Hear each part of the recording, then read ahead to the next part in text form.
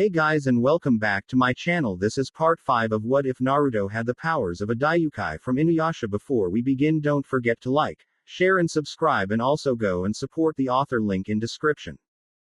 Konoha Outer Gate, 6 a.m.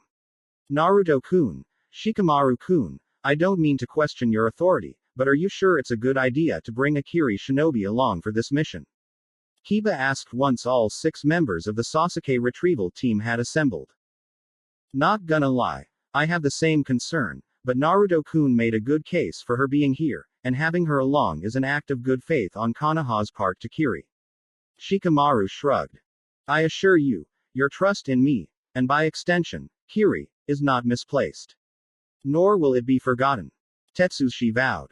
Excellent. Hinata smiled and then turned to Shikamaru and Naruto. What will our strategy be for this mission? No sense in sugar-coating it. We're up against Orochimaru's elite guard. Naruto began. They're skilled enough to not only infiltrate Konoha during a period of full wartime alert status, but also to monitor an Anbu unit long enough to fully analyze their patterns without getting caught. For this mission, speed is more important than stealth. The odds of us being able to sneak up on them undetected are near zero. Shikamaru picked up where Naruto left off. Chances are that they've run into at least one of the Anbu or Jonin squads that Tsunade sent out. Even if they haven't, they'll be expecting pursuers. We'll be using an arrow formation, a single line formation designed to react instantly to an assault. Logical. Tetsushi approved. What will our positions in the arrow be? Kiba-chan, you're the forward guard. Naruto answered. Once we're on the move, I'll give you some of Sasuke's spare clothes so that you and Akamaru-kun can track his scent. More than that, the Inuzuka clan routinely sends their genin out of survey missions in Konoha's outer territories. Safe to say no one on this team knows the lay of the land better than you. Most important of all, though, is that a big weakness of the arrow formation is frontal attacks. With both you and Akamaru-kun up front, we'll have double the protection. It's a big job, but me and Akamaru-kun won't let you down. Kiba promised. After Kiba-chan, I'm next in the formation. Shikamaru continued. No matter what comes our way, I can directly give Kiba-chan an appropriate response and use hand signals to relay orders to the rest of the team. Naruto-kun and Tetsushi-san will occupy the center of the formation. Naruto-kun's Fuden Jutsu and Kage Bushin make him the most versatile member of the team, allowing him to support both the front and the back, depending on the current need.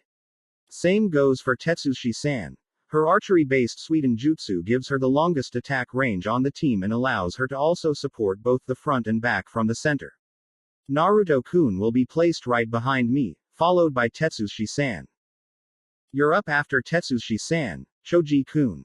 Naruto proceeded. You're the slowest member of the team, but you pack the biggest punch. After Kiba-chan, Shikamaru-kun, Tetsushi-san, and I soften the enemy up, your job is to hammer them into the ground. Last, but never least, is Hinata. The rear guard is the toughest job in the formation because you have to watch out for surprise attacks, but your Byakugan guarantees that there won't be any blind spots. Take a look at this diagram. Shikamaru laid a paper on the ground for the whole team to see. These are your assigned fields of vision for this mission. Kiba-chan and I. Forward area. Naruto. Left, Tetsushi-san. Alternate between left and right. Choji. Right. Hinata Heim. Backward area. Naruto turned to Tetsushi. You're also a Chunin, and the moves you used in the Chunin exams speak volumes of your combat experience. Are there any recommendations you have regarding our strategy so far? Tetsushi shook her head. Without knowing anything of our Pre's capabilities, or even their number, I have no issues with the strategy you and Shikamaru-san have made. My only advice is this. Speed is paramount to the success of this mission, but we should not move so quickly as to abandon stealth entirely. Good point. Naruto agreed before sending a pulse of Yuki through his armor. The gray-black variant of Sesshomaru's armor shifted in color, becoming a blend of greens and browns that would allow Naruto to blend into the sea of trees surrounding Konoha almost as well as a chameleon. Even the garnet-colored sash he used to hold his ninja tools, Tokujin, and Tenseiga changed its hue to match the rest of the armor. Nice trick. Kiba praised. For the sake of developing additional plans down the road, I need to know what weapons and tools we're bringing into this. Naruto-kun, start us off. Shikamaru ordered. As you just saw, the armor I'm wearing can change its color to blend into the surroundings. I can freely choose what colors it takes on, and even set it up to constantly shift colors to blend in automatically, but that eats up Yuki like a swarm of locusts, so I won't be doing that for this mission unless I have to. Naruto explained. Yuki. Choji raised an eyebrow at the strange term. Don't you mean chakra? Nope. Naruto sighed. This'll probably come out during the mission anyways, so there's no point in concealing it now. I'm a Daiyoukai. Heh. Stop pulling our legs, Naruto-kun. You're crazy. Sure, but you're no demon lord. Choji tried to laugh it off. It's true, Choji-kun. Kiba growled in annoyance. Both Naruto-kun's clan and mine are descended from Yukai, and some of our clan's treasures run on Yuki instead of chakra. Choji's jaw hit the floor. Is that why a lot of the civilians hate your guts, Naruto-kun? No, they hate me for something else, though, at this point, I've won most of them over. Naruto replied. The reason for their hatred is an S-rank secret, so I can't tell anyone without the Hokage's permission. Moving on to the rest of my gear, I've got plenty of standard issue kunai, shuriken, and paper bombs. My two swords are named Tokujin and Tenseiga. Tenseiga probably won't see any action on this mission. She was made to cut purely spiritual beings, and therefore is mostly useless against mortal foes. Naruto avoided mentioning Tenseiga's resurrection power because he didn't want his teammates to get overconfident. Tokujin, on the other hand, can fire off blasts of demonic lightning and will see plenty of use on this mission. Useful. You're next, Kiba-chan. Shikamaru commanded. Aside from the standard issue gear Naruto-kun mentioned, all I got is this. Kiba patted Tesseiga's hilt, which was held in a black sash Kiba had tied around her waist. Her shinobi tool pouch was also tied to the sash. Tesseiga Dono, the brother blade to Tenseiga. Naruto spoke reverently. According to the Namikaze clan records, he rarely acknowledges anyone of the Inuzuka clan, but everyone who has been accepted by him became legendary shinobi. Got that right. Kiba lapped up Naruto's praise. He didn't acknowledge Okawa-san, so Tesseiga's been passed down to me early. As for what he can do, I'm sad to say I don't really know since I slept through most of my lessons on the Inuzuka clan's ancient history. The other four members of the team turned to Naruto for an explanation of Tesseiga's powers. It's not my place to say. Tesseiga Dono is an Inuzuka clan treasure, so its abilities should only be disclosed by one of their members. Naruto shrugged. Especially since we don't know when, or if, Kiba-chan will be acknowledged by him. What I will say is that, even in its dormant state, Tesseiga Dono's sharpness is nearly unrivaled and should be able to cut through just about anything like butter. Same goes for its durability. Damn near nothing should even be able to scratch Tesseiga Dono. Good enough for me. Choji, you're next. Shikamaru moved on. No paper bombs or shuriken, and the kunai I got on me are meant to be used for my clan's jutsu, so don't expect me to throw them around. Instead, I've got plenty of ninja rations to replenish our chakra. Aside from that, I have the Akamichi clan's 3 colored pills. Choji pulled a small glass case out of his pocket that was divided into 3 compartments. Each compartment contained a spherical pill slightly smaller than a golf ball. I'm glad to see you're taking this seriously, Choji, but put those away.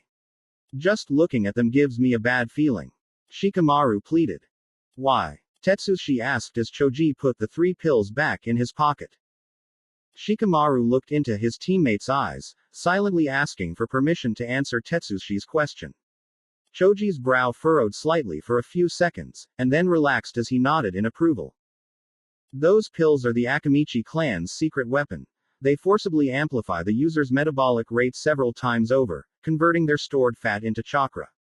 Shikamaru was giving a clinical description of the pill's effects, so he wasn't worried about triggering Choji by speaking the taboo word. Of course, tampering with the body's metabolism like that comes at a price. High pain for the first pill, astronomical pain for the second pill, and death for the third pill. Tetsushi's eyes flashed with fright. Shikamaru and Choji looked down at the ground, wordlessly giving the answer Tetsushi feared. The conversation halted. Everyone contemplated the resolve Choji would need to bring such a suicidal thing on this mission. Moving on to me, Hinata broke the silence. I also have no paper bombs, though I have several kunai and shuriken. Hey, surprised the taijutsu only Hyuga clan lets you use even those. Kiba laughed half-heartedly. My clan is steadily abandoning the traditions that have crippled it. Hinata said in response. I have no kunai, shuriken, or paper bombs. Tetsushi spoke up to finish this part of the meeting, though I have several dozen of these. The Kiri sniper unfurled a storage scroll and summoned a quiver from it. She pulled an arrow out of the quiver for the team to look at. The arrow was covered in seals. These arrows amplify the potency of any sweetened chakra channeled through them, and fly through the air faster than sound. Tetsushi summoned a second quiver and strapped both to her back. The bow created by my Yumiya no Jutsu demands a considerable amount of chakra initially, but does not require any additional chakra to sustain. In another storage scroll, I have one of Kiri's infamous 7 swords. Shikamaru's jaw dropped. You're one of the 7 swordsmen. I attained the position after being acknowledged by one of the blades shortly after Kiri's most recent civil war. Kiri tradition prohibits genin from wielding the swords, so I could not acquire mine until becoming a chunin. Tetsushi explained. My kenjutsu skill is currently only slightly higher than a novice, so I shall avoid using my new sword unless circumstances demand otherwise. Naruto's eyes narrowed. We're going into this chase assuming the worst. The circumstances you mentioned will come to pass, so we need to know what your sword can do. Tetsushi bowed, her head nearly touching the ground. My deepest apologies, but I cannot speak of my sword without violating the oath I swore upon receiving it. The 7 swords are national treasures of Kiri, so their abilities cannot be disclosed to foreign shinobi unless absolutely necessary. Not even Kiri's alliance with Konoha supersedes my oath. Troublesome, but fine. Shikamaru acquiesced. Now, if there's nothing else, we really need to get go. Wait. 2 girls' voices cried in unison from the street leading into Konoha. The Sasuke retrieval team turned to see Sakura and Ino. The pink-haired Kunoichi had tears in her eyes but was preventing them from falling down her face with sheer will. Her blonde future sister-wife, however, lacked the same resolve and her tears were flooding down her face. We heard what happened from Asuma-san and Kurenai-sensei after they were told by Tsunade-sama when they returned from their latest mission. They need time to rest, so they can't help bring Sasuke-kun back. Sakura said in a tightly controlled voice. I'm strong, especially for a civilian-turned shinobi, but, right now, I'm not strong enough to help you on this mission. And neither am I. Ino sobbed. Naruto-kun, Shikamaru, this is the wish of a lifetime.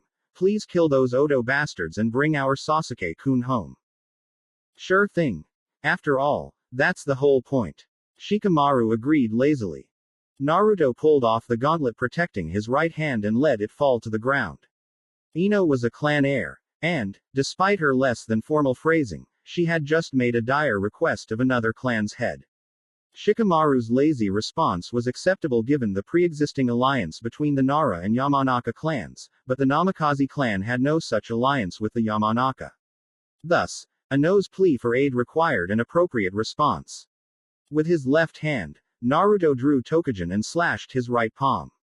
His blood spilled onto the street for several seconds before his accelerated healing closed the wound. As the current lord of both the Namikaze clan and the Uzumaki clan, I, Naruto Namikaze Uzumaki, vow with all that I am to aid Ino Yamanaka, heiress to her clan, in her time of greatest need. Will all present as witness. Should I fail in this duty, my life is forfeit. Ino's eyes all but leapt out of her head as she realized, too late, the ramifications of her words. And Naruto. No, you don't need to go that far. Perhaps not, but the vow has been spoken, and cannot be recalled. Naruto picked up his gauntlet and placed it back on his hand.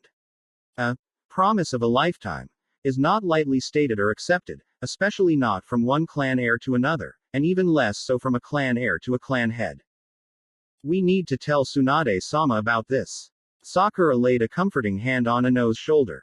As the pair turned around to head for the Hokage's tower, Sakura looked at Naruto and whispered, "Thank you."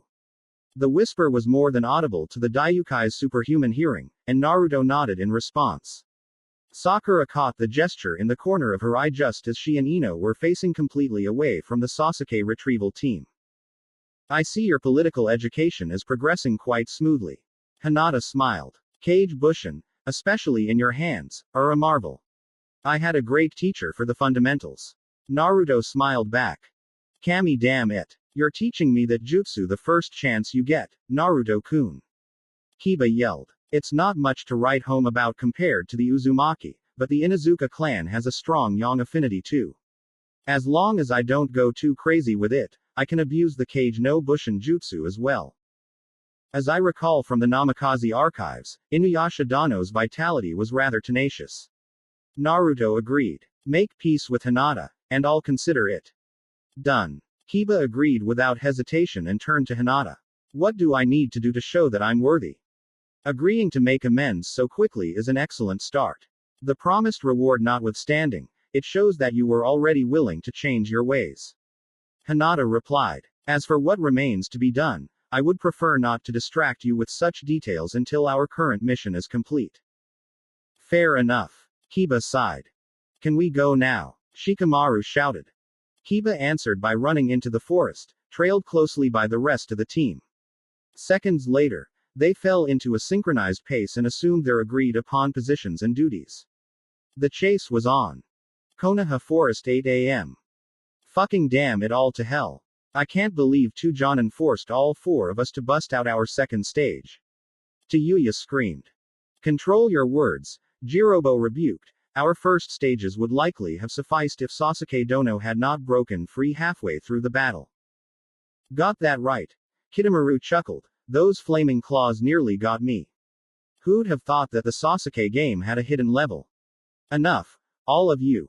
Sakin yelled after replacing the last of the chakra sealing tags that had burned away when Sasuke invoked his Hanyu transformation. Kitamura had already re-webbed the last Uchiha after Jirobo knocked him out. Thanks to Sasuke-san's sudden outburst, we're now out of chakra sealing tags. We need to guarantee that he won't break free again. Taiyuya stomped the ground. We already need to rest after that fiasco of a fight. If we seal Sasuke like you're suggesting, we'll be out of commission for even longer. What choice do we have? Jirobo countered. None. Kitamura sighed. In the first level, we caught Sasuke completely off guard. In the second level, he had no clue what we could do aside from Taiyuya's genjutsu. If this game progresses to level 3, we might not be able to stop him from running away. Then, Orochimaru-sama will have all our heads. Let's get this over with. Sakin unfurled a storage scroll and summoned a cylindrical coffin from it. Jirobo placed Sasuke's body inside the coffin, and then the sound force surrounded the coffin in a square formation and flashed through a series of hand seals.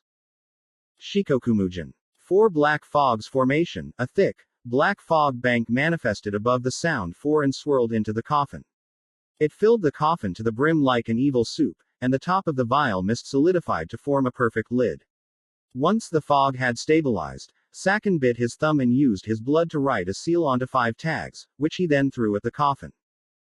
Fukoku Huan. Black sealing method, the blood seals were drawn to the fog lid like bits of iron to magnets and bound it to the coffin, preventing it from dissipating. With the exception of the burst of chakra that happens when a cursed seal evolves into its second stage, Fukoku Huan can only be broken from the outside. Sakin smirked. Even if Sasuke somehow breaks out of the suspended animation forced on him by Shikokumujin, he'll be trapped in there until we get back to Otogakure. Great. Now let's get some goddamned rest so we can hurry up and get out of here. Taiyuya lay against a nearby tree and went to sleep. Sakin and Jirobo followed suit. Kitamura laid hundreds of traps around their position as quickly as possible, rigged wires around his fingers, and entered a half-conscious state that would allow him to wake up almost instantly if his traps were triggered. He knew his fellow Sound 4 members were sleeping lightly. It would only take one loud word from him to wake them all up. Otogakure. Medical Wing. Kimimaro sat up in his bed, feeling better than he had in months. All he could recall in recent memory was indescribable pain as his terminal illness eroded his body. Now, however, that pain was gone. The young man looked at the numerous IVs dripping chemicals into several parts of his body and marveled that the fluid, typically green, had been replaced by an azure blue. As Kimimaro did some minor exercises in his bed to ascertain his current limits, Orochimaru entered his room. Welcome back to the realm of the living, Kimimaro-kun. How are you feeling? My body is still weak, Orochimaru-sama, but it no longer suffers unbearable agony. Kimimaro replied. I can only assume that Kabuto-sensei has made a breakthrough regarding my illness. In a manner of speaking. Orochimaru confirmed. Kabuto always possessed the knowledge needed to cure your disease. He only needed to alter his methodology and approach the problem from a different perspective. It is truly regrettable that he took as long as he did to realize this, but your life is no longer in danger, and that is all that matters. Kimimaro got out of bed and prostrated himself on the floor. Then how may I be of service, Orochimaru-sama? Orochimaru raised his hand, granting Kimimaro permission to rise. With your illness cured, you are no longer useless to me, but the damage that infernal disease inflicted is not easy to reverse. Kabuto is currently in the archives researching a method to fully restore you. I have ordered him not to leave until he has, at least, a starting point for that endeavor. With Kabuto indisposed, you are the only one I can trust for the mission I am about to give you. Kimimaro's eyes shone with unshakable resolve. Name it, Orochimaru-sama, and it shall be done. The snake Sanin gave his servant a wicked smile. In your current state, you are not fit to be my vessel. The Sound Four have retrieved my next vessel, Sasuke Uchiha, from Konoha and are currently en route. Konoha will undoubtedly send its top agents to rescue Sasuke-kun. You are to depart for Konoha immediately, acquire Sasuke-kun, and return here with all haste. The Sound Four are expendable. With your full recovery only a matter of time, I no longer need them. Your will is law, Orochimaru-sama. Kimimaro spoke with fanatical fervor. He delayed his departure only long enough to fully clothe himself. Shortly after Kimimaro left the room, Orochimaru made a single hand seal. His body and clothes shifted in color to a uniform blue hue. With a loud pop, his body lost all cohesion and became nothing more than a puddle of water on the floor. No one was present in the medical wing to notice the dispelling of Orochimaru's Mizubushin. 1 hour later. Kiba slowed down as new scents assailed her nose. Aside from Sasuke-kun, I've been 4 other scents for a while now. Recently, 2 new scents, along with the scent of blood, joined the original 5. Now, those first 5 scents have left the blood zone. Our prey encountered opposition, which they have bested, and have resumed their retreat. Tetsushi surmised. Most likely, Shikamaru agreed. Be ready for anything, team. We haven't run into any traps yet, but we will soon. Hinata expanded her Byakugan to its maximum range, currently just under 100 meters, and alerted the team of several tags attached to various trees. The team moved quickly, but safely through the gauntlet. Eventually, they came to an area where dozens of ninja wires were stretched just above the ground. Guys, wait a minute. Naruto focused his gaze on the wires before him and noticed that over half of them were dyed green to blend in almost perfectly with the undergrowth below them. Kiba-chan, let me take point for a bit. The ground is covered in green wires, and even my superhuman sight can barely make them out. We'll be safe if all of you step exactly where I do. A double trap, how troublesome. Shikamaru teased. Naruto moved to the front of the formation, and the team mimicked his movements through the maze of verdant wires. Choji, the least dexterous member of the team, nearly lost his balance twice, but Shikamaru's Kajimane no Jutsu prevented him from tripping any of the wires. After 7 minutes that felt more like 7 hours, the team was past all the wire traps, and Kiba and Naruto moved to their assigned spots in the formation. I've spotted our targets, roughly 20 meters east of our position. Hinata spoke just loud enough for the whole team to hear. At this point, stealth must take precedence over speed. We have the element of surprise and cannot afford to squander it. Tetsushi warned, getting nods from the rest of the team. The Sound Four's position was a small circle of trees surrounded by dozens of small bushes. As Konoha shinobi, all members of the team aside from Tetsushi could glide through this forest as silently as a ghost, and the Kiri sniper had similar experience due to her ambushes against Kiri assassins. Nearly every shinobi in Kiri had some degree of superhuman hearing. Moving silently regardless of terrain was essential to surviving the civil war. Despite being able to move as quietly as a ghost, the team's members were not as intangible as one. They could not avoid rustling the bushes as they moved through them, which triggered some of the spider webs Kitamaru had scattered in the area. Ambush. 7 meters to the west. Kitamaru hissed just loud enough to awaken his teammates. Sakan immediately responded by throwing a volley of bomb kunai at the designated area. After they exploded, Taiyuya used yin release to sense if the Konoha scum survived, but she found no chakra signatures in the blast radius. Before she could warn her team, Kitamaru grabbed a web each in all 6 of his hands and yanked on them with all his might. In the next instant, the entire Sasuke retrieval team was dumped unceremoniously on the ground about 20 feet away from the Sound 4. Fools, my threads are all over this place. You never stood a chance of sneaking up on us. Kitamaru cackled.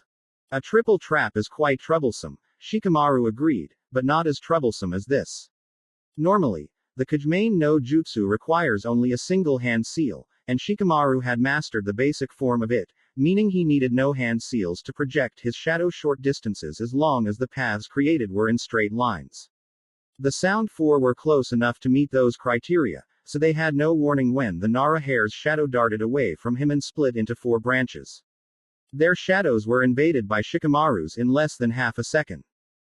The Nara clan and their shadows. Orochimaru-sama warned us about your powers, boy, meaning we have a little something cooked up just for you. From outside the circle of trees, a shuriken volley flew toward Shikamaru's head and heart. The Nara heir shifted his body to dodge, but the sudden movement broke his concentration on the Kujimane no Jutsu. Since he had cast it without a hand seal, the chakra used to form the jutsu was not as refined as it would have been otherwise, and Shikamaru needed more focus than normal to maintain its existence. The unexpected dodge flustered him enough to dispel the jutsu, and Sound 4 wasted no time in exploiting the young Chunin's lapse. Jirobo squatted and placed his hands on the ground, and the earth all around the Sasuke retrieval team was upheaved and restructured into a dome before any of them could react. Doden Kekai. Duro Dumu. Earth Release Barrier. Earth Prison Dome of Magnificent Nothingness. Damn it. Shikamaru swore. Continue the mission. Jirobo told his teammates, I'll catch up once I've eaten my fill. Make it quick. Sakan ordered as Kitamaru placed Sasuke's coffin on his back. Rasengan. Naruto wasted no time in using his strongest jutsu to blast a hole in the dome. Before he could hit the closest wall, the Rasengan warbled dangerously as chakra began to leak out of it. Shit. Naruto tightened his control over the jutsu and managed to stabilize it, but its power was reduced by over 2/3 before he could hit the wall and made only a large dent. Suga. Kiba used the one-man variant of her clan's signature ninjutsu and managed to make a much larger dent in the part of the wall she aimed at, but the damage was still largely superficial. Within seconds, both Naruto's and Kiba's wall sections repaired themselves. He's draining our chakra. Hinata gasped as she noticed the team's chakra signatures dim unnaturally while Jirobo's signature brightened. A large percentage of our siphon chakra is being funneled back into the dome to repair it, but the amount he drains from us is larger than what he is using to restore the dome. Then we are trapped in the grasp of the proverbial snake. Tetsushi mused. As we continue to struggle, the constrictor's grip tightens ever more. Fuck that. Kiba drew Tessega and hacked at the closest wall with a powerful two-handed swing.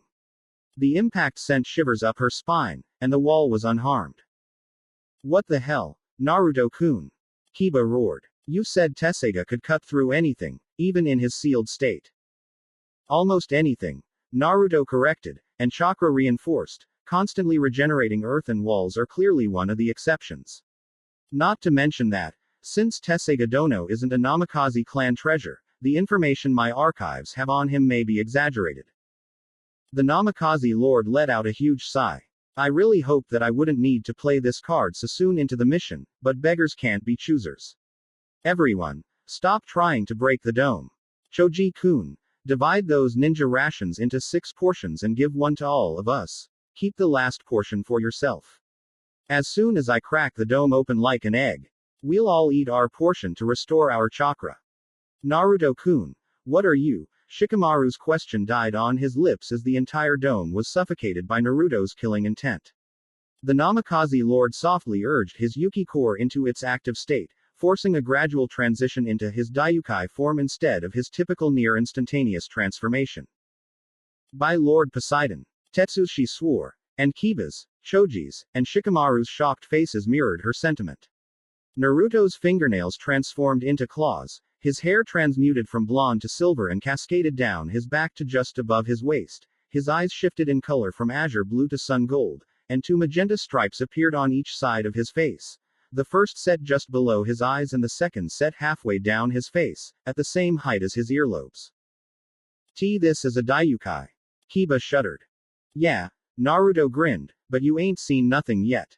The descendant of Sesshomaru drew Tokujin and channeled a fifth of his Yuki into it. Hey Tokujin, feel like running wild. You're still not worthy of more than 10% of my full power, but that amount is free for you to use as you see fit. The Yukai blade reminded Naruto. That's plenty. Naruto broke the sound barrier and, the next instant, slashed at the nearest wall with Tokujin. The accursed earth dome shattered like paper against the combined might of Naruto and Tokujin. For this attack, Naruto kept Tokujin's lightning contained within the blade, amplifying the force of the strike exponentially. Once the whole team was safely out of the sphere, Naruto reverted to his human form. HMPH. So you broke free of my jutsu. That's pretty good, kids. Jirobo praised as the Sasuke retrieval team quickly devoured their assigned ninja rations. And you brought ninja rations to regain the chakra I ate from all of you. Better and better, but still nowhere near enough. Doden. Doryu Dango. Earth release. Earth mausoleum sphere. Jirobo slammed a hand to the ground, causing a localized earthquake that unearthed a huge lump of dirt that Jirobo grabbed and hurled at the Sasuke retrieval team. Nikuden Sensha. Choji swelled to over twice his normal height and assumed a spherical shape before rolling toward the massive earth heap. He plunged through the giant mound, shattering it to pieces, and rammed into Jirobo. Unfortunately for Choji, most of his momentum was depleted by his impact with the gargantuan earth sphere, so Jirobo had little trouble halting Choji's momentum with his bare hands and kicking him away. He rushed to Choji to continue his assault, but Tetsushi launched 2 water arrows at him. Thanks for the meal, Jirobo said kindly as he stretched out his hands and drained the sweetened jutsu's chakra. You can drain jutsu in addition to raw chakra. Such a monstrous ability befits a cruel giant such as yourself. Tetsushi observed. I'll take that as a compliment. Physically, I'm the strongest out of the Sound Four. Jirobo bragged. Then the other 3 members of your group are superior to you in other aspects. A small smile played across Tetsushi's stoic face. Grr, you'll die slowly for that. Jirobo vowed, conceding the Kiri sniper's point. Not on my watch, she won't. Choji declared, now recovered from Jirobo's kick. Shikamaru-san and Naruto-san, please allow the 2 of us to deal with this brute. Tetsushi requested. The majority of our team members are close combat specialists, making them poor matches against an enemy who can drain chakra through his hands. My long-range attacks offer the best opportunity of circumventing his technique. With Choji-kun-as support, I can bring this foe to his knees. Then kick his ass and catch up to us quickly. Naruto barked. Kiba-chan, get us back on these bastards' trail. On the double, Missy. Why yes sir. Kiba sniffed the air for a few seconds before taking off in the direction taken by the rest of the Sound Four. Jirobo didn't bother trying to intercept them. As much as he hated to admit it, he was, overall, the weakest member of the Sound Four, and he knew the rest of Konoha's team were doomed the second they ran into his betters. You've proven to be tough enough food for me to bother remembering your names. I am Jirobo of the South Gate, personal bodyguard to Orochimaru-sama. Choji of the Akamichi clan, though you probably guessed that already after seeing my jutsu, since your buddy knew about Shikamaru's clan. Choji quickly withdrew the glass case containing his clan's secret pills and ate the green one. Tetsushi, of Kiri's Yumino clan. The Kiri sniper softly introduced herself. I don't know your clan, but your chakra is delicious, like freshly grilled fish. Between both of you, I'll eat well today. Jirobo charged at Choji, who countered with a charge of his own. With his chakra and physical prowess amplified by the green spinach pill, Choji proved to have superior initiative and was able to lift Jirobo up and throw him with so much force he slammed into a tree hundreds of feet away. Impossible. I lost in a contest of strength. Jirobo barely managed to stand before a giant water arrow streaked toward him. Useless. Jirobo stretched out his hands to absorb the jutsu, but the huge arrow scattered into hundreds of smaller arrows that pierced him all over his body. Enough. Jirobo's chakra flared, and the arrows were forced out of him before they could cause any real damage. Blood dripped from dozens of tiny wounds, but the damage was superficial, at best. Another pair of arrows flew toward the angry giant. In his fury, he instinctively raised his hands to absorb them. The arrow that struck his left hand was absorbed without incident, but he screamed in pain when its twin struck his right hand. After the sweetened chakra dissipated, Jirobo noticed that his right hand was impaled by an actual arrow. 2 of my 3 hypotheses have been confirmed.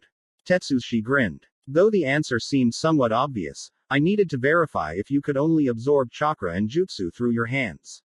The scattershot affirmed that you are, in fact, limited to doing precisely that. The second hypothesis concerns your durability. The jutsu you use to drain chakra does not augment the durability of your hands, as was shown by my arrow piercing one of them. You worthless piece of scum. I'll rip you to p.arrrgghhh. Jirobo's threat was halted by a tremendous surge of pain from his left arm. Ah, the third hypothesis is now also confirmed. Tetsushi's smile now threatened to tear her face in half. Just as a sponge can only absorb so much water before becoming unable to do so, there must be a limit on how much chakra you can safely absorb at any given point in time. If that limit is exceeded, even for an instant, your body suffers. Now, I wonder, how much chakra oversaturation your body can withstand before your cells disintegrate. Choji took a half step away from Tetsushi, who was standing right next to him. Tetsushi-chan, you're scary when you're mad. I am not angry, Tetsushi said coolly. The scientific method is an ideal means to decipher an enemy's techniques. Experimentation is essential, and rarely ends in the target's survival. Why yeah, that's not helping. Choji gulped just before pain racked his entire body. Shit. Just the first pill hurts this much. Choji-kun. Tetsushi yelled as Choji's pain decreased to a somewhat manageable level. I'm fine, Tetsushi-chan, but this needs to end now. The Akamichi heir reached into his ninja pouch and withdrew 2 long wires with dozens of kunai attached to them. He wrapped the wires around his body and then swelled to enormous size once more. Nikuden Hari Sensha. Spiked human bullet tank. Choji's human boulder form once again launched at Jirobo. The kunai he had wrapped around himself now served as spikes that drastically improved his traction and destructive force. HMPH. Doden. Doraku Geishi. Earth release. Earth shore return. Jirobo slammed his hand against the ground, and a slab of earth nearly twice as large as him was torn off the ground and forced to stand upright, forming a huge wall. Just before Choji impacted the wall, 30 water arrows bombarded it from angles that were guaranteed not to intersect with Choji's trajectory. They lacked the power to destroy the earth wall, but they weakened more than enough for Choji to plow through it while retaining almost all of his speed. Jirobo grunted in pain as Choji's spiked ball form carved into his flesh. You've pushed your luck long enough, scumbag. Black arrowhead marks spread across his body, and the Jirobo's enhanced strength allowed him to knock Choji back with ease. So this is the cursed seal Naruto-san warned us about. I have never encountered chakra that felt so fundamentally wrong. Insult Orochimaru-sama's gift all you want, it doesn't change the fact that the 2 of you are trash. Jirobo shouted. Choji tensed up, quivering with rage. Jirobo smirked. Touched a nerve there, did I? His smile faded as Choji started laughing. Me, trash. The young man chuckled. Could trash teach someone how to overcome a nutritional deficit, winning their heart while they're at it? Tetsushi blushed fiercely upon hearing that, but didn't interrupt. No, Fatso, you're the only trash heap around here. And it's high time someone cleaned you out. Choji pulled out his glass case for the second time and ate the yellow curry pill. Buben Baika no Jutsu. Choji's right arm swelled tremendously and pinned Jirobo to the ground. I'm through playing around, scum. Jirobo broke free of Choji's grip and punched him into the sky. Tetsushi launched 20 of her special arrows at him, but they bounced off his skin. In my first state, my strength and durability are tripled. Your puny arrows can't hurt me anymore, Kiri scum. Then try this on for size. Choji yelled as he fell toward the ground. Cho Baika no Jutsu. Super multi-size technique, Choji swelled to the height of a small mountain and crashed into Jirobo. Tetsushi barely managed to leap out of the impact site in time and was still buffeted by the shockwave produced by the attack. She was able to right herself before she crashed into the ground and landed on her feet far away from the impact site. Still in his super expanded form, Choji's eyes widened in terror as he felt his gargantuan body get pushed off the ground. I never thought a loser like you could force me into my second state. Jirobo growled. With a mighty palm thrust, Jirobo cast Choji into the sky once more.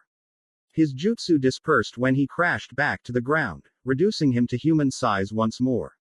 He struggled to stand as the aftereffects of the yellow pill made it almost too painful to move. You're finished. My second state is 10 times more powerful than my first state. While using it eats up a tremendous amount of chakra. Until it wears off, I'm invincible. Jirobo's second state was horrifying to Choji. The giant's mohawk had grown into a long spiky mane that reached his shoulders, his skin was now the color of rust, and his eyes now had yellow irises and black sclera. Most disgusting of all, he had various warts all over his face, shoulders, and forehead. I guess this is my last day with Tetsushi-chan. Choji struggled to fish his glass case out of his pocket one last time. Sorry, Tetsushi-chan, I really wanted to meet your dad. As Jirobo stalked toward him, Choji grabbed the red chili pepper pill with trembling fingers.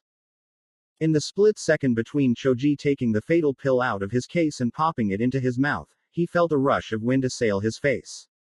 He blinked in surprise, and then froze in horror. The chili pepper pill was gone. He turned his head in the direction the wind had blown and saw one of Tetsushi's special arrows on the ground next to the shattered remnants of his pill. Choji Akamichi, heir of your clan, you are not permitted to die. Tetsushi stomped toward her lover with the fury of a tidal wave.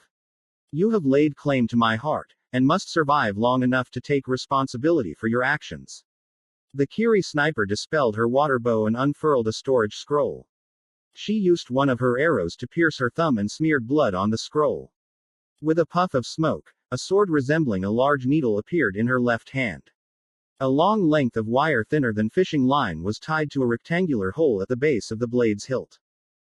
Jirobo of the South Gate, I now fight you no longer as a member of the Sasuke retrieval team, but as Tetsushi Yumino, wielder of Nuibari, and a proud member of Kiri's 7 swordsmen.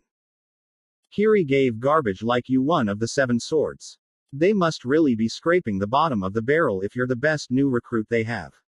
Jirobo spat. Fine, it doesn't matter to me which of you dies first. The enraged giant lunged at Tetsushi, who channeled a large portion of her remaining chakra to her legs, leapt nimbly out of the way, and then immediately counterattacked. Nuibari pierced his chakra-empowered skin like tissue paper and bit deeply into his right shoulder. What? Jirobo gasped, but Tetsushi was far from done. She danced around him like a pack of wolves, piercing every joint and organ she could reach, which was most of them given Nuibari's length. Jirobo flailed around in savage fury, but couldn't hit the lithe Kiri Chunin. Rog. Jirobo's chakra exploded around him, leaving craters in the earth. Tetsushi barely managed to shunshin out of the Doden chakra's blast radius in time to avoid being crushed. She appeared next to Choji and nearly dropped Nuibari as she collapsed in pain. My chakra is depleted, and that last attack fractured my legs. I can no longer fight. Tetsushi panted. Don't worry, the pain from the second pill's mostly worn off, but a decent chunk of the chakra it provided me with is still in my system. I can finish this. Choji weaved a set of hand seals familiar to Tetsushi. When we fought in the Chunin exams, I was still getting a handle on this jutsu.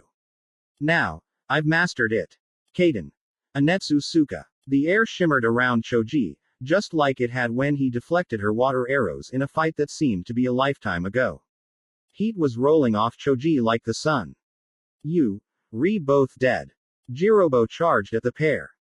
With how many times my girlfriend stuck you with her sword, your vital organs must be full of holes. Your rage is the only thing keeping you alive, and I'm going to blast it right out of you.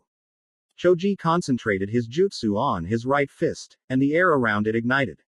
The Akamichi air met Jirobo's charge head-on and punched a fiery hole in his chest.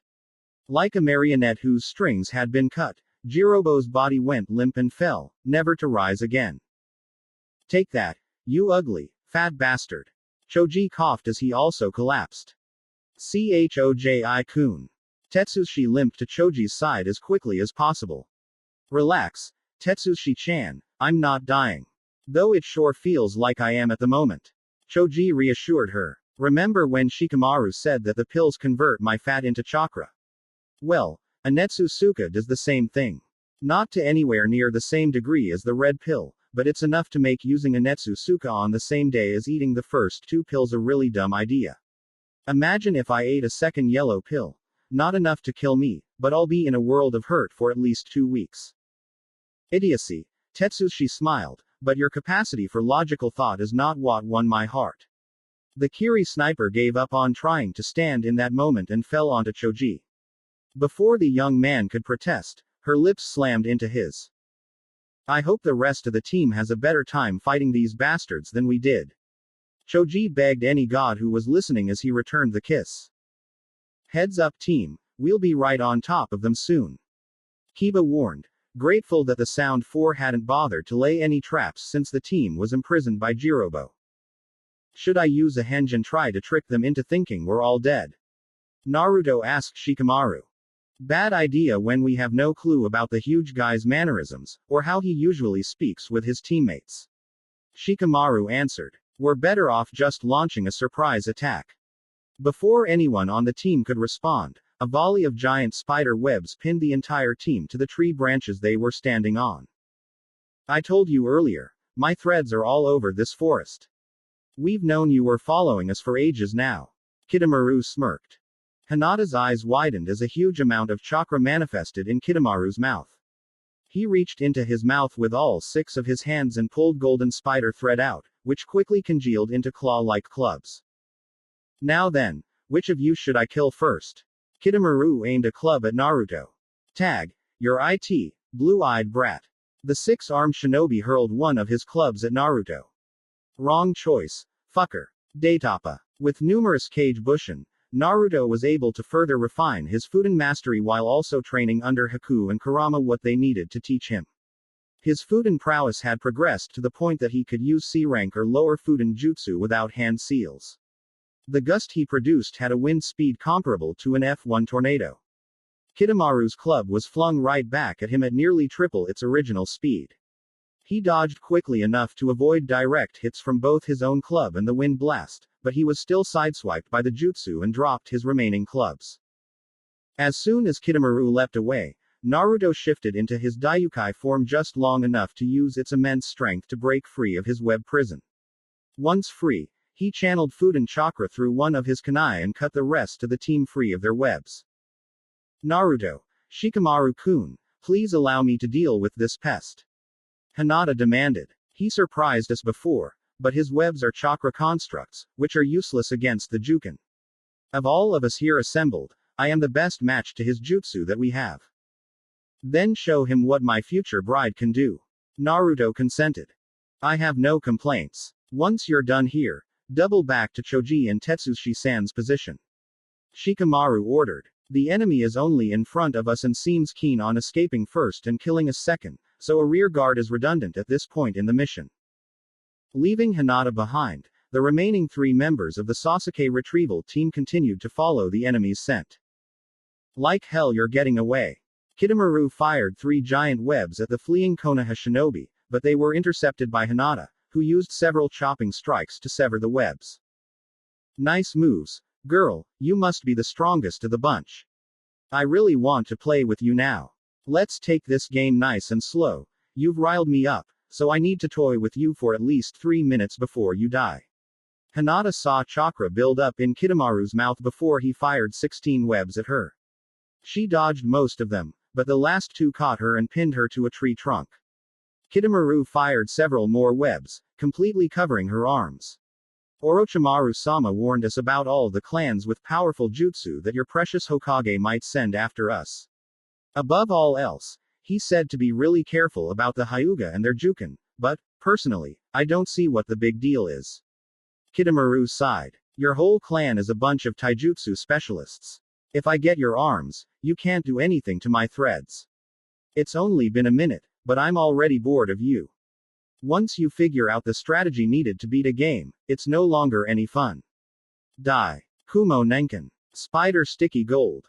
Kitamaru vomited a golden spear, which would have impaled Hinata if she hadn't radiated chakra from all of her tenketsu to break out of his webs. She fell off the tree trunk just before Kitamaru's spear hit. What? Kitamaru gawked. The Juken grants the Hyuga the capacity to emit chakra from any point on our bodies. What should concern you far more, at this point, is that you are within range of my divination. Hake Rokujuman Sho. Hinata unleashed the Hyuga's ultimate technique upon Kitamaru.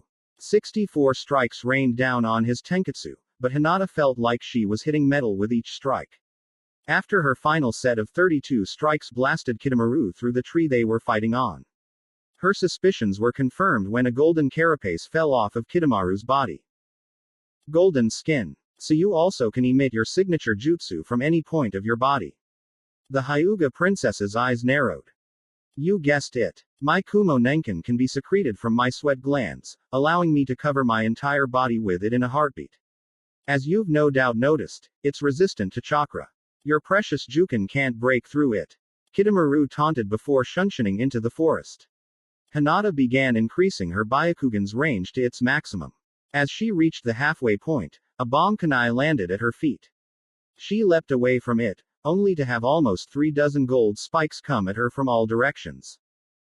Hakusho Kaden. Hinata invoked her clan's signature defensive technique, and a swirling dome of chakra swatted the spikes away. No way. She not only saw all the spikes but used an omnidirectional defense to block them all. Kitamaru's shock nearly cost him his life as Hinata threw a kunai straight at him. There's no sense in hiding. Your golden armor may protect you from my Juken strikes, but your chakra signature is still clear as day to my eyes. Hinata glared at the spider shinobi. Very well. Young lady, I'll admit that this game has a rather high level of difficulty. Kitamaru hung upside down from a tree branch, suspended by his threads. Vine-like lines spread across his body as he entered his first state. I am Kitamaru of the East Gate, personal bodyguard to Orochimaru-sama. Hinata Hyuga, first-born daughter of Hisashi Hyuga, head of my clan. Hinata returned the courtesy while observing the increase to Kitamaru's chakra. The seal spreading over his body has tripled his chakra reserves and feels similar to the seal Orochimaru-san inflicted upon Sasuke-kun. I need to be on my guard. Wow, a clan princess. No wonder you're such a fun toy. I'll enjoy breaking you. Kitamaru laughed while weaving a set of hand seals with two of his hands as he spun a spider web between another set of his hands. Kuchio's no jutsu. Kitamaru slammed his hand into the spider web, and a giant spider web spread across the trees above him. A similarly massive spider was conjured along with the web, and Kitamaru was using chakra to stick to its back. Just you wait, Hinata-chan. I'll find the perfect way to take you down. The spider secreted a giant web sac, which quickly opened to reveal hundreds of spiders roughly the size of a small dog. As the baby spiders swarmed Hinata, Kitamaru created another golden spike. He's testing me. Then I'll put on a show. Hinata once again used her clan's legendary defense to swat the spiders away, but their webs clung to the spinning dome and slowed it drastically, forcing Hinata's spin to stop prematurely. A second wave of spiders spit more webs at Hinata. As she twisted to avoid them, Kitamaru launched the spear he made earlier, but she managed to alter its trajectory by emitting a high concentration of chakra and barely dodged what would have otherwise been a fatal strike. Tisk. Almost had her. Kitamaru cursed. Hinata gazed at the spiders all around her. I must concede that Kitamaru-san is quite brilliant. Clogging the Hakusho Kaden with chakra webs would spell certain doom for any Hyuga lacking the means to kill the spiders from a distance, which is most of them. As the spiders closed in on her once more, lighting began to crackle between her fingers. It doesn't matter what she's planning, she has no long-range jutsu and her defensive technique can't stop all the spiders. Kitamaru cackled. Denshuriken no jutsu.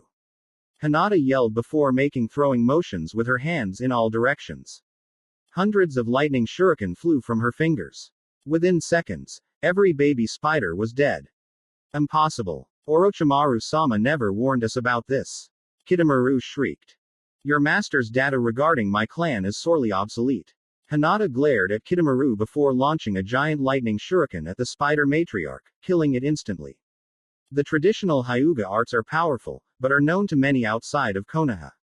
Did you truly believe the Hyuga would do nothing while the elemental nations devised countermeasures to our techniques?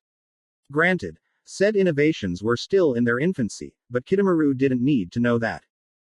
My, Hinata-chan, you really are a handful. Kitamaru's cursed seal spread even further across his body before his skin began deepening from light brown to dark red. His eyes gained the same yellow irises and black sclera as Jirobo, his canine teeth and fingernails elongated, with the latter turning black in color, and his hair flooded down his back and shifted in color from black to gray. In addition, he grew horns on his forehead, shoulders, and elbows, and his mouth stretched wider. Most unsettling of all, his forehead protector fell off, revealing a third eye with the same alterations as the two beneath it. Hinata allowed Kitamaru's transformation to his second stage to occur without incident. She had her own preparations to make. This will be the first time I've used my new Juken form in combat of any kind.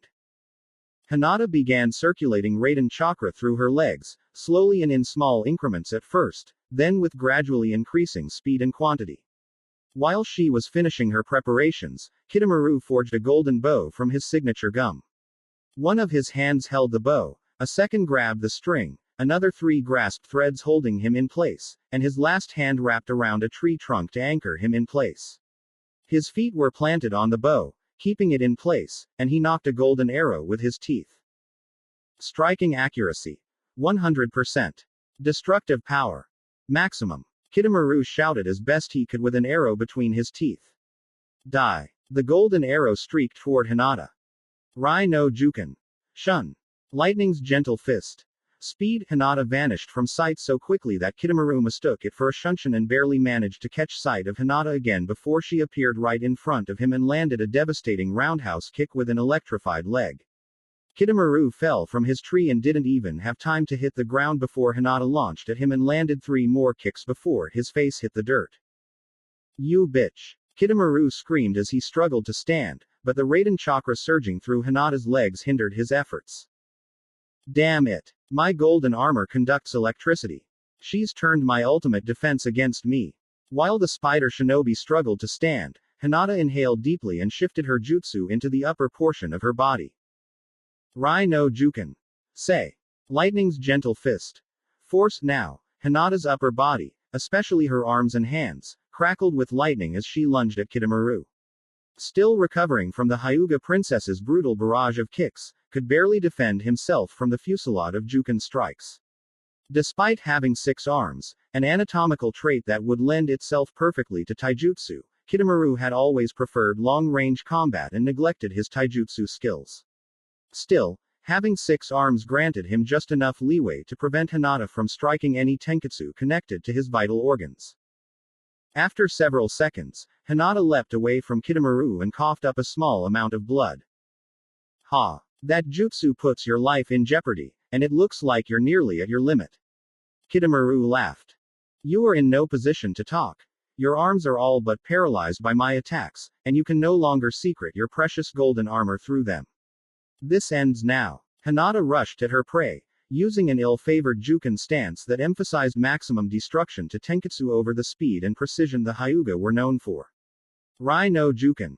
Hake Juroku Sho. Lightning's gentle fist. 8 trigrams 16 palms. Hinata's assault, while sluggish compared to the strikes that preceded it, was still too fast for Kitamaru to dodge or counter. His arms were ravaged, and his speed was crippled by all the electric attacks he had previously endured. He tried to block with the one arm he had that could still move, and the arm was broken with a single strike. The destructive force of the remaining 15 strikes was more reminiscent of Gaizguken, strong fist, style than anything commonly associated with the Hyuga. Kitamaru's torso was decimated and had visible dents in several areas. If, by some miracle, the pulverization of nearly every organ held in a human's thorax and abdomen didn't kill Kitamaru, the utter annihilation of the tenketsu connected to those organs guaranteed the spider shinobi's demise. Her task complete, Hinata cancelled her jutsu as she coughed up more blood. 2 minutes and 38 seconds. That was far too close when my maximum survivable limit with the Rhino Juken is 2 minutes and 45 seconds. I sincerely hope that Choji-kun and Tetsushi-san have already bested their foe. If not, I shall be more hindrance than help in my present state. Konoha. Tenten's shop. Tenten-chan, I've come to pick up the order placed by Shikaku-san. Ino shouted as she entered the store. The order's ready, the crate to your left has all of it. Tenten yawned as she emerged from the forge in the back of the shop to the storefront.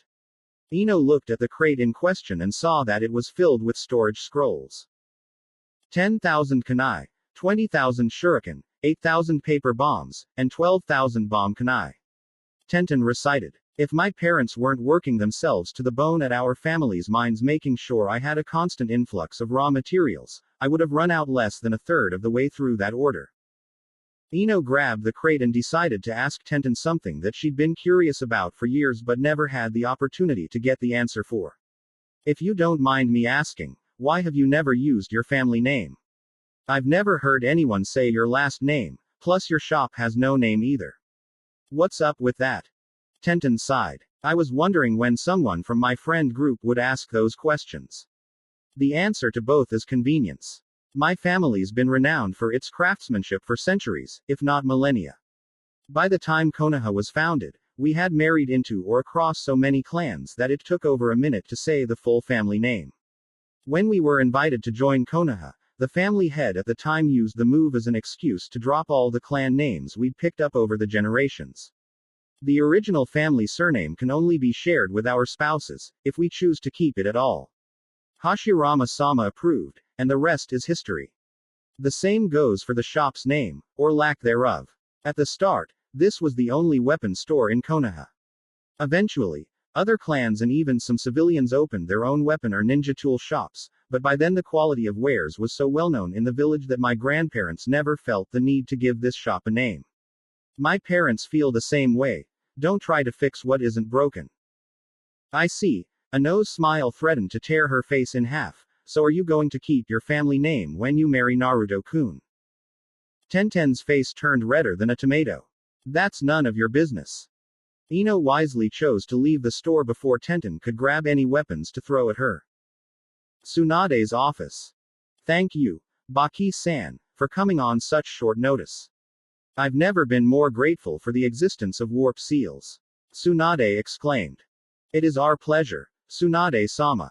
Baki bowed his head. After the debacle that occurred during the Chunin exams, Suna's council is eager not only to renew our alliance with Konoha, but to see Orochimaru and his ambitions utterly destroyed.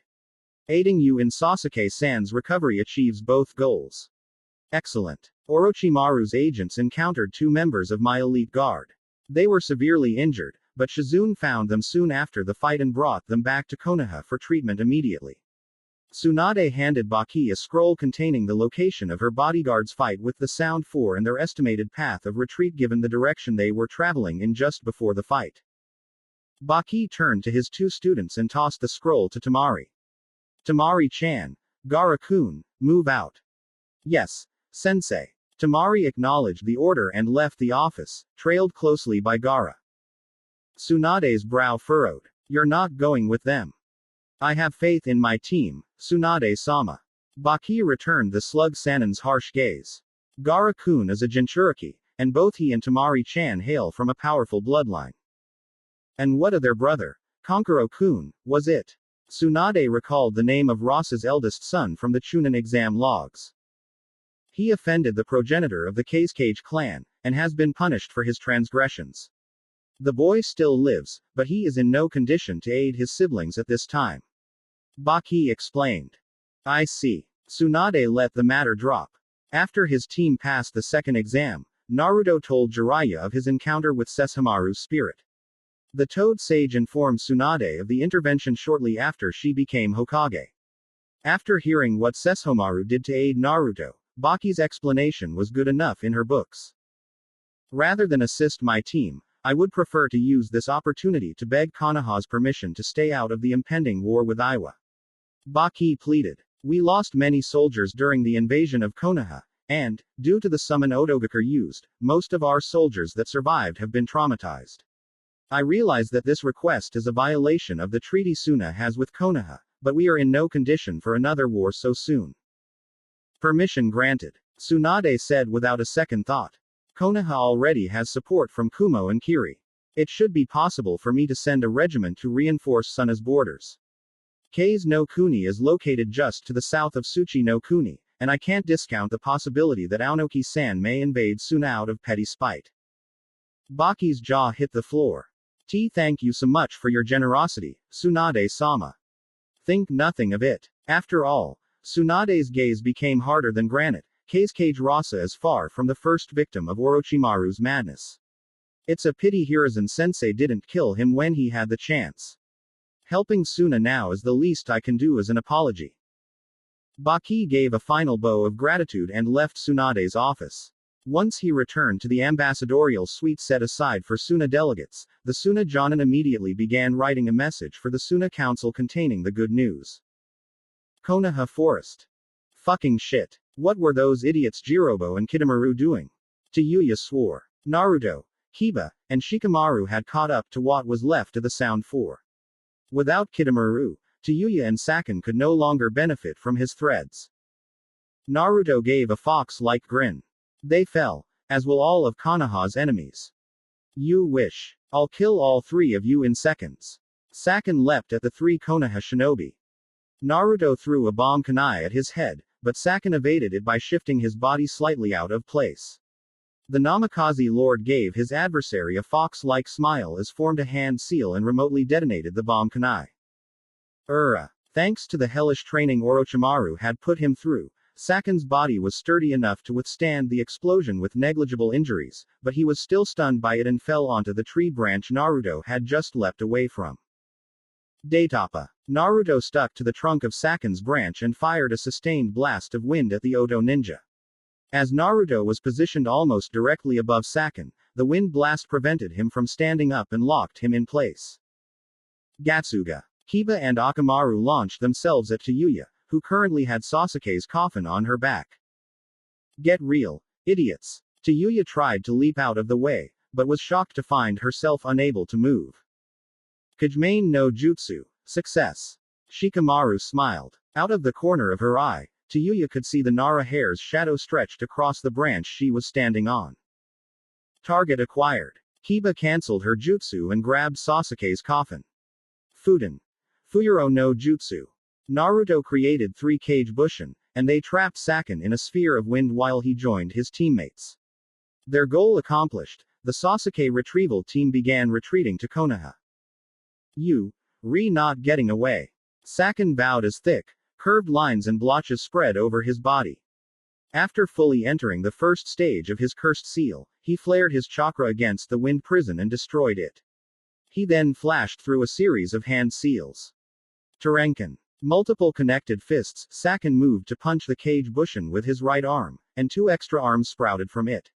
His cursed seal amplified his speed, and the Kage Bushin, while durable enough not to disperse after 1 hit, were unable to block the flurry of blows and were destroyed after 3 seconds.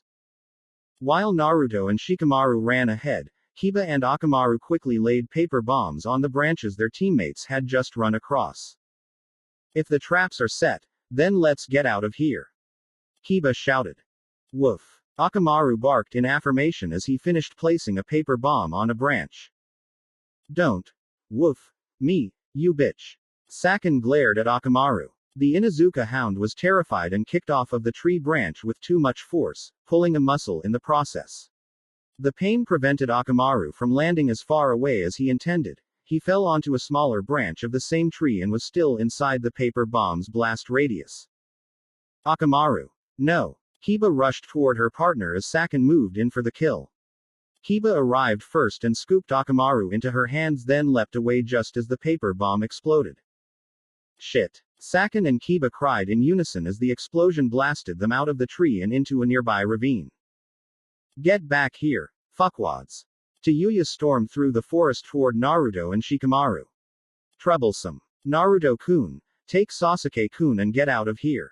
I'll hold this foul-mouthed girl off. Before Naruto could reply, he felt an astronomical amount of killing intent just behind him. Duck. Naruto grabbed Shikamaru's head and pushed it as far down as he could manage in that instant. His efforts were rewarded when he felt a rush of air pass through the space where his and Shikamaru's necks had been half a second before. In their current position, the pair could do nothing to prevent this new assailant from grabbing the coffin. Sorry, Naruto, I miscalculated. Shikamaru grimaced as he raised his head. The new arrival was now on a nearby tree branch. With one hand, he held Sasuke's coffin. In the other, he grasped a sword made of bone. Why are you here? Daiyoukai gasped. My illness has been cured. Orochimaru-sama predicted your incompetence and dispatched me to ensure the safe delivery of his vessel. Kimimaro sneered. Where are the other three? Jirobo and Kidomaru are Miya, presumed dead. Tatsuya answered meekly. Sakin just got blasted into that ravine along with one of the enemy shinobi. Current status. Unknown. Pathetic. All four of you are an embarrassment to Orochimaru-sama. However, I am sure our master will reward you and Sakin with your lives if you eradicate this trash. Kimimaro gestured at Naruto and Shikamaru before fleeing with Sasuke's coffin. Like hell you're getting away. Kage Bushin no Jutsu. The two clones conjured by Naruto threw him at Kimimaro. Daiyoukai tried to intercept but had to leap away when Shikamaru's shadow moved toward her again. With his path clear, Naruto ran after Kimimaro. Hey, figures you wouldn't be caught by the same technique again so easily. Ah, well, guess I'll have to be satisfied that Naruto-kun is free to continue the pursuit. Shikamaru sighed. And what do you think you can achieve with just that idiotic jutsu? Daiyoukai smirked. Not only that, but you've sacrificed a teammate each time you caught up to us. Are you all gay for Sasuke or what? Now, that's uncalled for. After all, half of my teammates for this mission are girls. Shikamaru corrected. I'll let you in on a secret. This is my first mission as a team leader. If I was running the show all by myself, I'd be second-guessing every call I made by now. But, Naruto-kun is a co-leader for this mission, and he'd never forgive any of us if we backed out just because the going got tough. For that matter, I wouldn't forgive any of them either. I'm a lazy bum who loves cloud gazing and not much else, so this troublesome mission is really cutting into my free time. Shikamaru glared into Daiyukai's eyes and formed a hand seal. So the sooner I kill you, the faster I can get back to something I actually enjoy doing. My friends aren't sacrifices, and they're sure as hell not dead. Especially not if your first two teammates underestimated them as much as you're underestimating me. Don't forget about us. Naruto's two Kage Bushin stood just behind Shikamaru. Daiyoukai licked her lips. 3 against 1. Huh. Hardly seems fair. Kuchio's no jutsu. Daiyoukai summoned 3 large creatures reminiscent of ogres. Each demon has a purple rope belt tied in an inverted bow around its waist, similar to Daiyoukai, and all their eyes and ears are covered and their mouths were sewn shut. One wore a dark green full-body suit and its hair covered its entire head and face. It wielded a giant studded metal club. Another was shirtless and wore dark pants and a blindfold. It was bald and had scars on its head. It had claw-like weapons tied to each arm. The third monster's upper body was completely covered in bandages. It wore brown pants and stood backward with its head constantly tilted to the sky. Several needles protruded from its head. You got it backwards, dumbass. It's you who shouldn't underestimate us. I'll play a melody of death for you. Daiyoukai pulled her flute out of her pocket. As she started to play, straight lines started spreading over her body in zigzag patterns. Her summons also gained the patterns, and a horrific aura began surging out of them. Not good. Her cursed seal extends to her summons. Shikamaru barely had time to finish that thought before the ogres rushed at him to the melody of Daiyukai's flute.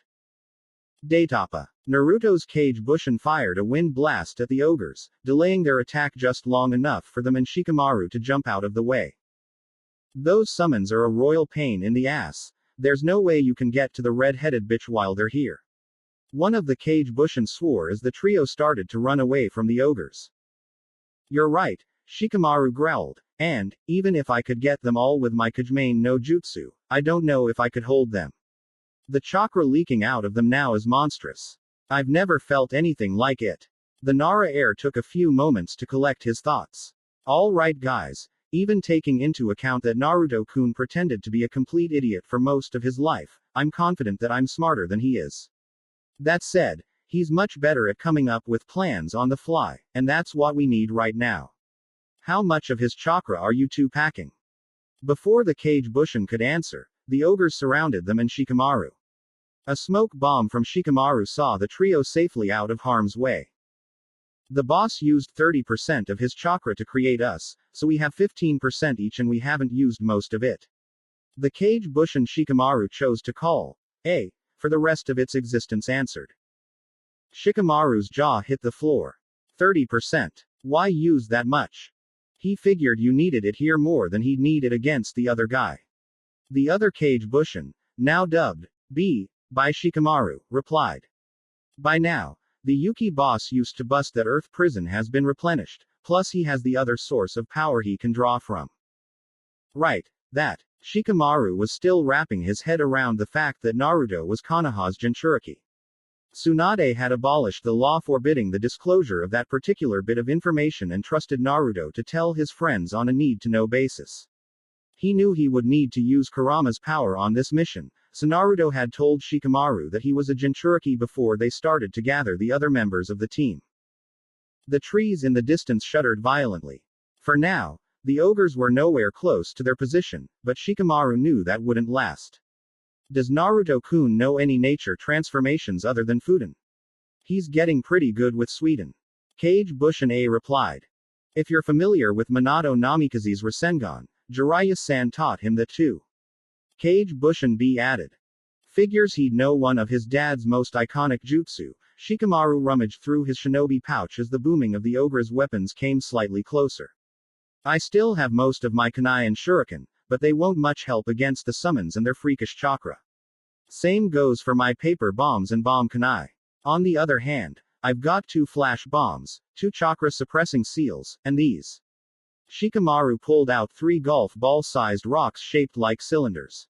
Each one had a ribbon tied around it that was covered in writing indicative of Fuinjutsu. A gift to the Nara clan from the Uzumaki clan. I had to beg my dad to use them for this mission since, aside from these 3, we only have a few left. If Naruto-kun's use of the Uzumaki name for all these years isn't just for show, then you know what these are. The Cage Bushin both gulped. Yeah, we know. Boss is big on studying clan history. Cage Bushin B stared in awe at the seals tied around the rocks. Okay.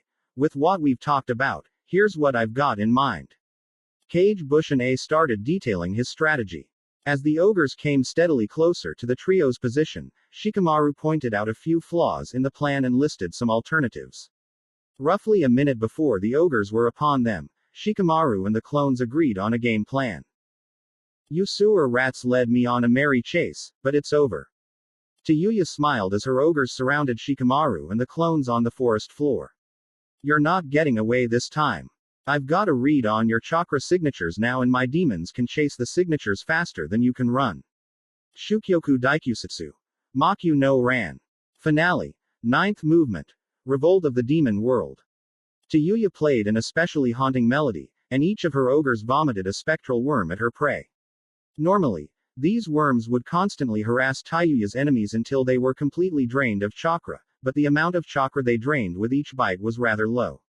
But while her ogres were enhanced by her cursed seal, the worms could drain a much larger portion of the target's chakra per bite.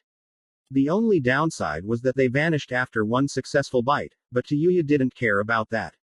After all, she could always create more worms. Holy hell. Cage Bushin A and B screamed just before getting bitten by the worms. Shikamaru's worm bit him a split second later. He lost over a third of his chakra from that bite alone, and the Cage Bushin were dispersed after getting bitten. Ah, is the Whittle Nara brat all alone? Taiyuya cooed. Shikamaru smiled. Nope. Sweden. Tepudama. From the trees above the ogres, Cage Bushin A and B spit a barrage of water balls at all 3 ogres. In seconds, they were completely drenched. We figured you were a sensor type, so we used these to throw you off. Cage Bushin A waved a chakra-suppressing seal in front of him. Betcha never heard of a Cage Bushin making his own Cage Bushin, but that's what you get when you kidnap boss's best friend. Cage Bushin B threw Shikamaru's 3 small rocks at the ogres. With this, I call check. Reduction seals. Release. Shikamaru flashed through a series of hand seals, and the seals wrapped around the rocks burned away.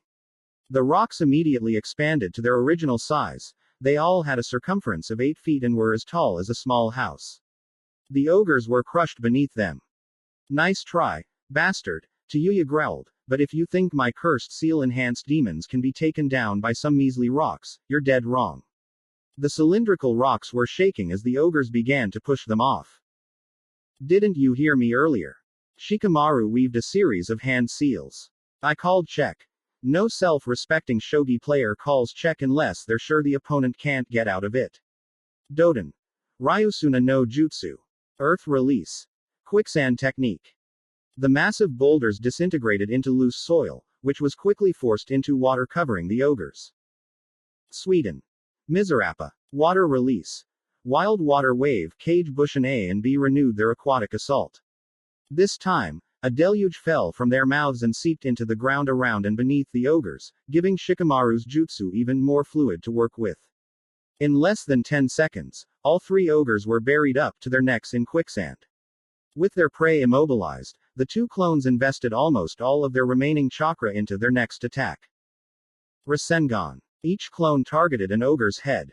Cage Bushin A went after the club-wielding one, and Cage Bushin B streaked toward the one with claw weapons on his arms. No you don't. Taiyuya resumed her playing and the untargeted ogre fired 2 spectral worms at the Cage Bushin. Kajimane no Jutsu. Shikamaru's shadow stopped both worms in their tracks. They were spiritual constructs, but anything that casts a shadow is vulnerable to the Nara clan's signature jutsu. With nothing else standing between them and their targets, Cage Bushin A and B ran across the surface of the quicksand pits and smashed their Rasengans into the ogres' heads. Both of the 2 ogres, and each Cage Bushin, vanished in a huge plume of smoke. You little fucking shit. Do you have any idea how long it will take me to recopy the cursed seal onto my demons? Taiyuya's skin became dark brown, her sclera turned black, her irises turned yellow, and 2 vertical black markings appeared under her eyes. Her red hair grew to her thighs and turned link pink, and several horns grew out from the top of her head in different directions, almost resembling a crown. Her last remaining ogre exploded out of the quicksand pit. Before, it was facing backward. Now it faced forward, and the bandages covering its arms were shredded, revealing bulging muscles beyond even what the other ogres had. Its head now looked squarely in Shikamaru's direction, and the needles embedded in it had shifted in color from iron gray to blood red. I'll make you wish you never forced me, Taiyuya of the North Gate, into my second state, you bastard. Taiyuya swore. The precious Cage Bushin the other shithead left you are gone. It's 2 against 1 now, meaning that you're dead meat. Shikamaru signed in frustration. How many times do I have to say that I've called check? This game is now a 2-on-2 match, and my partner is far more troublesome than yours. A gust equal in power to the Daitapa that immobilized Sakan blasted Taiyuya hundreds of feet away. Dozens of wind blades within the gust ravaged her body. It was a miracle that her flute wasn't destroyed by the attack. Her ogre did nothing to stop the attack because it had no will of its own. Without the flute to command it, it stood motionless. And here I was hoping to make a dramatic entrance saying that Suna, ally to Konoha, has arrived. Tamari grumbled as she jumped down from the tree she'd been standing on.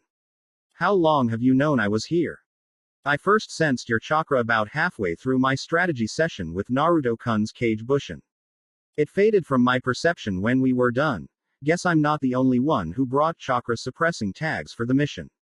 Shikamaru gave the Suna princess a smile. Great minds, am I right?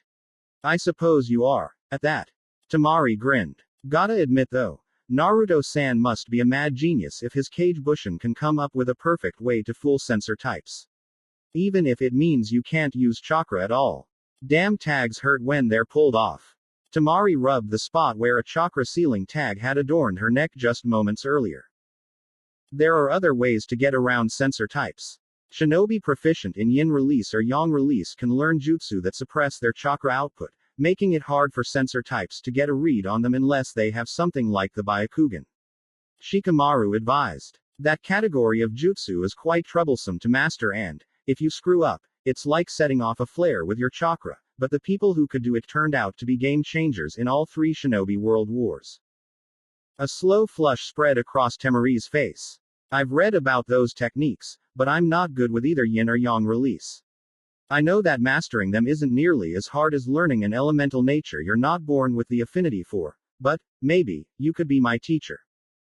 Shikamaru blushed as he read between the lines of Temari's request. I'm not opposed to it, but I have to ask, why me? I'm attracted to smart men, always have been. And you piqued my interest during the fight with Arashi-san. That was beautiful work, so were the finishing touches you put on the plan to deal with those summons. Somehow, I get the feeling that I won't be able to worm my way out of this. Shikamaru smiled. You really are as smart as I thought. Temari beamed back. Are you fuckers done flirting? Then you can fuck each other all you want in hell. Tayuya had returned and was now playing her flute again. The next thing Temari or Shikamaru knew, they were trapped in a genjutsu that showed them being bound with white ropes while their flesh slowly melted away. Ha! Caught like rats in my mateki. Mugen Onsa. Demonic flute. Phantom sound chains, Tayuya smirked before playing the melody used to command her ogres one more time. The last ogre punched down with titanic force, leaving a 50-foot deep crater in the spot where Shikamaru and Temari stood. Just as Tayuya was about to start howling in victory, her movements were sealed by Shikamaru's shadow again. Unlike before, the shadow formed solid hands that creeped up her body and started strangling her neck. Even with some field medic training under my belt, resetting a broken finger is still troublesome. Shikamaru made Tayuya throw her flute away before massaging the finger he broke to force himself out of the genjutsu. I'm glad you didn't have to be as forceful with me, thanks for the chakra injection. Temari smiled at Shikamaru before glaring at Tayuya. Don't mention it. I owe you more for the ride on your fan, that thing is fast. Shikamaru was planning on using the Kawarimi no Jutsu to escape the ogre's fist, but Temari's fan was a much less expected, and therefore more preferable, means of travel. Sad to say, I've been half-assing my training for most of my shinobi career. I've made great strides in the past few months, but my chakra reserves still aren't where they should be and I'm running on empty at the moment. I don't suppose you have a jutsu that can end this now. As a matter of fact, I do. Temari stood in front of Shikamaru, bit her thumb, and smeared blood on her fan. This is checkmate. Kushios. Kurikiri Mai. Summoning. Quick decapitating dance, Temari swung her fan, and a giant, white-furred weasel with a dark green eye patch covering his left eye appeared. He carried a large sickle that was almost as long as himself and 3 smaller sickles floated around him. Get him! The weasel ordered before jumping forward, and a whirlwind powerful enough to be mistaken for a localized hurricane barreled straight for Tayuya. The sole female member of the Sound Four couldn't even yell out in rage before the cleaving winds shredded her body into pieces. The entire section of the forest they were fighting in was decimated. How's that? Temari turned at Shikamaru and smiled again. You literally cleared the board. I have no complaints. Shikamaru grinned back. Glad to hear it. Temari turned to address her summon. Thanks for your work, Kamatari-san. You can go now. The sickle weasel grunted softly before vanishing back to its home realm. Great job with the Ryusuna no Jutsu, by the way. Temari let the tension drain out of her face. Due to our proximity to Iowa, quite a few Jonin back home know that one, but it hardly ever sees any action since there's not much ambient water in or around Suna. Thanks, the Nara clan borrowed it from Iowa during the Third Shinobi World War. Most Nara have Doden as either a primary or secondary affinity, so we can make real good use of it if one of our teammates can use Sweden. Shikamaru sat against a nearby tree and started falling asleep. You really weren't kidding about almost being out of chakra. Temari rushed over to Shikamaru. I wouldn't joke about something this serious. Shikamaru managed to say before losing consciousness. Don't worry, Shikamaru-kun. You're safe with me. Temari doubted her comrade was in any danger now that Tayuya was dead, but she had been sent to back up the Sasuke retrieval team and had no intention of failing her mission now. Damn it. Why aren't my attacks working? Kiba yelled after clashing with Saken for the 4th time. She felt her hits land, but Saken wasn't taking any damage. Even while using Jujin Bushin, Akamaru couldn't seem to harm Saken either. You're both too weak to put a scratch on me. Saken jeered. So roll over and die like the pathetic dogs that you are. Kiba smirked. I think we'll slice you to ribbons instead. Gatsuga. Akamaru attacked Sakin from the front, and Kiba struck him from behind. The Inuzuka heiress half expected Akamaru to be blocked, but she was completely shocked when another body emerged from Sakin's back to block her. 2-on-2 is just fine for us, isn't it, Sakin? The new body asked after throwing Kiba back over a dozen feet. It's absolutely perfect, Uken. Sakin threw Akamaru aside and turned to face Kiba. Uken sunk back into Sakin's body as Sakin rushed Kiba. Kiba was hard-pressed just blocking Sakin's right fist, and her desperate defense was overwhelmed when Uken began manifesting both of his arms out of Sakin's arm to triple the speed and strength of the assault.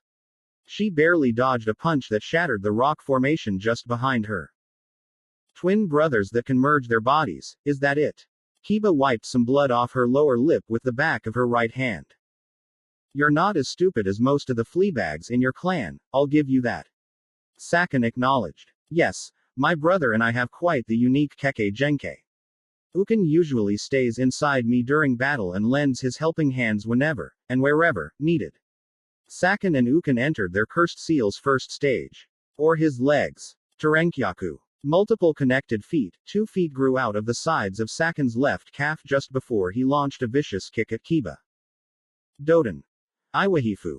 Kiba barely finished the hand seals for her jutsu in time to harden her skin before Sakin and Uken's attack landed.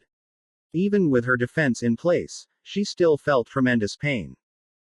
You took that well, Sakin admitted. I might have actually cracked a bone there. Enough. Brother. Uken's head appeared next to Sakin in their cursed seal's second stage. This farce has gone on long enough. Activate level 2. Always so hasty, brother, but I agree that we've dallied too long.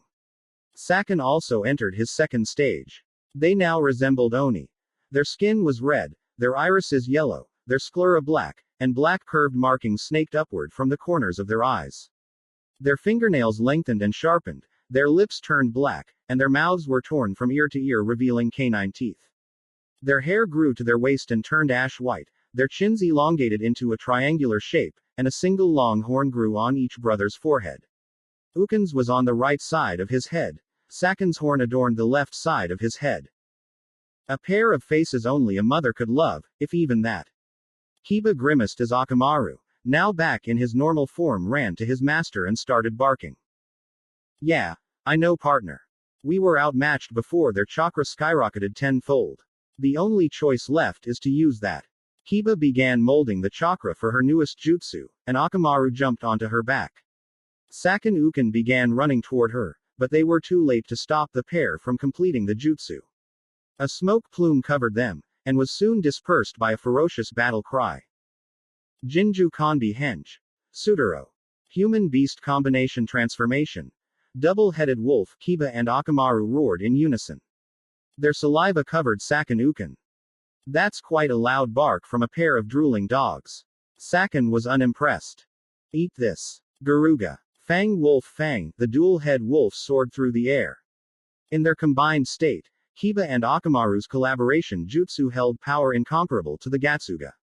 Sakin and Uken tried to dodge, but the saliva covering them acted like glue and halted their movements. Kiba Akamaru drilled into them for several seconds before they were sent flying. After their attack was complete, Kiba Akamaru landed over 100 feet away from Sakin and Uken and turned to face them. How's that, you freaks? Kiba howled. Garuga is a spin so powerful that it blinds us, but we can track you by your horrendous stench. Even if you dodge us, the shockwaves still carve you up.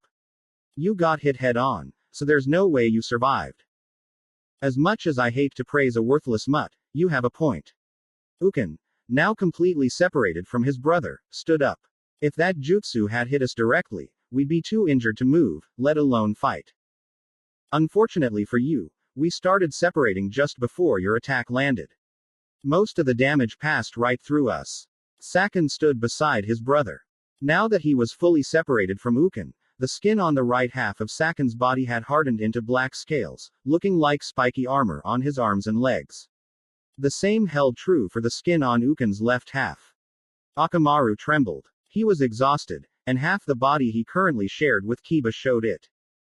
I know, partner, Kiba mentally spoke to her lifelong companion, we can only use one more jutsu before this form wears off. So we'll make it count.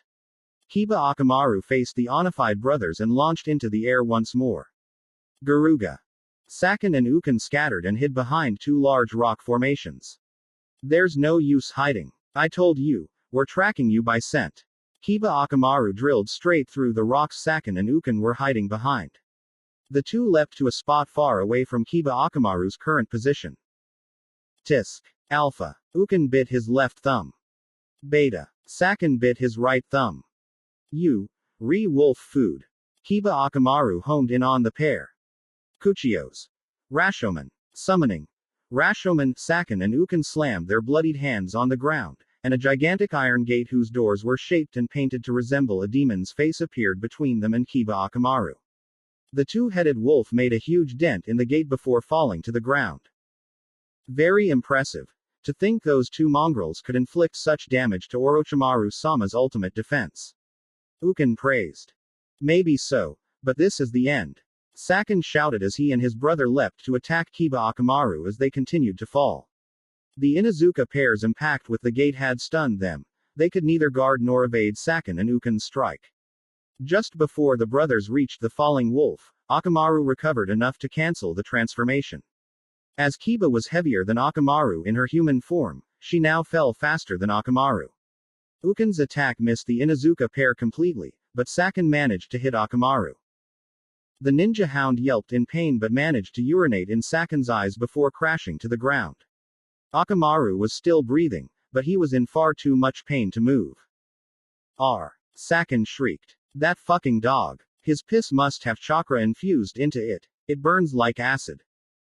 Thank you, Akamaru, you took that blow for me. Kiba struggled to stand. Relax, brother. Uken's voice seemed to echo all around Kiba. Wash off the mutt's piss in the river. I'll finish his bitch of a master off. Where's the other one? Kiba looked all around, but she couldn't even smell Uken, let alone see him. Looking for me, dog girl. Uken's head grew from Kiba's right shoulder.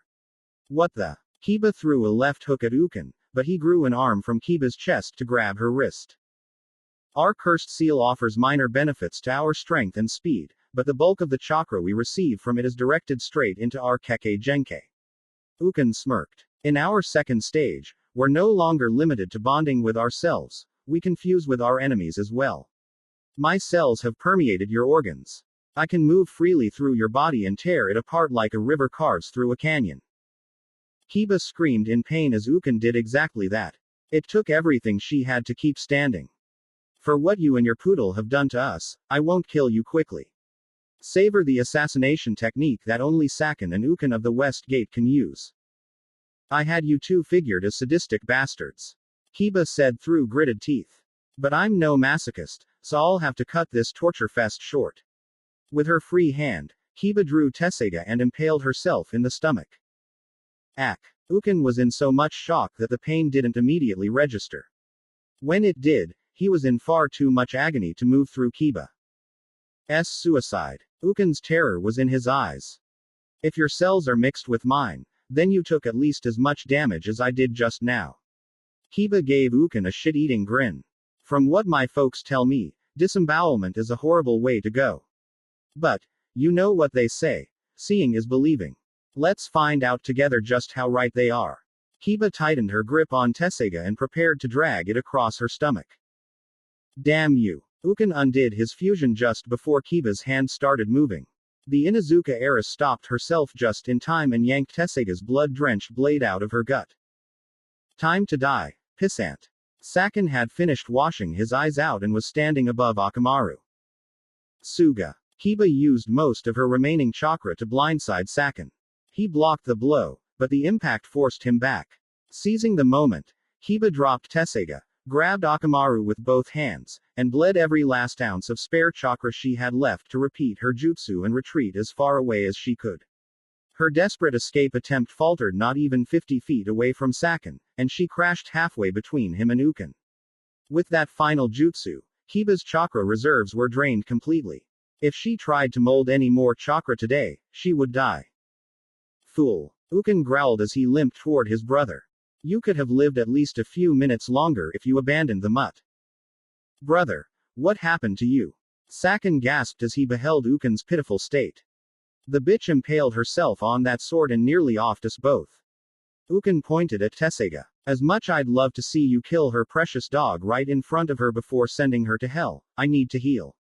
Kill both of them for me, Sakin. The critically wounded Ukin deactivated his cursed seal and merged completely into his brother.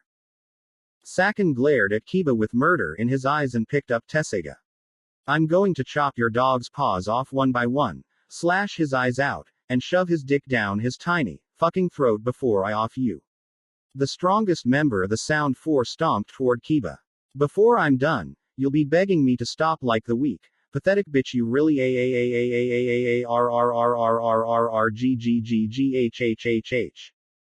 Before Sakin could finish his threat, he was assaulted by pain far beyond anything Orochimaru had subjected him to. Too late, he noticed what seemed to be golden lightning surging out of Tessega. It took all his willpower to move his fingers through the pain and drop the Yukai blade.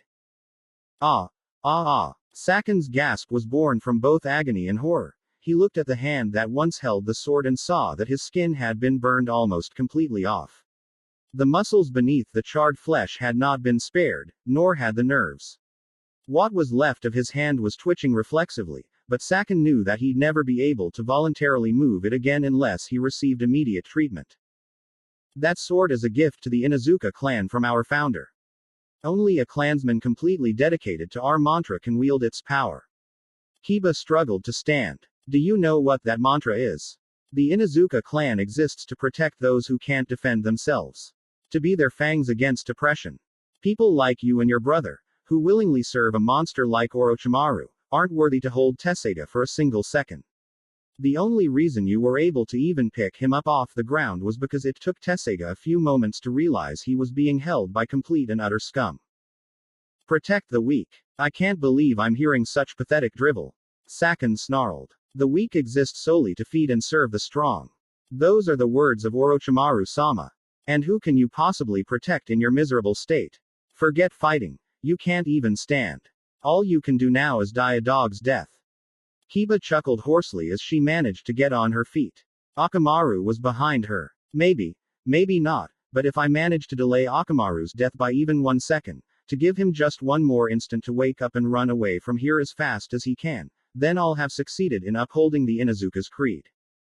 With a Herculean effort, Kiba dragged herself to her full height on trembling legs and drew a kunai. So come at me, bastard. I am Kiba Inuzuka, and you won't touch a single inch of Akamaru's fur while I draw breath. The instant Kiba finished her declaration, a pulse of Yuki emanated from Tessega's sheath. In the next instant, an identical pulse radiated from Tessega.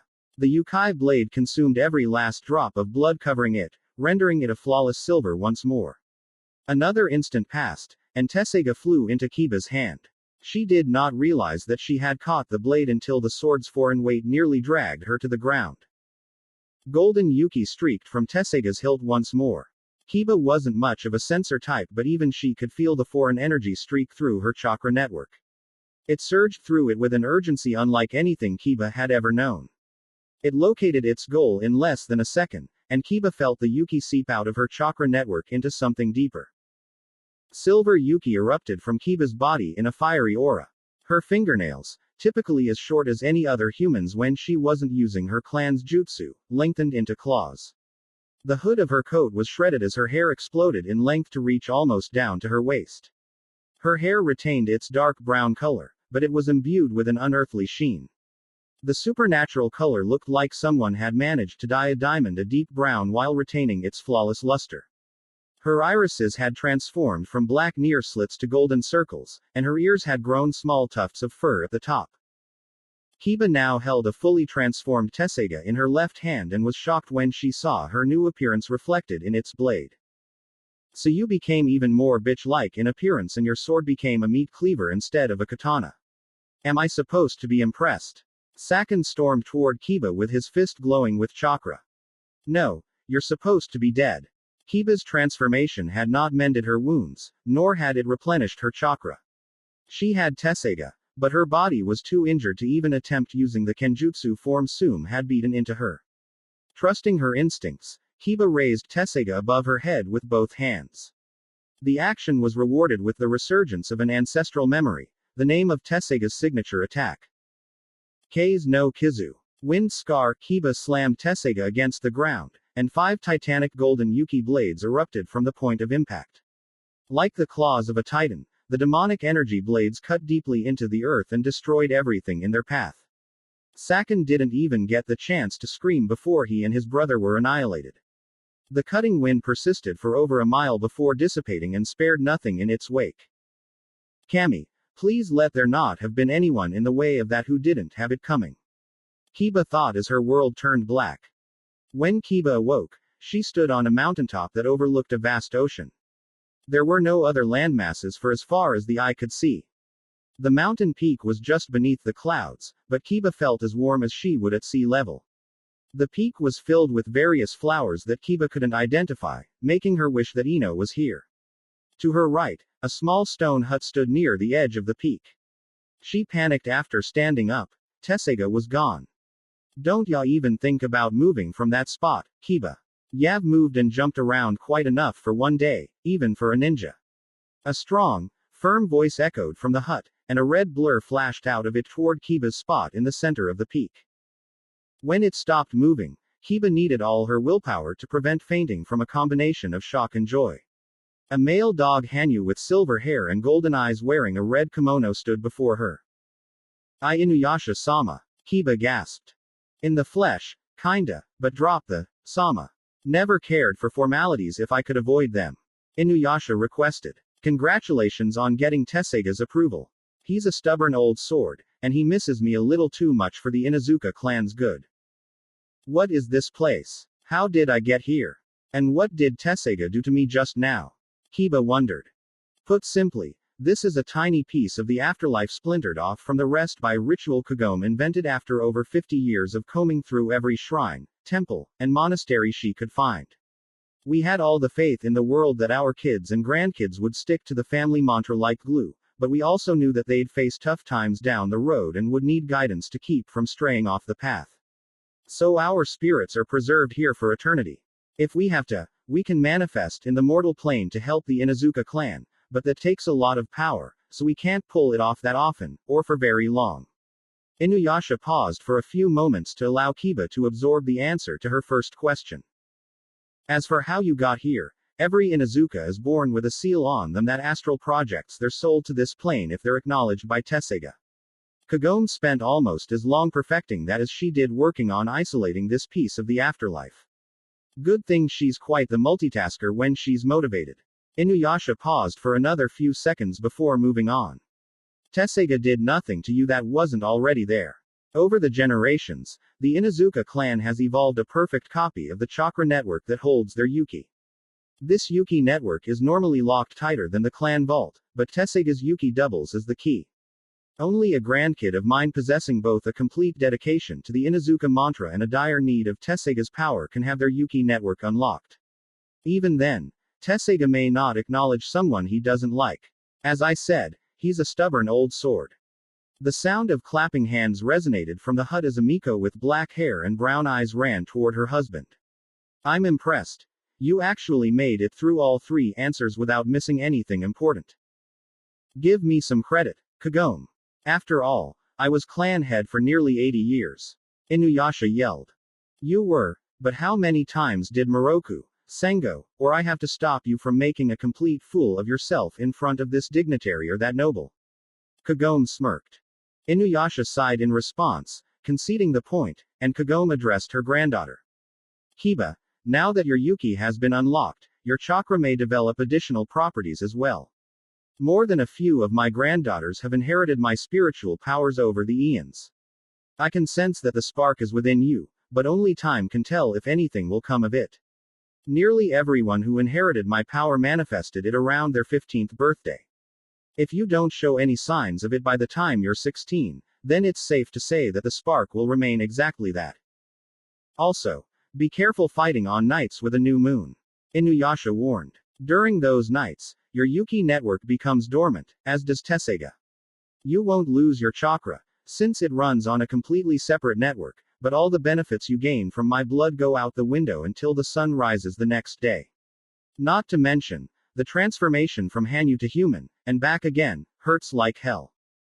Really? Kagoma's eyes narrowed. It never seemed to bother you that much. Inuyasha huffed and gazed sharply at Kagome. I was 200 years. 150 years. The 50 years you were sealed by Kikyu for don't count. Kagome corrected. Inuyasha growled at the interruption. Fine, I was 150 years old when we first met. After a while, my body adapted to the transformations. Inuyasha now turned to Kiba. You didn't feel the pain of your first Hanyu transformation because the unlocking of your Yuki network masked it. Before Inuyasha could say anything else, Kiba's soul flickered out of sight for just a second. Guess you're waking up. One last thing about Tessega. It's got way more tricks up its sleeve than the K's no Kizu. Ask your mom about them when you get the chance, but keep in mind that not everyone acknowledged by Tessega gets access to all his powers, especially not Mito Zanjutsuha. Tessega's incredibly picky about who he lets have that one. Everyone acknowledged by him gets the powers he started with. The criteria for unlocking the powers I poured into him during my adventuring days are the same as what's needed to get acknowledged by him in the first place: dedication to the family creed and necessity. The demi-plane containing her clan's progenitors faded from view shortly before Kiba regained consciousness. As she sat up, she saw Temari, Shikamaru, Choji, and Tetsushi, sitting or lying down around her. Akamaru had received field treatment for his injuries and was resting by her side. Hinata was keeping watch and alerted everyone that Kiba was awake. Kiba winced as she touched the spot where she'd stabbed herself with Tessega. That injury had been treated too. She wasn't too worried about it leaving a scar. Inuyasha's accelerated healing was a legend in the family. Hey guys, have I got a story to tell you? Kiba smiled as her friends, plus Temari, gathered around her. Let me get this straight. Temari gawked incredulously at Kiba. Your clan is descended from one of, if not the absolute, most powerful Hanyu of all time, and, now that his sword has acknowledged you, you've permanently become a Hanyu yourself and have access to both Yuki and Chakra. That's the gist of it. Makes me really regret not paying more attention to my clan's history. Kiba confirmed while gazing reverently at Tessega.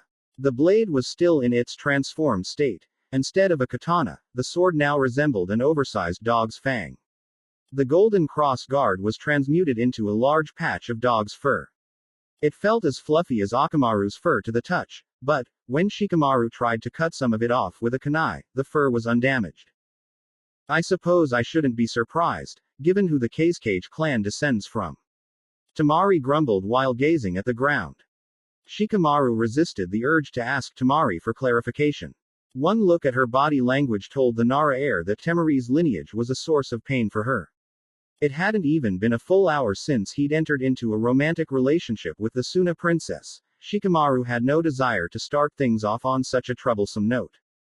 So, the first 4 bastards Orochimaru sent to kidnap Sasuke are dead. If our own fights with the creeps mean anything, Naruto shouldn't have any trouble taking the new guy Shikamaru mentioned down. Choji declared. You weren't there, Choji. The bloodlust radiating off that guy was worse than Naruto's while he was transforming. Shikamaru shivered. Then we can only trust in Naruto and Gaara-san. Hinata sighed. None of us have enough chakra to contribute effectively to the undoubtedly titanic battle that is unfolding as we speak, and, with the exception of Shikamaru-kun and Temari-san, we are all too injured to fight. Perhaps, but I believe we are overly concerned. Tetsushi opined. According to Kiri's spies, Gaara-san is a Jinchuriki and Naruto is unique. Gaara won't be able to use the power of his tailed beast for at least 2 years. Temari revealed. Whatever Naruto-san used to beat him wreaked havoc on Shukaku. Damn, well then we can only hope that Naruto's Daiyoukai powers can make up the difference. Shikamaru had disclosed Naruto's ancestry to Temari while the pair was on their way to Kiba's position. Indeed. Hinata and Tetsushi said simultaneously. Konoha. Hyuga clan compound. Isshin sensei. Why don't the Hyuga use long-range ninjutsu? This question had bothered Hanabi for weeks. She'd been raised believing that the Hyuga had no need of such techniques, but one look at Hinata's training sessions with her electric shuriken had forever dispelled that notion. While Hinata often practiced by herself, she occasionally sparred with Hyuga Chunin. Many of them were unable to react in time to avoid the electric shuriken because Hinata did not need hand seals to cast it anymore. Those that did manage to dodge the jutsu or deflect it with Hakusho Kaiden were hard-pressed to close the distance before Hinata formed the chakra necessary to cast the jutsu again. Hanabi tried to find an answer in the history scrolls she had been instructed to memorize, but after weeks of research, she had found nothing. It was believed in antiquity to be a waste of time and resources. Isshin replied. The Warring States era, among many other periods of time, left young Hyuga little time to perfect more than what the Hyuga are naturally proficient in. The Juken does contain techniques to strike from a distance, but they are complicated to learn. Many Hyuga do not gain the required chakra control until they become Jonin. But we're not in the Warring States era, or those other ages, anymore. This is stupid. Hanabi screamed. The side branch isn't even allowed to learn Hakusho Kaiden and it exists solely to protect the main branch. If we won't allow them to learn the Juken's most powerful techniques, then the least we can do is let them learn long-range attacks to compensate. What would you suggest then, Elder? Isshin used Hanabi's new rank to get her full attention. If the other Konoha clans are anything to go by, then the Hyuga will conform to a single nature transformation. There will be exceptions to the rule, of course, but the established training regimen will need to be drastically altered to incorporate elemental ninjutsu. This would be tedious enough in a time of peace. Implementing it while Konoha is on the brink of war is foolhardy. I disagree, Isshin sensei. Hanabi's eyes gleamed with righteous fury. The side branch exists in name only now that Shikaku Dono and Inoichi Dono have concocted the means to destroy the caged bird seal. Many of the families within the former side branch loathe the main branch for years of abuse and ridicule. Elemental jutsu is an olive branch to them, as are the Juken's mightiest techniques. Said offerings be delivered with all haste if we are ever to heal our beloved clan. Isshin was stunned. Hiyashi was right. Hanabi's perspective was invaluable. You make a most compelling argument, Hanabi-chan. When your two fellow elders and Hiyashi-sama next convene, you should discuss this with them at length. Rest assured, you will have my full support. Hanabi's smile could have convinced the sun to shine through a thunderstorm. Thank you so much, Isshin sensei. The Hyuga elder hugged her mentor with far more strength than her 7-year-old body would suggest. Hai no Kuni. Grassland near the Valley of the End. Worthless. I'll kill Tayuya once we have returned to Orochimaru-sama's side. Kimimaro vowed as Naruto emerged from the forest. Now, how shall I destroy this one? Kimimaro observed Naruto and was impressed by what he saw. The young man's armor was of excellent make and in pristine condition despite presumably several encounters with the Sound Four. The two swords hanging from Naruto's hip stirred Kimimaro's battle urges. His clan was overly fond of combat, which had led to their demise. Now that he had dedicated his entire being to Orochimaru, Kimimaro couldn't let his combat instincts run wild for too long. But a chance to cross blades with one of Konoha's finest was a rare opportunity indeed. Besides, he did need to ascertain just how powerful his body was in its current state. Until now, Naruto hadn't been able to get a good look at Sasuke's coffin.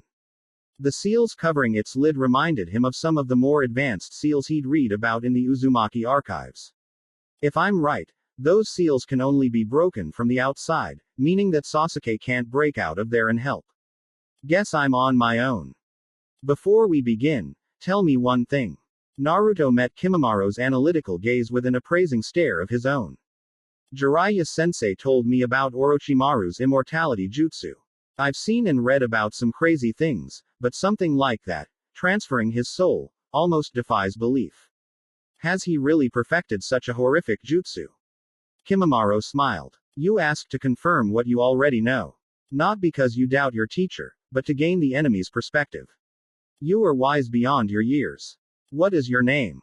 Naruto Namikaze Uzumaki. The young Daiyoukai replied softly. Kimimaro Kagaya. No relation to the legendary celestial maiden, I assure you. Kimimaro clarified his family status after hearing a gasp from Naruto. His clan had once prided itself on its battle prowess. Claiming to be descended from the lunar princess would cheapen that pride. Kimimaro had been a child when his clan was wiped out and had not yet been told why they were named after Kagaya despite not being related to her. All he knew was that, whatever other connections may exist between his ancestors and the Celestial Maiden, they were not linked by blood. That's a relief. The Hyuga are descended from her and I wouldn't want to fight one of their number who actually appreciates the gifts they were born with. Naruto reminisced on his fight with Neji. If that had been Hiashi in the ring, Naruto would have been in very deep shit. What Jiraiya Dono has told you of Orochimaru-sama's jutsu is correct. Sasuke-sama is to be his next vessel. If you would bar my path, two large bones ending in sharpened points protruded from Kimimaro's palms, then your life is forfeit. That's my line. Naruto formed a cross seal. Anyone who kidnaps my best friend is a dead man walking. Taju Kage Bushin no Jutsu. 1000 Kage Bushin materialized in a huge plume of smoke and surrounded Kimimaro. An impressive display. Let's see just how much substance is within those forms. Yanagi no Mai. Dance of the Willow. Bones identical to the ones growing out of his palms sprouted from Kimimaro's knees, elbows, and shoulders. As Naruto's doppelgangers swarmed all around him, Kimimaro weaved and danced between them. To the clones that weren't currently being slaughtered, Kimimaro seemed to be swaying with the wind. The Kage Bushin countered to the best of their ability, but their numbers meant little in the face of such a powerful opponent. It took more effort than he expected due to Naruto's taijutsu prowess, but he was able to destroy over a third of the Kage Bushin army in less than a minute. This is my Kekkei Genkai. Kimimaro retracted his bone blades. Bone manipulation. Huh. Freaky. But cool. Naruto's light shivers were echoed by his clones. Kimimaro halfway unzipped his and dragged his left sleeve off his shoulder. His left shoulder then split apart and his upper arm bone slowly rose out of the opening. He drew it out of his body completely with his right hand, and his shoulder healed instantly. Naruto was shocked to see that the skin on Kimimaro's arm was not distorted, which indicated that the missing bone had regrown. The humerus was nearly double its typical length, and nearly half of said length was comprised of a blade. Shuriken Kage Bushin no Jutsu. Naruto's Kage Bushin threw hundreds of shuriken, which were multiplied into thousands by the jutsu. Kimimaro displayed the skill of a true blade master by dodging or blocking every single one. The shuriken he deflected with his bone sword were cleaved in two. My Kekkei Genkai allows me to freely manipulate the calcium density of my bones. By amplifying said density to its maximum, the bones become stronger than steel. Kimimaro brandished his sword at one of the nearest Kage Bushin. Behold! Tsubaki no Mai. Dance of the Camilla. Kimimaro was upon the Kage Bushin in an instant. With a sonic boom, he flashed around the battlefield and impaled, decapitated, or disemboweled hundreds of Kage Bushin in a matter of seconds. I never expected to fight someone so fast this early in my shinobi career. Not only that, but there are no holes in his kenjutsu style that I can see. Naruto grimaced. Against an opponent like this, most of my ninjutsu are useless. Hitting an opponent this fast from a distance would take a Raiden jutsu, which I don't have, and he won't stand still nearly long enough for Rasengan to work. And then there was one. Kimimaro mused as the last Kage Bushin was vanquished. I trust this display was an adequate demonstration of my capabilities. Hey, that's right, Naruto chuckled. With Orochimaru as your master, you'd know that Kage Bushin can transfer memories and experiences. As much as I'd like to say my army survived long enough to get a good read of your abilities, we both know they didn't.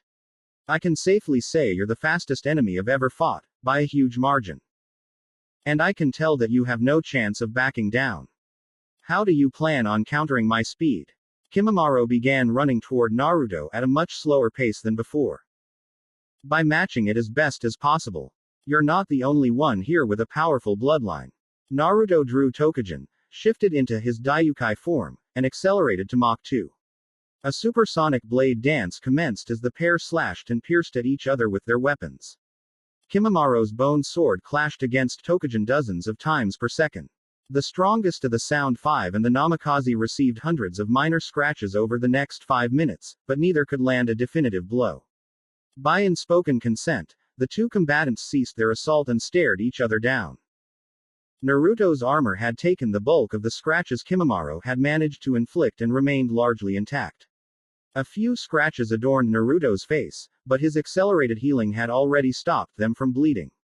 By tomorrow, they'd be gone completely.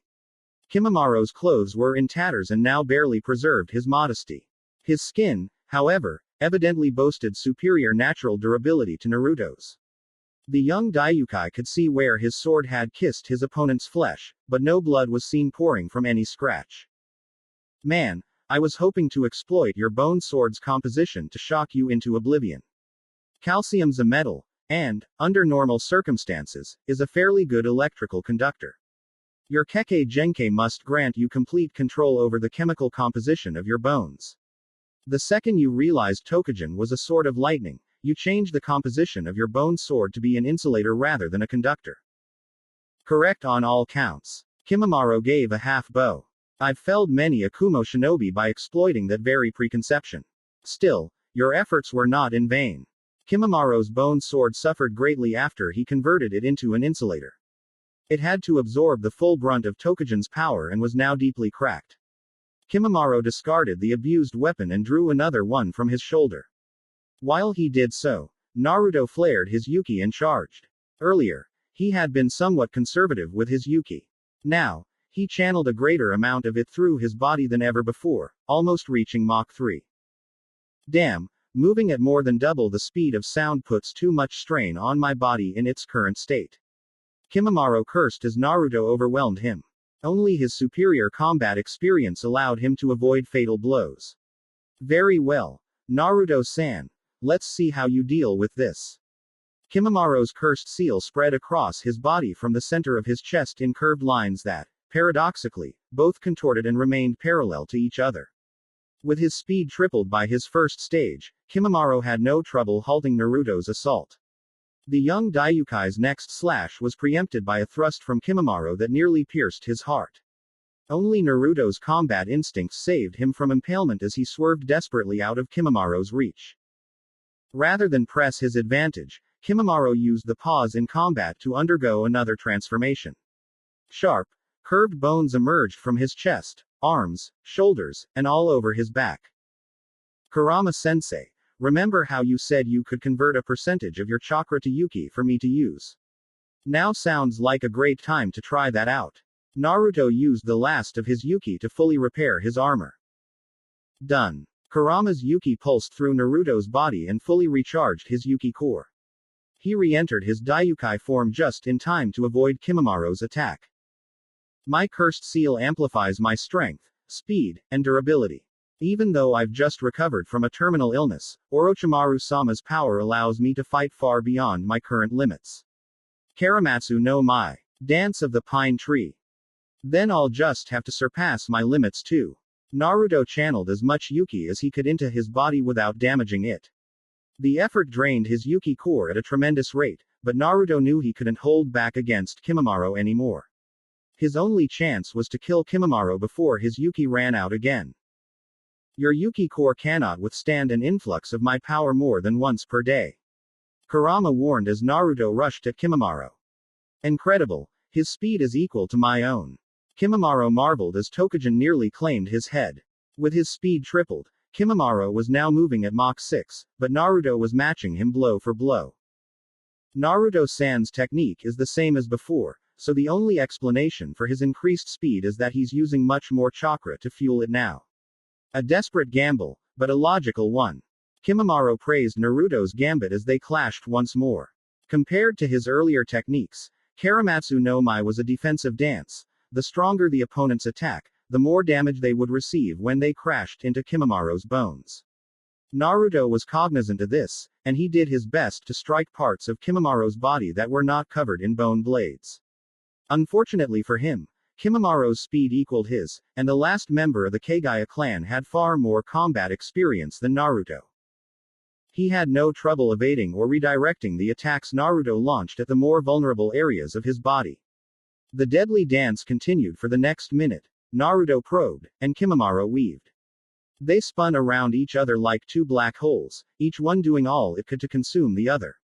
At the minute's end, Naruto used the last of his Yuki to flash far away from Kimimaro to the forest's edge. The maneuver surprised Kimimaro for less than a second, but after that, he flashed upon Naruto once more. Just before Kimimaro could impale Naruto's skull on one of his blades, a wall of sand blocked his attack. The last Kagaya retreated several steps as the one responsible emerged from the forest. And you are Gaara of the desert, son of the late Yondaime Kazekage. Gaara stepped in front of Naruto. Servant of Orochimaru, for the crimes your master has committed against Suna, his life is forfeit. Flee now, or perish. I am Orochimaru's sword. To kill him, you must first end me. Kimimaro stretched his fingertips out toward Gaara and fired the bones of each digit at him. Jiten. Inryoku. Magnet release. Attraction. As Gaara's signature sand leapt from his gourd to defend him, he channeled the power of his birthright into it. The sand, already imbued with his mother's chakra and will, was made far more durable by Gaara's jutsu. Kimimaro's bone bullets found no purchase within the wall of magnetized sand and were deflected. Whoa! Naruto gawked as Kimimaro's attack was halted. When the enemy is destroyed, and Sasuke-san is safely returned to Konoha. I wish to speak to you regarding your distant ancestor, Naruto-kun. Gaara requested while awaiting Kimimaro's next move. Aside from some clan secrets I can't reveal to outsiders, I think I'd welcome that conversation. Naruto agreed. From the looks of things, your clan had quite the powerful progenitor as well. Indeed. Take some time to recover, my friend. I will ensure that your rest is uninterrupted. Gaara steeled himself for the inevitable assault as Kimimaro retracted his bone blades. Be careful. He has full control over his skeleton and can make it absurdly durable. Naruto warned as he adopted a meditative stance. Your sand attacks won't be as effective against him as they seem. Gaara nodded just as another volley of bone bullets streaked toward him. These bullets were infused with much more chakra than the first volley and managed to penetrate almost halfway through Gaara's magnetized sand wall before being halted. Kimimaro flashed toward Gaara at full speed, seeking to blindside him, but Gaara's sand wall intercepted Kimimaro and began to wrap around him. As expected of a Jinchuriki, his sand can match my movements even while I'm moving faster than sound. Kimimaro spun in places to force the sand off his body and retreated several dozen feet. Suna Shigur. Sand drizzle. At Gaara's command, his sand wall disintegrated into dozens of clumps that rose into the air and rained down on Kimimaro. Kimimaro deflected the sand and turned to rush at Gaara once more, but two sand tendrils ensnared his legs. Did you believe that I was limited to the sand contained within my gourd? Crafting more sand from the earth itself is effortless for me. Gaara frowned at his opponent. One of Orochimaru's elite should know better. Well played, Gaara-san. Kimimaro mentally praised his foe as Gaara raised a hand toward him in a gripping gesture. The sand tendrils swelled in size and completely covered Kimimaro. Sabaku Susu. Sand waterfall funeral. Gaara clenched his fist, and the sand encasing Kimimaro imploded, crushing him with tremendous force. A few seconds later, Kimimaro clawed his way out of the desert coffin. His skin was torn off in several places, exposing solid bone plates just beneath his dermis. Very impressive, Gaara-san. If I hadn't made these plates, your jutsu would have crushed me. I underestimated you, but your sand won't touch me again. The second Kimimaro finished his declaration, a huge rumbling manifested in front of him as Gaara slammed his hands together. Ryusa Bakuryu. Quicksand waterfall flow. Gaara conjured an astronomical amount of sand and formed into a tsunami-like wave that flooded the entire area. Kimimaro was buried once more in an instant. Sabaku Taiso. Sand waterfall imperial funeral. Gaara slammed his hands against the ground, and the sand flattened within milliseconds. The crushing force was incomparable to his earlier Sabaku Susu technique. Several seconds passed before the sand above Kimimaro's position began to move. How persistent. Gaara praised Kimimaro's durability as a long, bone-spiked tail emerged from beneath the sand. Soon after, the rest of Kimimaro's monstrous second stage surfaced. He now resembled a dinosaur. His skin was brown-gray, his sclera were black, and his irises were yellow. His teeth were now sharpened, and 6 massive bones sprouted from his back. 2 grew above his head, another pair grew perpendicular to his back, and the last pair grew downward from where his tail met his back. 2 large black markings surrounded each of his eyes. The upper pair doubled as eyebrows while the lower pair curved beneath the eyes. Kimimaro rocketed toward Gaara with tremendous speed. The Suna Jinchuriki tried to immobilize Kimimaro with his sand once more, but the last Kagaya was too fast. Gaara made a magnetized sand wall to defend himself, but Kimimaro charged right through it. For the first time since the battle began, Gaara's ultimate defense failed him. That was too close. Gaara panted. If I hadn't magnetized my sand just before the impact, I'd be dead right now. Something's wrong. Kimimaro realized after his charge failed to kill Gaara. With the second stage of my cursed seal now activated, I should be 10 times faster than I was in my first stage. If I could move at Mach 6 before, now I should be moving at Mach 60. But, just now, I felt like I was moving at Mach 30, at best. It was then that Kimimaro felt it. Currently, there was no sand clinging to him, but something was dragging him down all the same. As expected of one of Orochimaru's elite, you noticed almost instantly. Gaara clutched his right side as he stood up. Kimimaro's charge had fractured 2 of his ribs. You're ensnared by my Jiten. Jakuho no Sojin. Magnet release. Conserving B-twin blades. Anything I touch becomes magnetized while the jutsu is in effect, and all that comes into contact with what I touch becomes magnetized in turn. Direct contact is preferable, but not necessary. Objects that are touched by my chakra will also be magnetized. Every last grain of sand beneath your feet is magnetized. You can evade my attacks, but you cannot avoid the magnetic pull of the ground itself. Your sand is starting to annoy me, Gaara. Tesenka no Mai. Suru. Dance of the Clematis. Vine Kimimaro growled before pulling out his spine. With the added length of his tail, the appendage was long enough to serve as a whip, and its cartilage could stretch to increase its range. Worse, the spine's vertebrae had all had spikes on either side. With his right hand, Kimimaro lashed out with his new weapon. A shroud of magnetized sand prevented the spine whip from slicing Gaara to pieces, but it wrapped around him like a constrictor and prevented further movement. Tesenka no Mai. Hana. Dance of the Clematis. Flower, 5 massive bones erupted out of Kimimaro's left hand and spiraled around each other, forming a gargantuan drill. This is my strongest technique. The densest bones I can create are merged into a single weapon. This ultimate spear will have no trouble piercing your pathetic shield of sand. Kimimaro charged at Gaara. Psycho Zatai Bogyu. Shukaku no Tate. Ultimately hard absolute defense. Shield of Shukaku. While Kimimaro was forming his bone spear, Gaara gathered the densest minerals from the soil beneath his sand tsunami and both compressed and fused them to form a sand barrier far more durable than the sand he normally used. Jiten. Sekiryoku. Magnet release. Repulsion. In the instant before Kimimaro began his charge, a powerful magnetic field emanated from Gaara's shield. Individually, neither defense would have been sufficient to halt Kimimaro's onslaught. Together, however, they proved its match. Kimimaro was immobilized. Despite his sincerest efforts, he could not breach the magnet-empowered shield. No. If my body was in better condition, it could have generated enough chakra to pulverize this shield. Kimimaro struggled with all his might but only succeeded in lodging his spear deeper into the shield's unbreakable grasp. Moments later, the spear shattered. Kimimaro took some small comfort when Gaara's shield imploded a few seconds later. I can scarcely believe you were capable of destroying that shield, even if your spear succumbed first. Sweat was pouring down Gaara's face. But, now it's over. Gokusa Maiso. Prison sand burial. The earth far beneath Kimimaro split open, and the sand he was standing on surged into the breach. He tried to leap out of the hole, but not even his supersonic speed could help him when he had no footing. It's over, Gaara declared. You'll sink 200 meters beneath the earth and be crushed by the sand. Even if you survive, the pressure will be so great that you'll be unable to breathe, let alone move.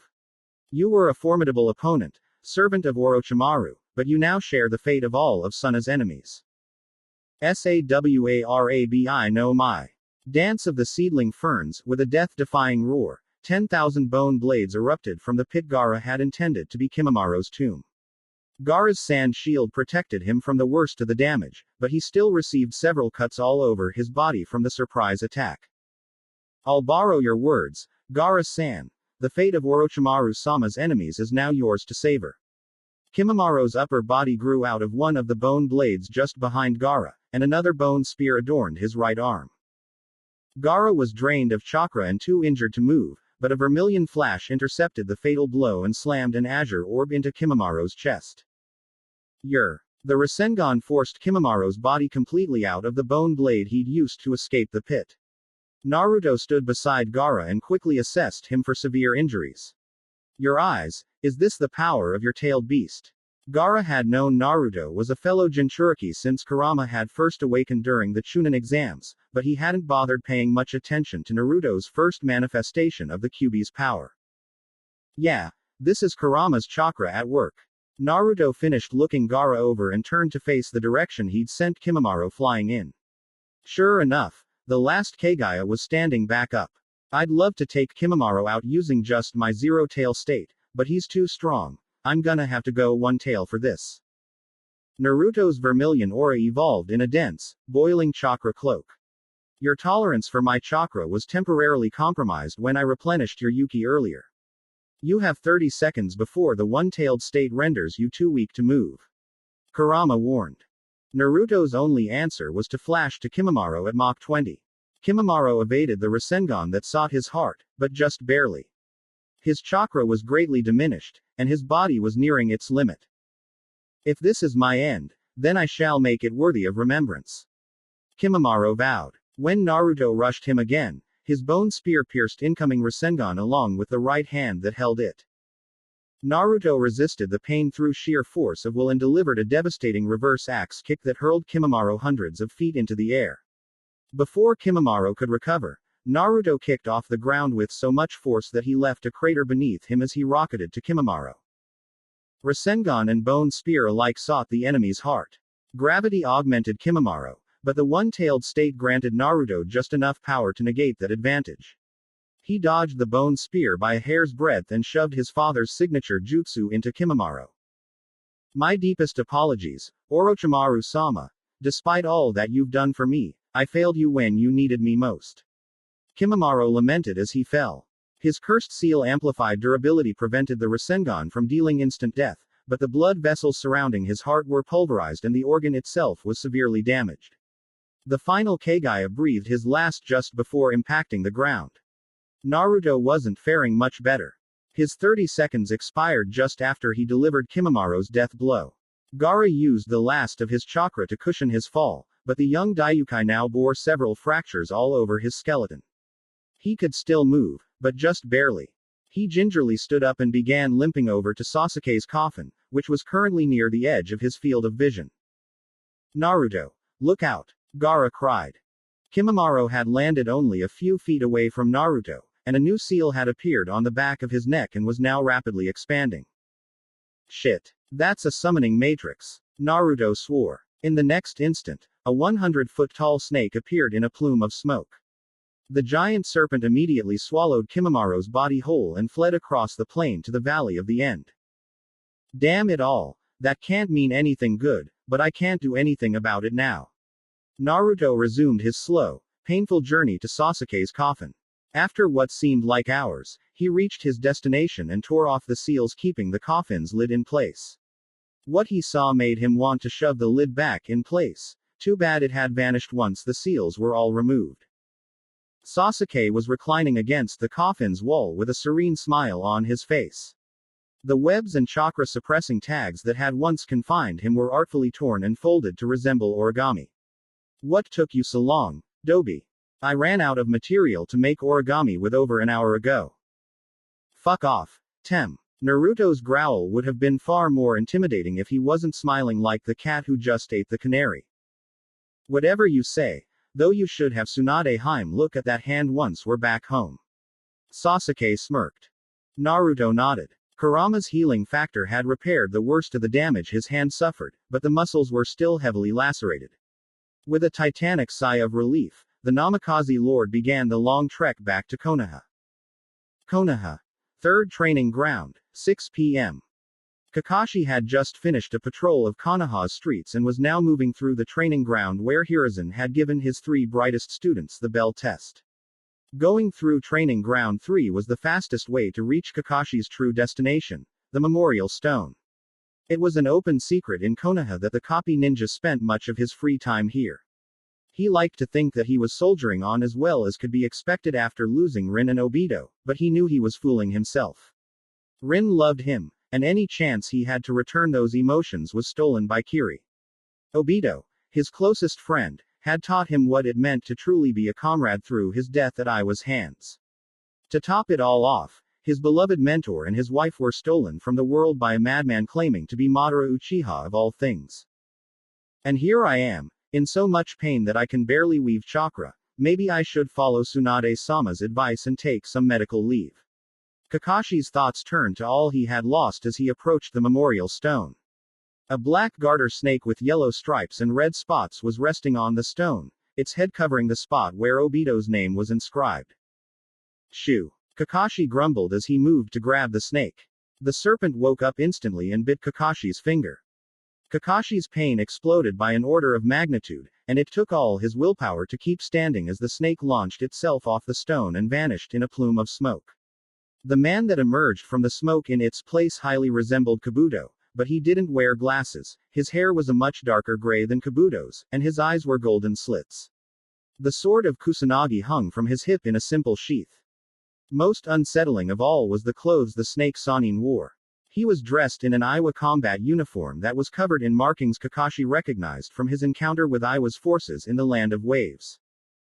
Anti-detection jutsu seals. Kakashi cursed. That's how you managed to sneak in here, Orochimaru. Indeed, though, if my Sound 4 could infiltrate Konoha's security, I doubt I'd have had much trouble without them. On my way here, I ran into an elite Iwa scout unit. They wear the most fascinating clothes these days, wouldn't you agree, Kakashi-kun? Orochimaru tittered. It makes me wonder if an Uzumaki is running their Fuinjutsu division these days. No Uzumaki would ever serve Iwa. Kakashi snarled. Certainly none among them who were old enough to discern friend from foe at the time of the Uzumaki massacre, Orochimaru agreed, but what if Iwa managed to capture a toddler, or even an infant? I have an Uzumaki survivor in my own ranks, so I can assure you that such a thing is far from impossible. Kakashi did his best to draw a kunai, but it fell from trembling fingers. Kakashi-kun. Orochimaru cooed. Jiraiya may have been able to fight through my venom, but he's much more physically potent than you. You made this far too easy. I nearly lost count of how many times you came here during the Chunin exams. As an ex-Anbu commander, you should know better than to be a creature of habit.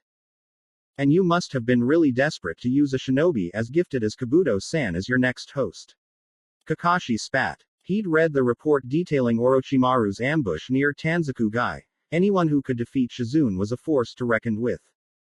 Indeed I was, and I'll happily admit that I was a fool for not thinking of it much sooner. Orochimaru cackled. Compared to Sasuke or Kimimaro, his body leaves much to be desired, but his mind is quite the reverse. Right under my nose, he performed experiments to refine Edo Tensei and was on the verge of discovering how to safely implant Kekkei Gengai into his own body. After devouring his intellect, I don't need to hunt for powerful bodies anymore. Soon enough, I'll be able to make them. He seems like quite the asset. You have a curious way of rewarding your servants. Out of the corner of his eye, Kakashi noticed a privacy seal on a nearby tree. No doubt one of many that formed an array large enough to camouflage the entire area. No one would know Orochimaru was here. Privacy seals couldn't mask chakra signatures, but Orochimaru's Iwa uniform did exactly that. Kabuto was a traitor. Orochimaru snarled. Not only did he disobey a direct order to capture Sasuke-kun alive when we fought Tsunade and Jiraiya, but he's been slowly poisoning Kimimaro for years.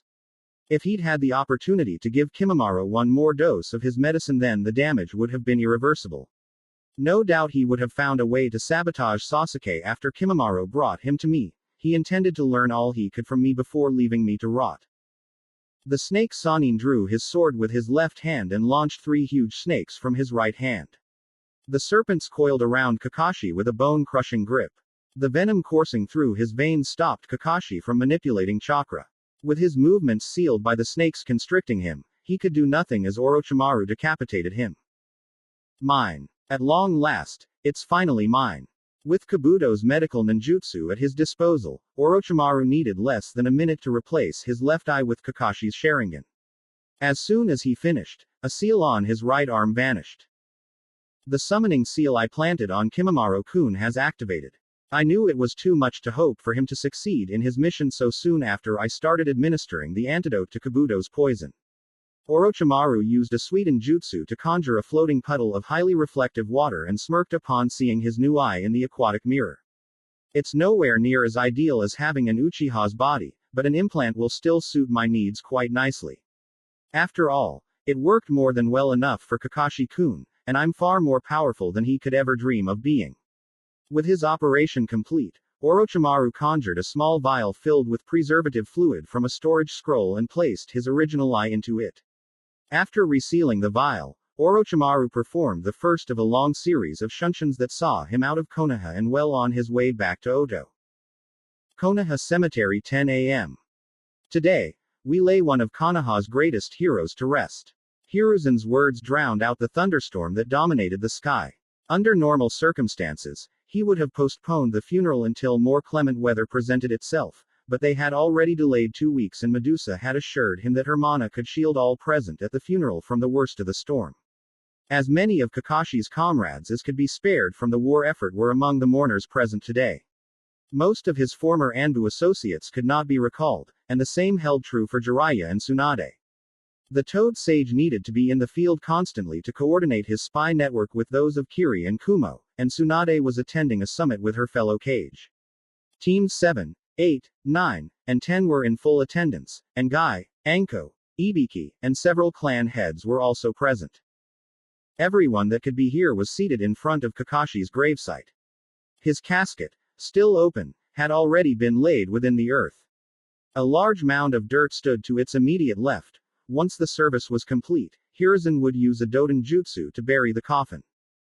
Hiruzen looked past his podium and paused his eulogy to permit the mourners one last opportunity to gaze upon their fallen friend before he was buried. His casket was devoid of any ornamentation, as is befitting a former Anbu commander. Tsunade had used some very advanced medical ninjutsu to reattach his severed head, and his uniform had been cleansed of the blood and gore that accompanied his decapitation.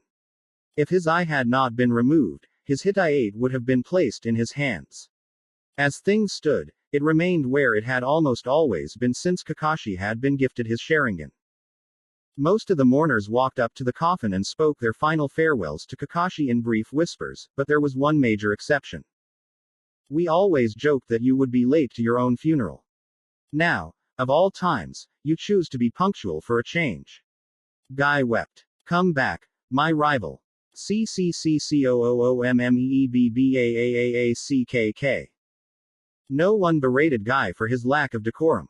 They all felt his pain, albeit to a lesser degree in most cases.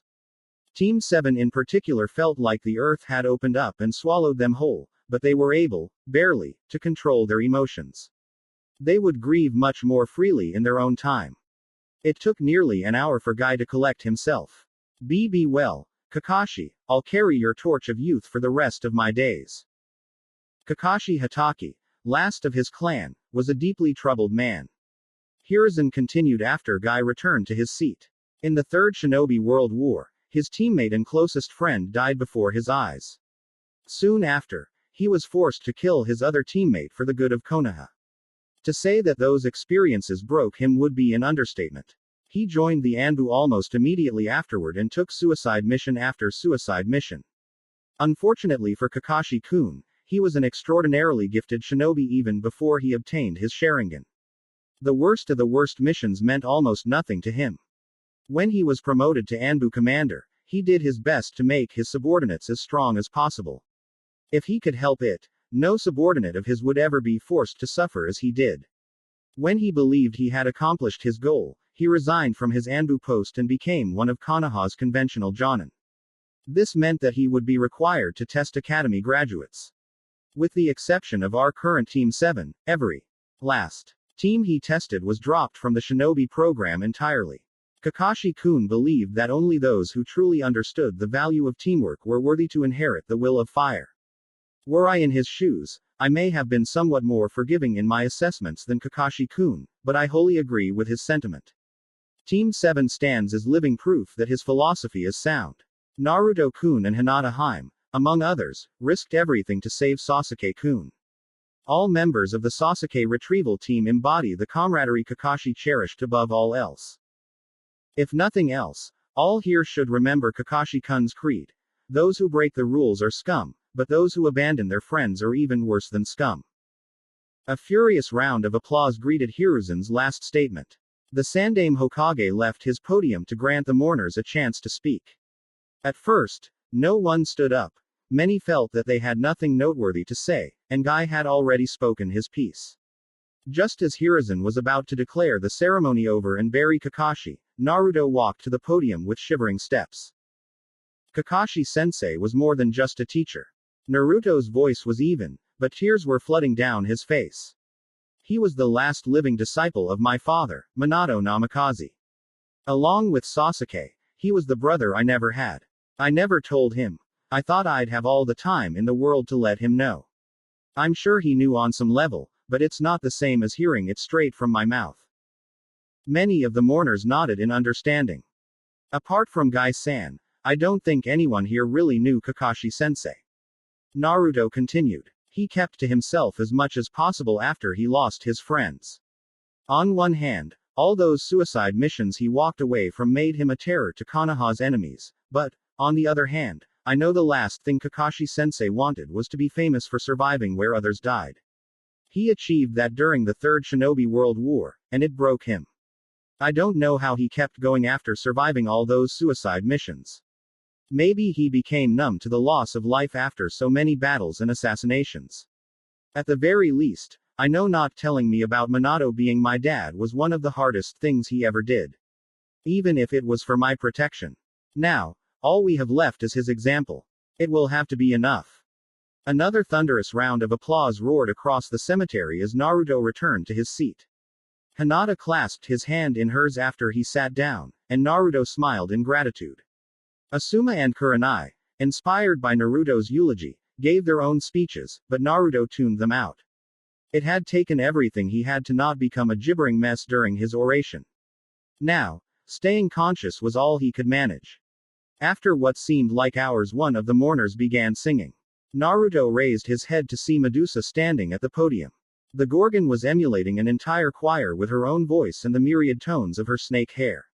She knew next to nothing about Kakashi, but Zabuza spoke very highly of him.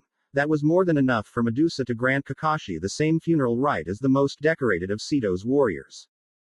Today, a battle fought. Today, a battle lost. A hero lies slain, a great evil wrought. His name shall be treasured beyond the sun's dying breath. Honor unending, we can never forget. The shadows have lengthened, but hope burns eternal. Each ember he cherished becomes an inferno. Through these righteous flames, the darkness shall perish. We shall see our baneful enemy vanquished. Sharpen your blades, and ready your magics. Then, we shall taste our most glorious vengeance. Yet in pursuit of victory, a warning most dire. Become not that which our champion reviled. Today, a battle fought. Today, a battle won. Rest easy, brave hero, in our hearts you live on. Today, a battle won. Tomorrow, a war to win. Despair shall never conquer the blazing spirit within. Today, Kakashi smiles, his soul now avenged. For upon our blades, his murderer lies dead. The crying mourners were stunned to silence by Medusa's requiem. For a full minute, not a single sound echoed across the cemetery.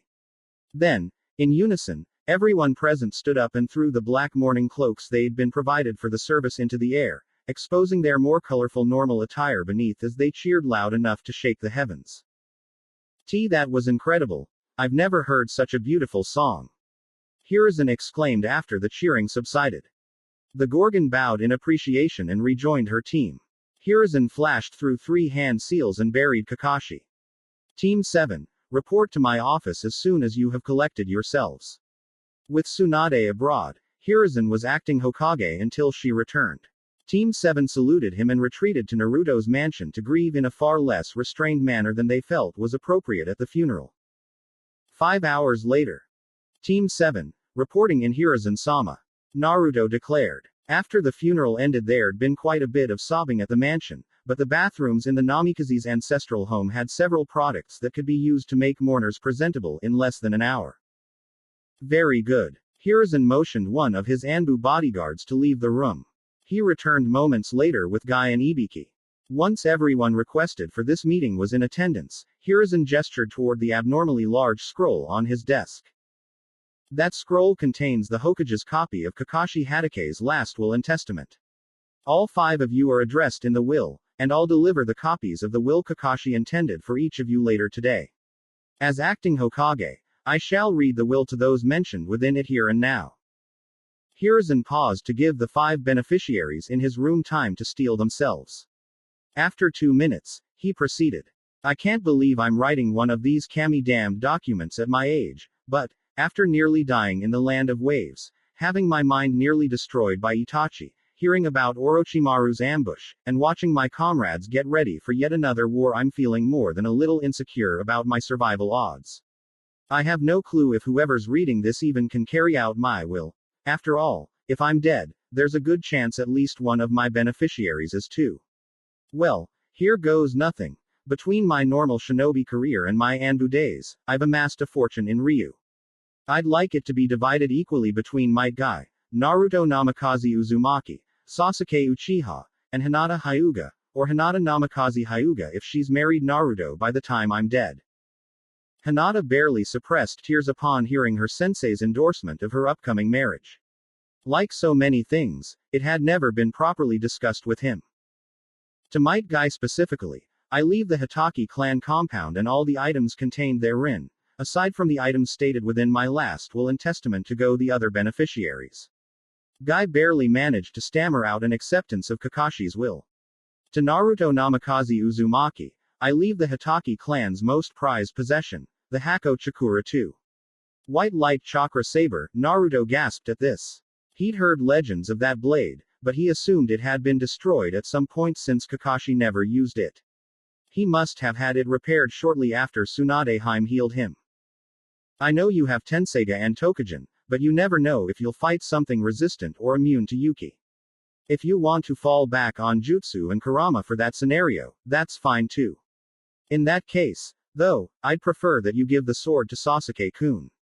Especially if you haven't gotten around to mastering Raiden Chakra by the time you're reading this. Either way, my clan's sword will serve you well. Hiruzen concluded the portion of the will pertaining to Naruto. I'm guessing what Kakashi-sensei left for us is sealed into our copies of his will. Naruto gulped. Yes. Hiruzen answered gravely before moving on. To Sasuke Uchiha, I leave all the ninjutsu either invented or improved upon by my clan. Use your Sharingan to master them all, and become the shining example of your bloodline that I could never be with my borrowed Sharingan. I will, Kakashi-sensei. You can count on it. Sasuke cried. To Hinata Namikaze Hyuga, or to Hinata Hyuga if I died way too soon after writing this, I have both a warning and a gift. The Byakugan and the Juken have become too legendary for the Hyuga's good. As you saw in the Land of Waves, Iwa has developed Fuinjutsu that can mask chakra signatures from even the Byakugan, and the Juken can be countered by jutsu that alters the composition of the skin to protect the user's tenketsu. Hiruzen proceeded. As I learned the hard way during my most recent mission. Hinata reflected bitterly. Over the years, I've analyzed and copied hundreds of taijutsu techniques with my Sharingan. Most of them were only one or two forms of the enemy's style, but there's quite the variety of styles between them all, and a lot of them can be grouped into categories that complement each other. I've spent most of the last month doing exactly that. Hinata, I want you to use these incomplete styles to renew the Juken. Its main focus should still be to destroy an enemy's internal organs through their tenketsu, but it desperately needs new techniques to compensate for countermeasures against tenketsu strikes. With the Hyuga's kami-damned council of elders gone forever thanks to your father, you shouldn't have any trouble giving the Juken a fresh coat of paint. Hinata's eyes all but leapt from her head. This was the second most important thing she wanted to achieve in her lifetime, right beneath marrying Naruto. I accept this mission, Kakashi-sensei. The Hyuga princess sobbed. Naruto and Sasuke needed several minutes to console both themselves and Hinata. Once they had calmed down, Hiruzen moved on to the final portion of Kakashi's will. To Ibiki Morino, I don't have any gifts. Instead, I have an earnest wish. If Team 7 is still whole when I die, I'd like you to be their new commander. Don't give me any crap about the Konoha Intelligence Division needing you at headquarters all the time. You have Anko, along with several talented lieutenants who can take over for you. Aside from Guy and Asuma-san, you're the only Jonin that I couldn't consistently win against in spars. Not even with my Sharingan. Again, don't give me grief about you only being a Tokubetsu Jonin. We both know that's an excuse to keep you out of the field as much as possible. Cheeky punk. Thinks he can sass me from beyond the grave, does he? Ibiki chuckled. If the 3 members of Team 7 will have me, I'll happily accept Kakashi's will. Welcome aboard. Sasuke spoke for his teammates. That's it. Hiruzen wrapped up his copy of the will. In addition to what was stated in the will, I feel the need to give Sasuke-kun additional support due to Orochimaru's interest in the Sharingan. He won't be content with an implant for long. What did you have in mind? Sasuke asked. Effective immediately. Might Guy is your new personal taijutsu instructor.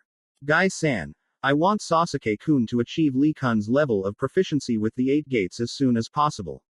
His Hanyu body can withstand the backlash of the gates much easier than any human, even you. When you're not training Sasuke-kun or on missions, you'll be helping Hinata Haim renew the Juken. Hiruzen ordered.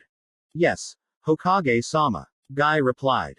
Wait a minute. Sasuke shouted. If I'm being trained by Guy-sensei almost all the time, how can I master the ninjutsu Kakashi-sensei left for me? I'm sure that a lot of them are for nature transformations I don't know. Also, I'd bet all the money I just inherited that Naruto's going to pass the sword he inherited over to me. I don't take bets from people who already know the outcome. Naruto grinned. There you go. Sasuke continued. Now, I need a kenjutsu instructor too. Don't you worry about those. Sasuke took an involuntary step back upon seeing Hiruzen's predatory grin. Now that I'm retired, nothing's stopping me from taking another apprentice. Get ready, boy. The professor is back and class is in session. Inuzuka clan compound. I'm so proud of you. Sume squealed while giving Kiba a bear hug. She wanted to have this conversation immediately after Sasuke had been saved, but Kakashi's death preempted it. Okawa-san, C can't breathe. Kiba gasped. Please. Sume dropped her daughter. You have Inuyasha-sama's durability now. A crushing grip of that level can't force a single ounce of air from your lungs now. Getting your mind adjusted to your new body is one of the things we need to work on. Just one of the things, huh? Kiba rubbed her ribs. That's right. In case you've forgotten, my sleep straight through her clan history lessons daughter. There's quite the imbalance of power between you and Akamaru-kun now. Sume was right. Between her Hanyu physiology and Tesseiga, Kiba was now too powerful for Akamaru to keep up with unless she held back tremendously. Wasn't there some kind of blood ritual used by the clansmen acknowledged by Tesseiga to give their partners Yuki so they still fight as one? At least you didn't sleep through that lesson. Sume thanked Kami for minor miracles. Yes, if Akamaru-kun drinks blood enriched with your Yuki, he'll become a Yukai hound and gain the physical attributes needed to match your newfound might. He may also gain the ability to manipulate Yuki. Like most Inuzuka dogs, Akamaru-kun has some wolf blood in him, so the ritual is best done on the night of a full moon. By happy coincidence, tonight is one such night. We'll need to seal your chakra for the duration of the ritual to ensure that your blood is imbued with Yuki only. Sume flashed through a series of hand seals, and her right hand glowed royal purple. This won't hurt, but it will feel very weird. To be safe, we'll do the ritual in 3 hours to ensure that all the chakra in your blood has been sealed. Amagakure. Throne room. The diva path of Nagato, more commonly known as Pain, gazed impassively from his throne as Conan unfurled a large storage scroll. With a hand seal, she conjured 8 circular stone slabs large enough for an adult to stand on without fear of falling off. The slabs were arranged in a crescent pattern and were divided into sets of 4 by a 10-foot gap. Soon after she summoned the slabs, aurora-like projections of the other Akatsuki appeared upon them. Itachi's projection manifested on the farthest slab to Nagato's left. From left to right, Kisami's, Deidara's and Sasori's projections filled out the formation. The slab array to Nagato's right was occupied first by Hidan's image in the rightmost slab. To his immediate left, Kakuzu's projection appeared. Zetsu materialized through the floor to stand upon the slab to Kakuzu's left. Though Orochimaru was no longer a member, his slab was retained in the formation for the rare occasions that Zetsu felt the need to split into his two halves during a meeting. Zetsu, what news have you of the upcoming war? Nagato inquired. The initial battle lines have more or less been drawn, but aside from some minor skirmishes, the fighting hasn't begun yet. Black Zetsu, the half currently in control, replied. Have all the participating nations been verified? Kakuzu asked. Yes, Konoha, Kiri, and Kumo are allied against Iwa. Suna is pleading neutrality, citing the disastrous consequences of the Konoha invasion. For its part, Konoha seems to have forgiven Suna's role in Orochimaru's plan and has renewed their alliance. That basically means that Iwa is all alone against the other four huge elemental nations. That old fart Onoki must be shitting bricks. How long do ya think it'll be before he's begging us to help? Deidara cackled. We have already received several missives from Iwa requesting aid. Per Pain-sama, I have denied all of them. Konan answered. Kakuzu's eyes narrowed. Iwa is in no position to negotiate. We could name our price and Onoki-san would have no choice but to accept. This is a financial opportunity we cannot ignore. While I agree that substantial funds are essential to the success of our mission, there is much more to consider before we intervene in such a lopsided war. Itachi sighed. Kakuzu meant well, but he should know better. The creature that foiled our capture of the Kyuubi Jinchuriki was a complete surprise. We cannot discount the possibility that the other villages are harboring similar monsters. Got that right. Kisame agreed. Poor Samahata has been switching between more bloodlust than I've ever seen out of him and shriveling up like a shrimp in the desert since we fought that bitch. There's also the fact that we don't yet know who all 9 Jinchuriki are. Sasori added. The last thing we need is to be embroiled in a prolonged battle while our prey is lurking just out of sight. Precisely. Nagato affirmed, for the reasons given by Itachi-san and Sasori-san, the Akatsuki, with one exception, will stay out of this war so that we may ascertain the full combat potential of all the major villages.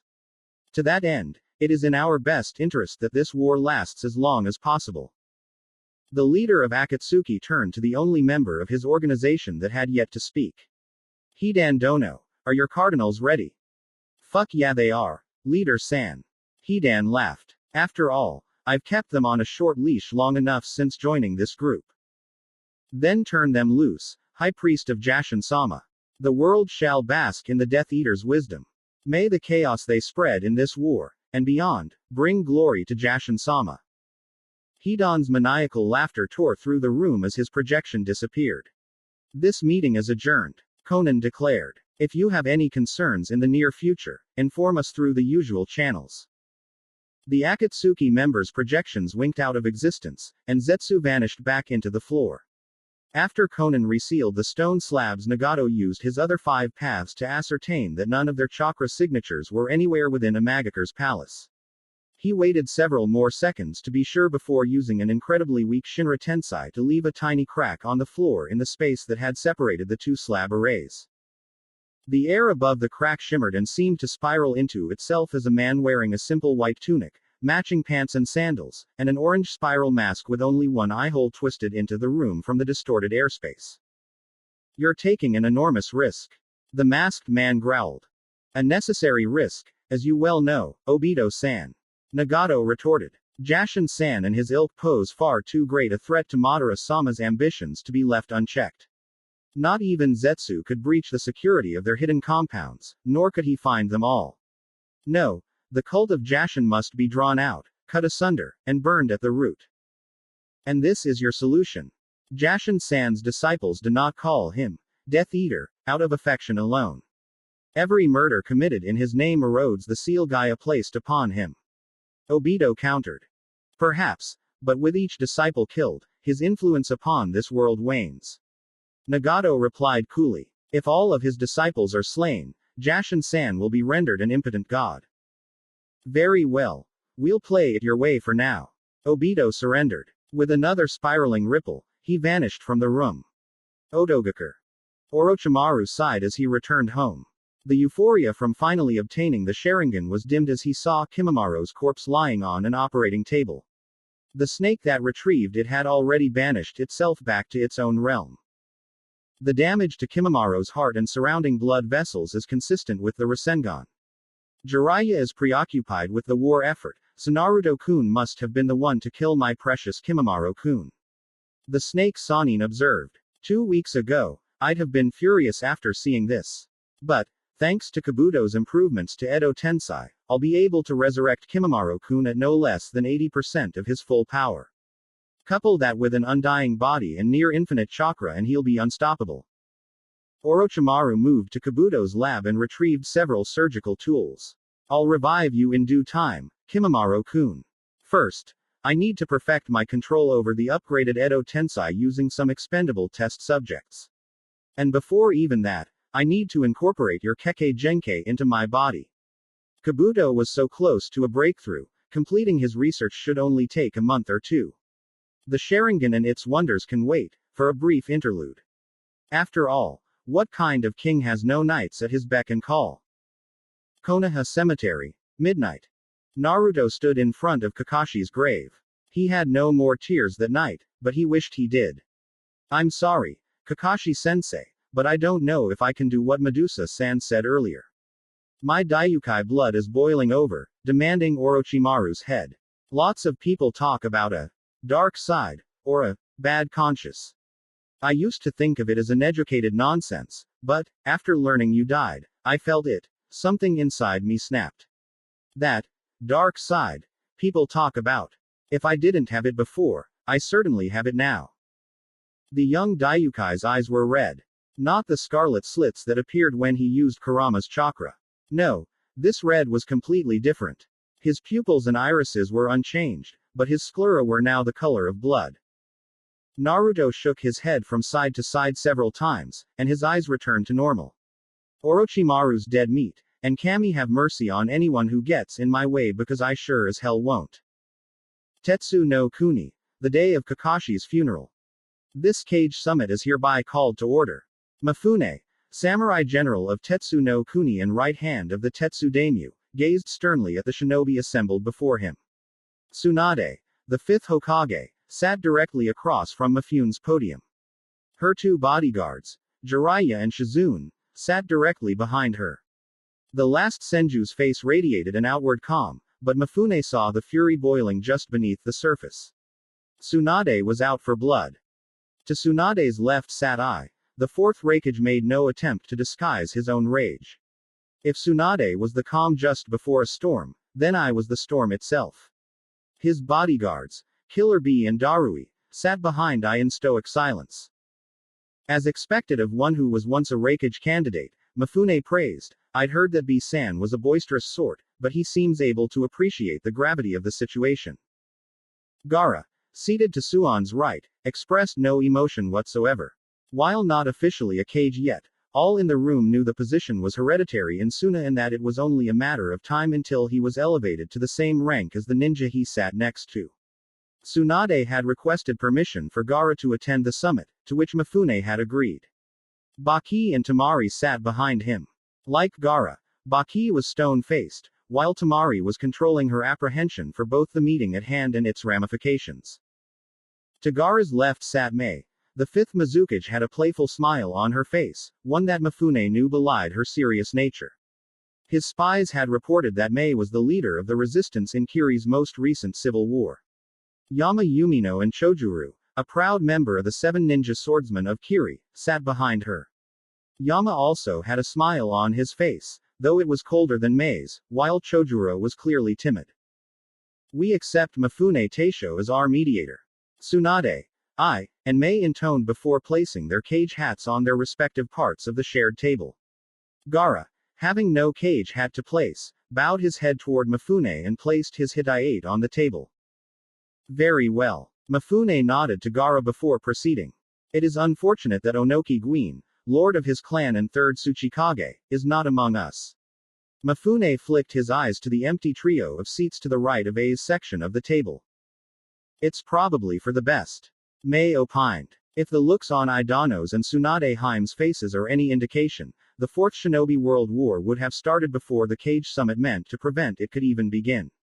As much as she hated speaking ill of others, Mei knew which way the wind was blowing. Any chance for Onoki to end the current crisis without bloodshed had been lost. Onoki's a coward. I spat. As much as I hate him for what he's done in recent memory, I could have held my temper long enough to hear him out today. But he doesn't have the decency to show his face despite a formal summons to this summit. I feel the same. Tsunade glared at the empty seats. His crimes have earned Konoha's wrath, but I would have granted Onoki the chance to defend himself today if he'd had the balls to arrive. We have come to the heart of the issue at hand, Mifune declared. Before Tsunade Haime called for this Cage Summit, Onoki Dono sent me a summary of alleged slights Iwa had recently suffered at the hands of Konoha and Kumo. His missive requested Tetsu no Kuni's aid in any conflicts between Iwa and the other elemental nations for the foreseeable future. Despite the length of his letter, the content of his accusations was gravely insufficient to justify such a bold request. My reply demanded a more detailed explanation of Konoha and Kumo's supposed slights. It has been weeks since I sent that letter, and Onoki has yet to respond. If I may, Mifune Dono, what has Onoki-san accused Konoha and Kumo of doing? Gaara inquired. Kumo is accused of abusing the Chunin exam system agreed upon by all shinobi villages. He claims that the ninja sent by Kumo to participate in the most recent exam were Jonin and that the genin sent by Iwa were slaughtered by opponents they couldn't possibly defeat. Konoha stands accused of massacring a 100-man squad of Jonin that was completing a mission in Nami no Kuni. According to Onoki-san, the team was attacked without warning or provocation. B grinned after hearing this.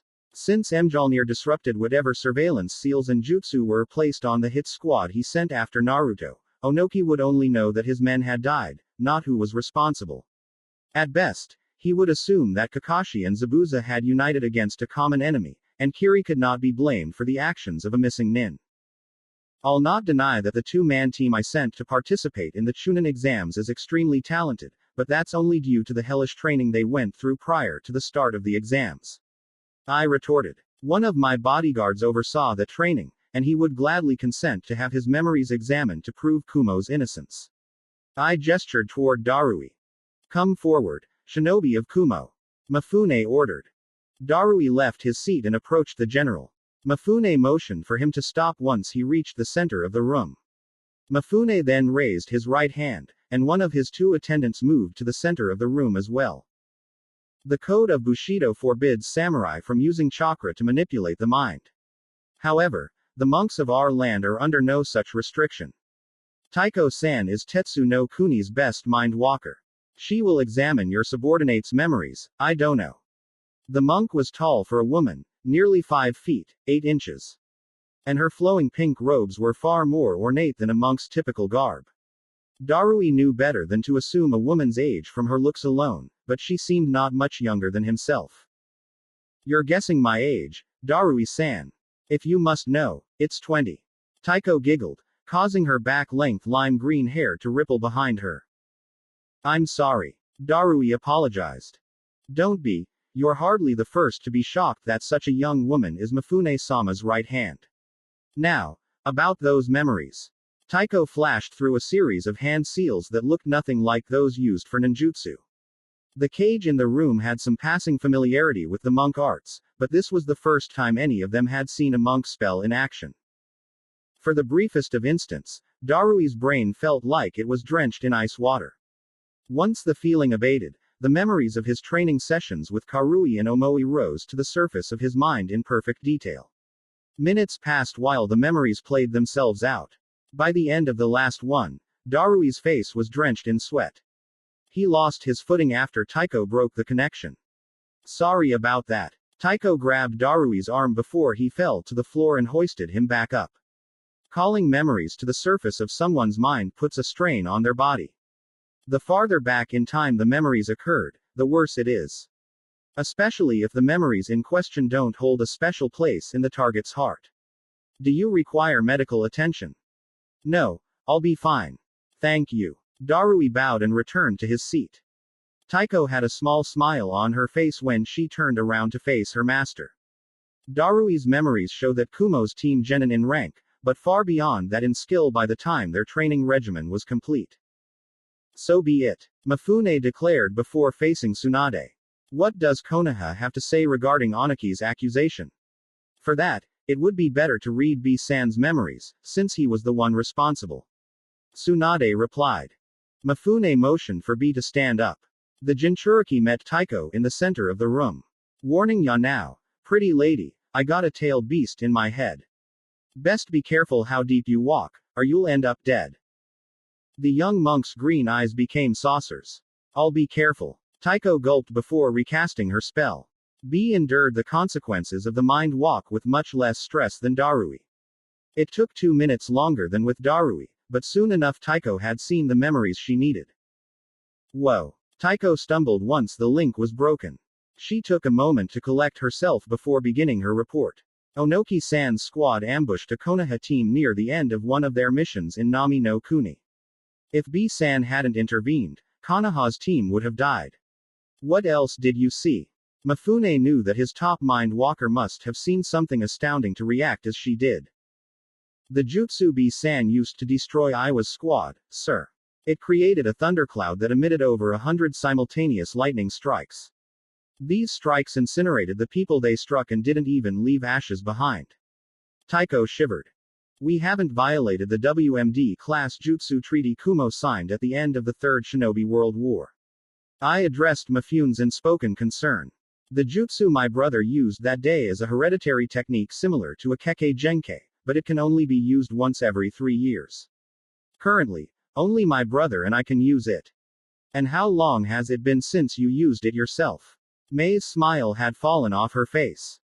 I have never seen fit to use it. Ideally, it should only be used as a final line of defense to ensure Kumo's survival, but I can't fault my brother for using it to protect his fellow Jinchuriki. I grumbled. The Konoha team be protected that day had Naruto Namikaze Uzumaki on it. Tsunade clarified. Namikaze. I was not aware that Minato Dono had a son. Mifune's gaze hardened. None of us were until Naruto announced himself during the third Chunin exam. Mei spoke for herself, I, and the Suna delegation. Minato-san's last wish was that his son be kept secret until he came of age or achieved Jonin rank. Given Oniki's reaction to his existence, you can hardly blame my predecessor for concealing him. Tsunade slammed her fist against the table. She was careful not to damage it, but the sound of the impact still thundered across the room. So Onoki-san tried to assassinate Naruto-san. This explains why Konoha wants to wage war against Iwa, but why have Kumo and Kiri agreed to aid Konoha? Mifune inquired. Kumo owes a great debt to the Namikaze clan's progenitor that has never been fully repaid. I smiled. We thought that man had no descendants left in this world, but Naruto Dono has demonstrated abilities that prove his lineage beyond all doubt. By trying to kill him, Onoki has made an enemy of Kumo as well. As for Kiri, I feel that Onoki-san's recent actions are far too similar to those of the late Yagura-sama. Mei paused nearly a minute to mourn the man Yagura once was before continuing. During the Chunin exams, he sent no less than 9 shinobi teams to kill Naruto. Death is unavoidable during the exams, but all the villages agreed that it's illegal to specifically target one shinobi, or shinobi team, to the exclusion of everyone else. If Onoki-san is willing to violate that law, what other laws will he break in the future? He has proven himself to be a tyrant in the making, if not worse, and Kiri will gladly see his ambitions halted as soon as possible. Mifune gazed at the 4th shinobi seated at the table. And what of you, Gaara-san? You are not a kage yet, but by sitting in that chair you speak for your village. Where does Suna stand on this issue? Gaara gulped and turned to Baki, who gave an encouraging nod. The future Kazekage turned back to Mifune and began to speak. Suna has recently been tricked by Orochimaru-san into invading Konoha. Our forces were decimated and are still recovering. We have no place in the upcoming conflict with Iwa, save what Konoha permits per our renewed alliance. Tsunade Heim has granted us leave to defend our borders against Iwa invaders, but nothing else. Were our forces in more pristine condition, we would gladly support Konoha in her efforts to punish Iwa. Like Naruto-san, I, 2. I'm a Jinchuriki, and I owe Naruto-san a great deal. Then Suna is technically neutral, but will support Konoha if necessary. So be it. Mifune allowed. However, both the Tetsu daimyo and I have concerns regarding this alliance. I agree with all of your reasons, and that Onoki-san must pay for his actions, but the last alliance between three shinobi villages ended with the obliteration of the Uzumaki clan. We tolerated that act of genocide because the elemental nations as a whole were rightfully concerned that they would be unable to stop the Uzumaki if they decided to conquer the world. Iwa's forces are legion, but individually her shinobi are weaker than many of their counterparts from other villages. Destroy Iwa if you must, but as many of her people as possible must be spared. If the Cage assembled do not agree to this, I will have no choice but to join this war as an ally to Iwa. And if none in Iwa choose surrender over death, I challenged. As I said, as many people as possible must be spared. Mifune repeated. Silence reigned for several minutes as the Cage weighed their options. Mei eventually sent a questioning look to Tsunade and I. Tsunade nodded back, and I gave an affirmative grunt. We accept your terms, Mifune Teisho. Mei bowed her head, as did I and Tsunade. Gaara followed suit half a second later. Are there any other matters the Cage present wish to discuss? Mifune asked, and the Cage remained silent. Then I declare this Cage summit adjourned. You may use this room to discuss your war strategy. As Tetsu no Kuni is no longer a part of this war, I swear upon my sword that none of my men will eavesdrop on your discussion. That went better than I dared to hope for. Jiraiya breathed a sigh of relief after Mifune and his attendants left the room. Tetsu no Kuni demanded tons of concessions from Iwa, Kiri, and Kumo after the Uzumaki were wiped out. Thank Kami that Mifune Teisho and the Tetsu daimyo won't be doing that again this time around. Unless we can't prove that we did everything we could to spare some of Iwa's civilians. I grunted. We won't get through this war without annihilating Iwa's military. You mean you're not going to even try to spare the enemy soldiers? Temari gasped. Normally, I wouldn't care, but with Mifune Teisho's ultimatum on the table that's just asking for trouble. It's not that they're unwilling to spare Iwa's shinobi, Temari-chan, but more that Iwa's forces are likely going to perish before they can even be granted the chance to surrender. Baki explained. Mifune wasn't exaggerating when he said that Iwa's shinobi are weaker than shinobi from other villages. Tsuchi no Kuni is the most populous of the elemental nations, by a substantial margin. That allows Iwa to be lax in its shinobi training, but the downside is that they need far more men for a given task than another shinobi village would. On top of that, no self-respecting troop of ninja surrenders without trying to achieve their mission. Shizune added. By the time they realize they're outclassed, most Iwa platoons are either completely wiped out or close to it. How do you think Minato-sama was able to wipe out thousands of Iwa soldiers? Sure, he had the Hiraishin no Jutsu, Flying Thunder God technique, but Iwa kept throwing regiment after regiment at him for weeks. If I didn't know better, I'd call most of Iwa's shinobi fanatics, but they're not. They're just very loyal to their superiors, which they should be, and, in most cases, too ignorant to realize when they're doomed, which is the result of their subpar training. But don't get the impression that we're up against a bunch of weaklings. Yama warned. When you have enough of it, quantity is quality. That's right, and Onoki has plenty of quantity. Jiraiya confirmed. The main reason why he's never started a war is to avoid the scenario he finds himself in now. If thousands of substandard shinobi were the only thing we have to worry about, I'd be confident in our chances, but quantity isn't the only thing Onoki has going for him. Right on, Toad Sage. The Sinister Eight can make tons of graves. Be wrapped. Sinister Eight. Gaara echoed. A code name for the 8 most powerful clans in Iwa. Chojuru answered. They've wreaked havoc on Iwa's enemies in all 3 shinobi world wars, hence the name. Who are they, and what can they do? Temari shivered. Guin, Doranuma, Hyaruchi, Kamizuru, Kaigan, Tetsuru, Yomi, and Zetsume. Ya tilde. B sang. The Guin clan isn't really worthy of the term anymore, as it's just Onoki himself and his granddaughter, Kuretsuchi, now, but Onoki has the Jinten Keketuda, which is nearly impossible to defend against. Jiraiya thanked Kami that Onoki was desperate enough to send most of his relatives after Minato in the last war. On top of that, My spies have reported that Kuretsuchi can use Yuden. Ask Meidono if you want to know just how deadly that Kekkei Genkai can be. The Doranuma clan excels in using Doden to form and manipulate quicksand. Tsunade continued. They're also proficient in Fuinjutsu, though their prowess barely holds a candle to what the Uzumaki clan was once capable of. The Hyaruchi clan is the bane of nearly any other shinobi's existence. Shizune grimaced. They have the Bakuden Kekkei Genkai. Iwa's infamous explosion corps is composed almost entirely of Hyaruchi clan members. The Kamizuru clan is likely the oldest clan in Iwa, given that Ishikawa, the first Tsuchikage, was their clan head. I moved on. They're similar to Konoha's Aburame clan, only they use bees, hornets, and wasps instead of beetles or worms. The Kaigan clan fights as one with their snow leopards, not unlike the Inazuka clan. Darui stated. Since snow leopards have difficulty surviving in warm climates, they also specialize in Suiden and Fuden jutsu that lower temperature. Their techniques can't produce ice like Kiri's lost Yuki clan, but they've refined them to the point that generating snow from pre-existing water or air is less than child's play to them.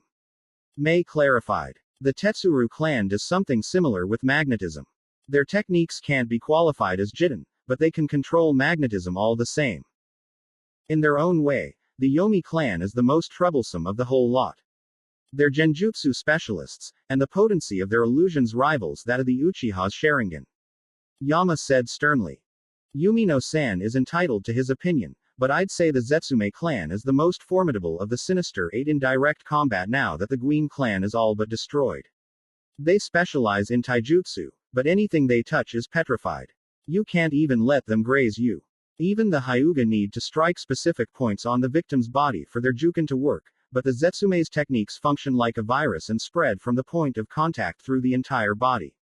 Baki concluded.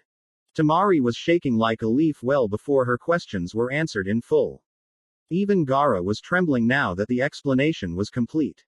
Even with their emphasis on quantity over quality, how has Iwa not conquered the elemental nations with such powerful clans at their disposal? The future Kazekage asked. Don't forget that the other villages have their own powerhouse clans, not to mention outliers and geniuses like me. Jiraiya gave a reassuring smile. In each war, Suna's very own Kazekage clan has proven to be a match for any of the Sinister Eight, except maybe the Guin clan. Plus, the quantity over quality policy applies to the Sinister Eight as well. Most of their members don't bother learning any jutsu other than their clan techniques. If they fight someone with jutsu that can counter their specialty, then they're as good as dead. The sheer size of Iwa's army is one thing, and the Sinister Eight is another, but what concerns me most is the Jinchuriki situation. Tsunade bemoaned. That's true.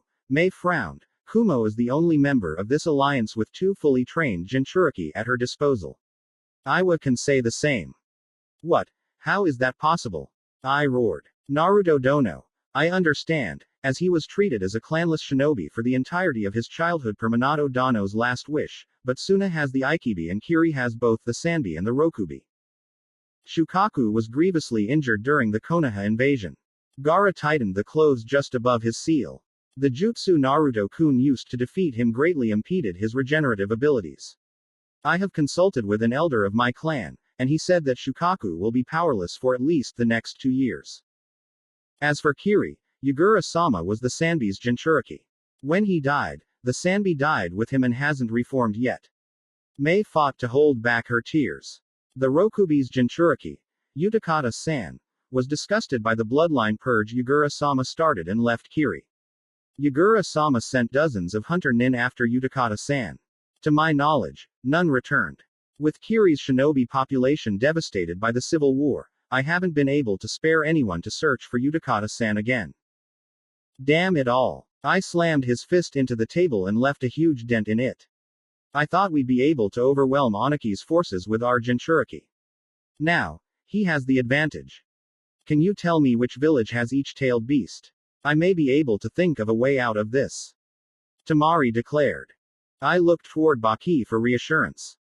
Tamari-chan has a mind comparable to Inara, it can't hurt to try. Baki endorsed.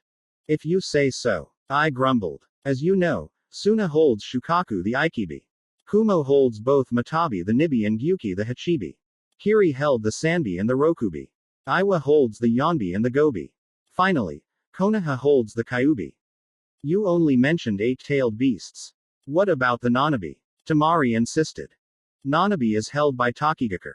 Baki said grimly. Oh. No. Temari panicked. Takigakure is right next to Iwa's eastern border. If Onoki is worried about being overwhelmed by all our Jinchuriki, he'll invade Takigakure to capture the Nanabi's Jinchuriki. Jiraiya finished. If he hasn't done that already, then he will very soon. That's why he never responded to Mifune Teishu's letter and didn't come here today. Takigakure may not be one of the 5 great shinobi villages, but it's got a Jinchuriki and a powerful force besides that. Even with all his forces, Onoki has to be careful about how he goes about invading Takigakure if he doesn't want to lose so many troops. It renders the advantage of having another tailed beast for his village moot. After all, he has no idea how well trained the Nanabi's Jinchuriki is. Worst case scenario, he or she is fully trained, meaning that Onoki will need both one of his Jinchuriki and a battalion of shinobi, likely composed primarily of the Sinister Eight, to conquer it. He'll succeed even in the worst case. He has too many forces at his disposal not to. Mei supplied calmly. But the effort will bring his war momentum to a grinding halt. Nanabi-san's Jinchuriki won't serve Onoki, so he'll have to extract the Nanabi and place it in a loyal shinobi. Assuming his chosen vessel survives the attempt, they'll need a great deal of training to master the Nanabi's power, and both of Iwa's pre-existing Jinchuriki will be needed to stop any potential rampages. Which gives us a golden opportunity to position our forces for surgical strikes. Tsunade smirked. Even if we started mobilizing our troops this instant, we wouldn't be able to save Takigakure from destruction. The most we can do is avenge them by destroying Iwa. Onoki's no fool. He's lived through 3 shinobi world wars. Temari countered. There's no way he won't see your plan coming from a mile away. Of course he will, Baki agreed, but does knowing that a sandstorm is coming guarantee that you'll find shelter fast enough to prevent the flesh from being torn from your bones? No, it doesn't. Temari smiled. Besides, we have a piece on the shogi board that Onogi is, at worst, only partially aware of. Yama smiled. Every team he sent to the Chunin exams was destroyed in the second exam, and he refused to come to the finals of the third exam, so he had no means of ascertaining the strength of those who made it to the third exam, and beyond. Tsunade's eyes lit up. Of course, the recently promoted Chunin. Not just them, the genin who passed the second exam but failed to become Chunin gave a very good demonstration of their potential in the third exam. Both in the preliminaries and the finals. Yama proposed. That's the entirety of Konoha Teams 7, 8, and 10. Tenten-chan's the only surviving genin from the recently dissolved Team 9, but Zabuza-san spoke very highly of her performance during the new Team 9's first mission. Not to mention the team from Kiri, Jiraiya thought about what each shinobi in those teams was capable of, and how much room for growth most of them had. Before he was done, a grin that threatened to tear his face in half formed. The theoretical strongest Jinchuriki, the last Uchiha, a Hyuga princess, several other clan heirs, and their sensei, all of whom are quite famous in their own right. I counted off his fingers. An elite unit formed from members with those qualifications would be unprecedented. And the practicality of such a unit has already been confirmed. Tsunade's face now mirrored Jiraiya's. The Sasuke retrieval team had a similar composition. No jonin were on it, and there were far fewer members, but the core concept was the same. What of Temari Ne-chan and myself? Declaration of neutrality or not, Gaara didn't want to be left out. Not when Naruto would be participating. Depending on how the war unfolds, you, Temari-san, and Baki-san may very well end up in this unit as well. Mei replied. For now, though, it's best if we proceed under the assumption that Suna will remain neutral for the entirety of the war. While Iwas recovers from Takigakure's destruction, another great use of our time would be to put our proposed super unit's non-jonin members through several layers of hell. I now also bore a face-splitting grin. They'll be the perfect blade to gut Onoki like a pig on. If no one else has anything to discuss, may I declare the first meeting of the Allied Shinobi Forces adjourned? Mei asked. Allied Shinobi Forces. I like the sound of that. Jiraiya cackled. After all, things will never be the same between the villages once this war is done. I've nothing more to add. Tsunade stated. Nor do I said. We also have nothing more to say at this time. Baki announced. Then let's rock. B chimed in. Seconds later, the sounds of several shunshin signaled the true end of the cage summit. Hatake clan compound. The morning after Kakashi's funeral. Sasuke could barely hold back his tears while he descended the long staircase that led to the Hatake clan vault. His copy of Kakashi's will came with a key that allowed him safe passage through the barriers and seals protecting the vault entrance. Guy was leading Sasuke down the stairs, and he had his own key. The green beast of Konoha had no more tears to shed, having cried his heart out during the funeral. Now, his only goal was to ensure the survival of what Kakashi cherished above all else, his team. Training Sasuke to be the next successor of the Guken was the best way Guy could achieve that goal. The improvements to the Juken Kakashi recommended would be a great help as well, but that was a secondary objective for the immediate future. Per Hiruzen's orders, Sasuke was Guy's priority. Besides, Ibiki-san is quite the taijutsu master himself. Guy allowed a small smile to appear on his face as he reached the fuinjutsu array that protected the vault door. Sasuke-kun, place your key into this indentation. Guy pointed to what looked like a dent in the wall to the door's left.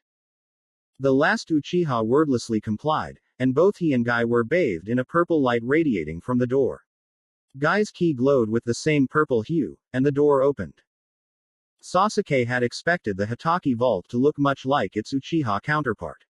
Firmly organized, with everything in a proper place. What he saw was the opposite. Piles of ryu, weapons in various states of disrepair, some of which were completely broken, and books on any number of topics were strewn in the vault's entrance hall in a heaping mess. Figures my rival would be too lazy to organize his spoils. Most of what's in front of us is his contribution to the Hatake legacy. Guy sighed in defeat. With the Hatake clan compound now his, cleaning up this war zone was his job. He took several seconds to look at the mess to estimate how long it would take him to clean up before moving past the disaster area to the vault's deepest chamber. 8 hallways branched away from the main corridor, but Guy's copy of Kakashi's will contained a detailed map of the entire Hatake clan compound. He knew the object of his and Sasuke's search lay in the depths of the vault. After nearly half an hour, and 5 more security checkpoints that would have vaporized them if they didn't have their keys, the two entered the vault's inner sanctum. The room held only a single bookshelf, and 8 color-coded scrolls were placed lovingly upon it.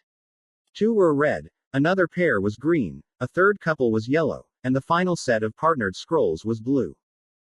No Doden Jutsu. Sasuke was confused by the lack of brown-colored scrolls.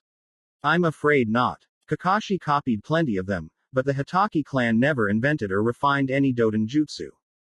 Guy explained. Sasuke read the names of the 2 Raiden scrolls. Chidori and Reikiri. I won't learn Reikiri. That was Kakashi-sensei's jutsu, his crowning achievement. It can rest forever with him. I'll honor his legacy another way. They why take the scroll off the shelf? Guy asked while Sasuke placed the last of 8 scrolls into a large sack retrieved from a storage scroll he'd brought with him. Jiraiya-sensei told me that Chidori and Reikiri were failed attempts to add an element to Rasengan. Sasuke replied. Their scrolls must have Kakashi-sensei's research notes. Guy's eyes widened. Then you're going to complete the Rasengan. Yes, but not with Raiden. My Kaiden affinity is stronger, so it'll be easier to use that to complete it. I'm sure Naruto will do the same with Fuden at some point, though he has Kurama's chakra and a whole bunch of other stuff to master as well. Sasuke sealed his sack back into its storage scroll and placed said scroll into his pocket. I doubt Kakashi's research regarding Raiden will help you much with merging Kaiden with Rasengan. Those 2 nature transformations have almost nothing in common with how they're formed. Though he specialized in taijutsu to the exclusion of almost everything else, Guy was still a Jonin of Konoha. Before Neji and Lee, he trained students who were much less suited to taijutsu and had to rely on elemental ninjutsu. Guy knew enough to teach them the basics of their primary chakra affinities, and he'd gotten them experts in said affinities to train them further. You're right, but who said that I'm getting these for me? Hinata Heim's Raiden affinity is nearly as strong as my Kaiden affinity. She'll get more use out of Chidori and Reikiri's scrolls than I ever could. The last Uchiha turned to leave the inner sanctum. It's true that the Byakugan can compensate for the tunnel vision induced by Chidori and Reikiri, but there's no getting around the fact they'd require her to run in a straight line at incredible speeds. All or nothing attacks like that are counterintuitive to the Juken. Plus there's the Byakugan's blind spot to consider. Guy's thoughts of how effective Kakashi's signature jutsu would be in the hands of a Hyuga were soon interrupted by a loud sigh. Sasuke resisted the urge to roll his eyes. If Naruto's godfather was willing to teach me the Rasengan because I'm his best friend, do you honestly think the man himself won't do the same for his future wife? Guy's jaw hit the floor. You want her to have the opportunity to complete the Rasengan as well. Eventually. Sasuke grunted. She'll be dead set on refining the Juken for the foreseeable future. She also doesn't have the same advantages that Naruto and I have when it comes to mastering the Rasengan. I have my Sharingan, and Naruto has his freakish Uzumaki stamina. Don't count Hinata out of that race so easily. Guy chuckled. Remember that the Byakugan can read chakra better than the Sharingan. Both shinobi were smiling as they left the vault. Sasuke with determination, and Guy with hope for the future. Training Field 7. Team 7, reporting for duty Ibiki-sensei. Naruto bowed to his team's new commander. Nearly an hour had passed since Sasuke had deposited the Hitaki clan's jutsu scrolls into the Uchiha vault. Shortly after the last Uchiha had closed the vault's entrance, Naruto had arrived to give him the Hako Chakura too. He had Tenseiga and Tokujin, so he felt that Sasuke would benefit much more from that aspect of Kakashi's inheritance than he would. Especially since he's refusing to learn Reikiri and only took the scroll for Hinata's sake. The young Daiyoukai smiled. He wasn't planning on telling his fiancée about that anytime soon. He and Sasuke agreed that Hinata's immediate priority was renewing the Juken. Becoming part of Minato's legacy could wait. At ease, and don't bow to me in the future. Save it for the nobles or the cage. The commander of Konoha's intelligence division ordered. My copy of Kakashi-san's will include full descriptions of all your abilities, but I've always said that seeing is believing. Ibiki drew a pendant from his pocket and placed it around his neck. His 3 students were shocked by what the pendant had in place of the typical jewel or similar ornament. A bell? We're taking the bell test again. Sasuke gawked. When was the last time you 3 fought as a team? Ibiki countered. Since the end of the second Chunin exam, various circumstances have prevented Team 7 from fighting as a whole. Normally, that wouldn't be much of a problem since it's only been a few months since the exams ended. In this case, though, all 3 of you have been training like crazy. The abilities at your disposal, and your proficiency with them, have skyrocketed. What better way to sync up as a team again than through a test that evaluates teamwork? Makes sense to me. Naruto shrugged. Any special rules for your version of the bell test, Ibiki-sensei? Naruto-kun, both your Daiyoukai form and the Kyuubi's chakra are off limits. Sasuke-kun, the same goes for your Hanyu form. I want to see how you 2 fight as humans. Hinata-kun, I've read the Sasuke retrieval mission report. You can use your Rai no Juken. Can't say I'm not intrigued to see what Juken looks like when combined with an element. Hinata nodded before activating her Byakugan. Sasuke did the same with his Sharingan, and Naruto drew Tokujin. You have 10 minutes to get this bell off my neck. Fight to kill. I'll be fighting to incapacitate. Begin. Kaden. Hausenka no Jutsu. Sasuke exhaled a barrage of small fireballs. Fuden. Daitapa. Naruto's Tempest engorged the fireballs to massive size. The resulting wall of fire was near seamless. Raiden. Denkiya. Lightning release. Electric arrows. The few gaps that were present in the sea of flames seeking Ibiki's life had been filled with lightning bolts fired from Hinata's hands. The Tokubetsu Jonin smiled. Kaden and Fuden is a classic combination for a reason, and Hinata's new Raiden Jutsu is a wonderful extra touch. Seems I was worried over nothing. The collaborative jutsu obliterated the entire chunk of forest that Ibiki had been standing in front of. Beneath us. Hinata yelled before leaping away. Her teammates followed suit half a second later, just before Ibiki erupted from the ground.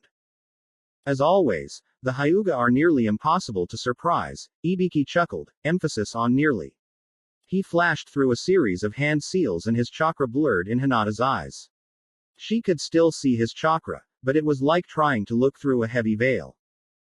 Like it. Chakra shrouds like this are used by masters of yin release or yang release. For a Hyuga as powerful as you, it's not enough to completely blind the Byakugan, but most members of your clan would be helpless against it.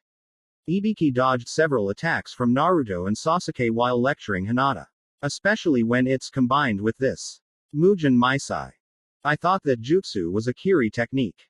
Sasuke yelled as the water vapor in the air wrapped around Ibiki and bent light away from his body to make him invisible. An Iwa technique actually, invented by the Nadaime Tsuchikage, Mudono. Ibiki's voice echoed through the training ground.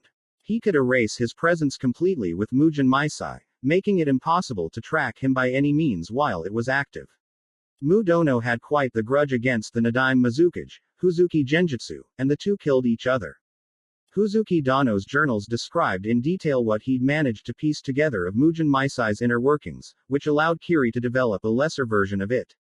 They put it to great use in the Third Shinobi World War. Luckily one of their assassins sent to Konoha wasn't quite as gifted with it as he liked to believe. Getting it out of his skull is one of the most delightful things I've ever done. A kunai flashed out from thin air, and Hinata's blood spilled to the ground. It was a shallow wound, but a very painful one. The Hyuga princess retaliated immediately with a barrage of lightning shuriken, but Ibiki had already vacated the spot from which he'd thrown the kunai. Dobi. This fighting style. Sasuke swore. Just like Zabuza's, I know. Naruto grimaced. Only 7 minutes left, kids. Try not to make this too easy. Hundreds of bomb kunai streaked toward the trio. Denshriken no jutsu. Hinata fought through her pain and matched Ibiki's fusillade with one of her own. Explosions roared through the training ground. Guys, cover me for a minute. Naruto began weaving a long series of hand seals. Got it. Sasuke stood in front of Naruto, while Hinata approached from behind. That series of hand seals isn't known to me, must be something Jiraiya-sama taught him. Ibiki mused as he redoubled his assault on his students. From every direction, including underground, an endless assault of shuriken, kunai, both the normal and explosive varieties, and even some elemental jutsu sought to disrupt Naruto, but his teammates held firm and blocked or redirected every last attack.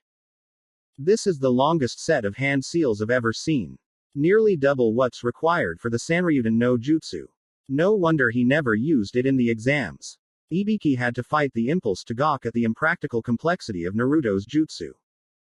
Fujin no Iki. Breath of the wind god, Naruto exhaled an astronomical amount of Fudan chakra. To Ibiki's surprise, the air affected by the Daiyukai's jutsu barely caused a ripple in the affected air space. Not an attack then, and certainly not a defense, so it must be.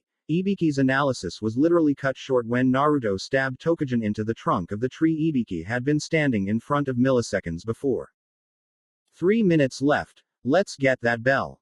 Naruto hollered just before streaking after Ibiki like the hounds of hell. Sasuke was just behind him, and Hinata trailed only slightly behind Sasuke. With his invisibility evidently nullified by the extrasensory nature of Naruto's jutsu, Ibiki was forced to directly confront his new students.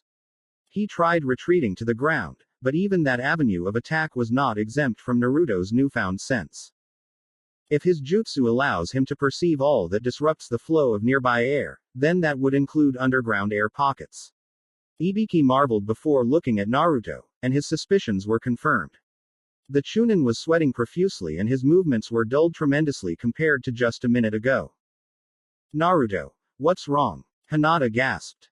Hard to focus. Too much sensory input. Naruto panted. And now. Naruto formed his most iconic hand seal, and his crippled speed was soon compensated for by dozens of Kage Bushin. The original Naruto was forced to a sitting position, but his clones shared his enhanced sense and had much less trouble harrying Ibiki. Chidori. Rai no Juken. Shun. Sasuke and Hinata activated their signature jutsu, ones that emphasized speed above all else, and ran toward the center of the Kage Bushin mob. Their new sensei had been forced to deactivate his concealment jutsu a few seconds earlier. It consumed chakra at a high rate, and Ibiki lacked a Suidan affinity. He had been on the receiving end of Chidori several times in his spars with Kakashi, but Hinata's newly acquired speed caught him off guard. Surrounded by cage bushin and too off balance to weave the Doden chakra needed to sink underground, Ibiki could only leap into the air and was tackled by Hinata mid-jump. They slammed into the ground and Hinata ripped the bell off Ibiki's neck.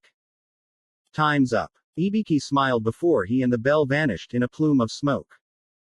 A cage bushin, with his chakra shroud still in effect. I couldn't tell the difference.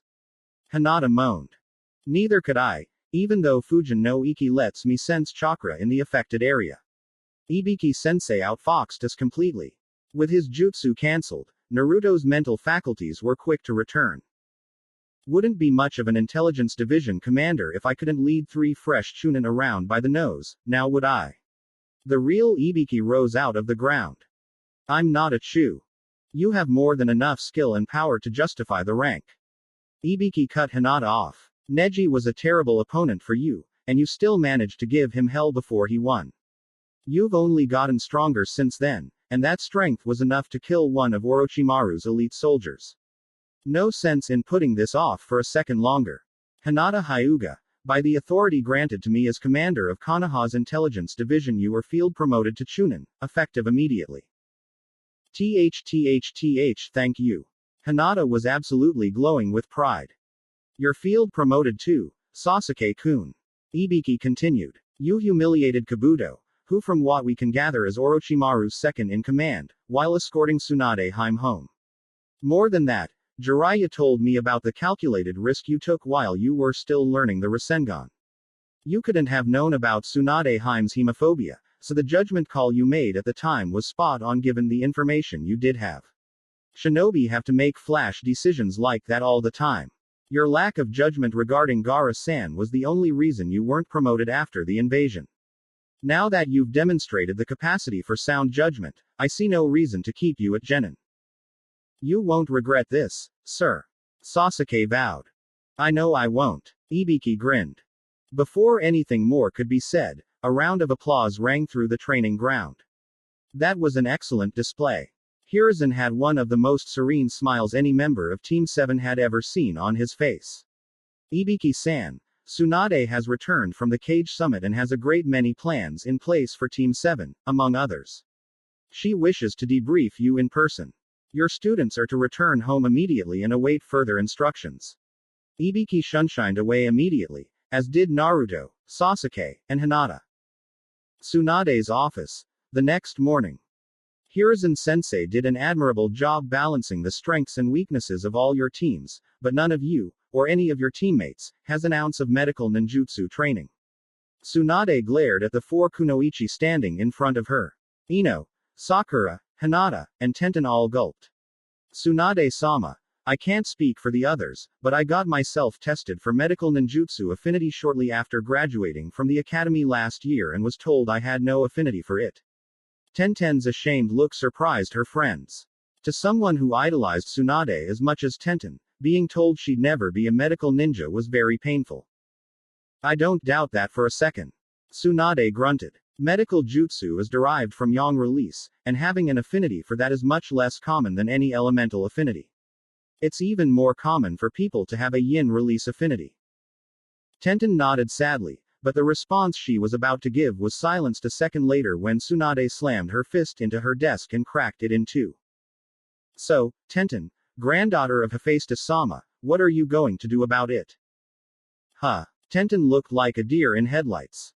You must have had a snob for a doctor when you took your medical jutsu affinity test. With how rare yang release affinities are, almost every medical ninja has to climb mountains and leap over rivers to earn their rank. Tsunade cracked her knuckles. Any medical ninja worth their salt would have given you some pointers on how to use yang release and told you to come back in a year or so to try again. So, I'm going to ask you again. What will you do about your non-existent affinity for yang release? The happiness on Tenten's face could make the sun green with envy. Whatever it takes. For however long it takes. That's what I like to hear. How about you lot? Tsunade turned to her other 3 prospective students. We're on board too, so give us all the hell you got. We can take it. Sakura spoke for herself, Ino, and Hinata. Of course you can. You don't have a choice after all.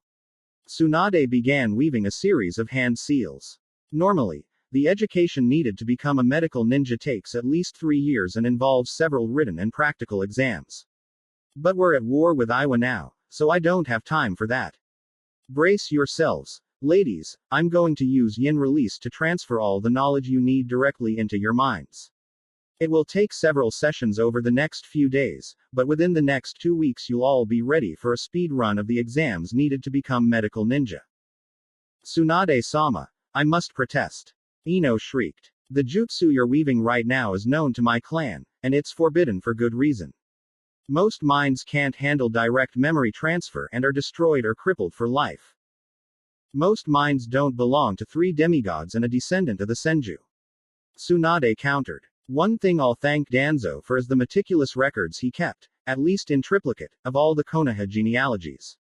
If I didn't have it on unquestionable authority that you all have the capacity to survive this, especially with my oversight, then we wouldn't be having this conversation.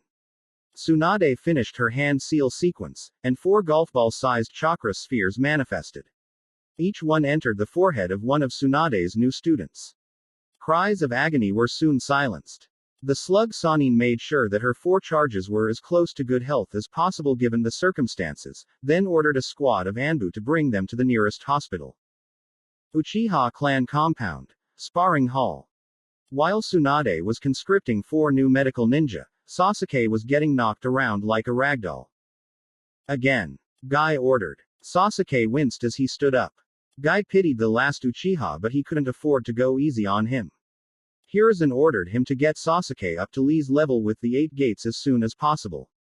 The fastest way for Sasuke to learn how to unlock the gates was for him to watch Guy do it with his Sharingan active, but his semi-matured Sharingan was not capable of reading the flow of Guy's chakra with enough accuracy to see how the gates were opened. Guy had trained other Uchiha before the clan was destroyed, so he knew that the Sharingan gained Tomo through repeated use. Hence the one-sided beating he was giving Sasuke. Kami damn this training method.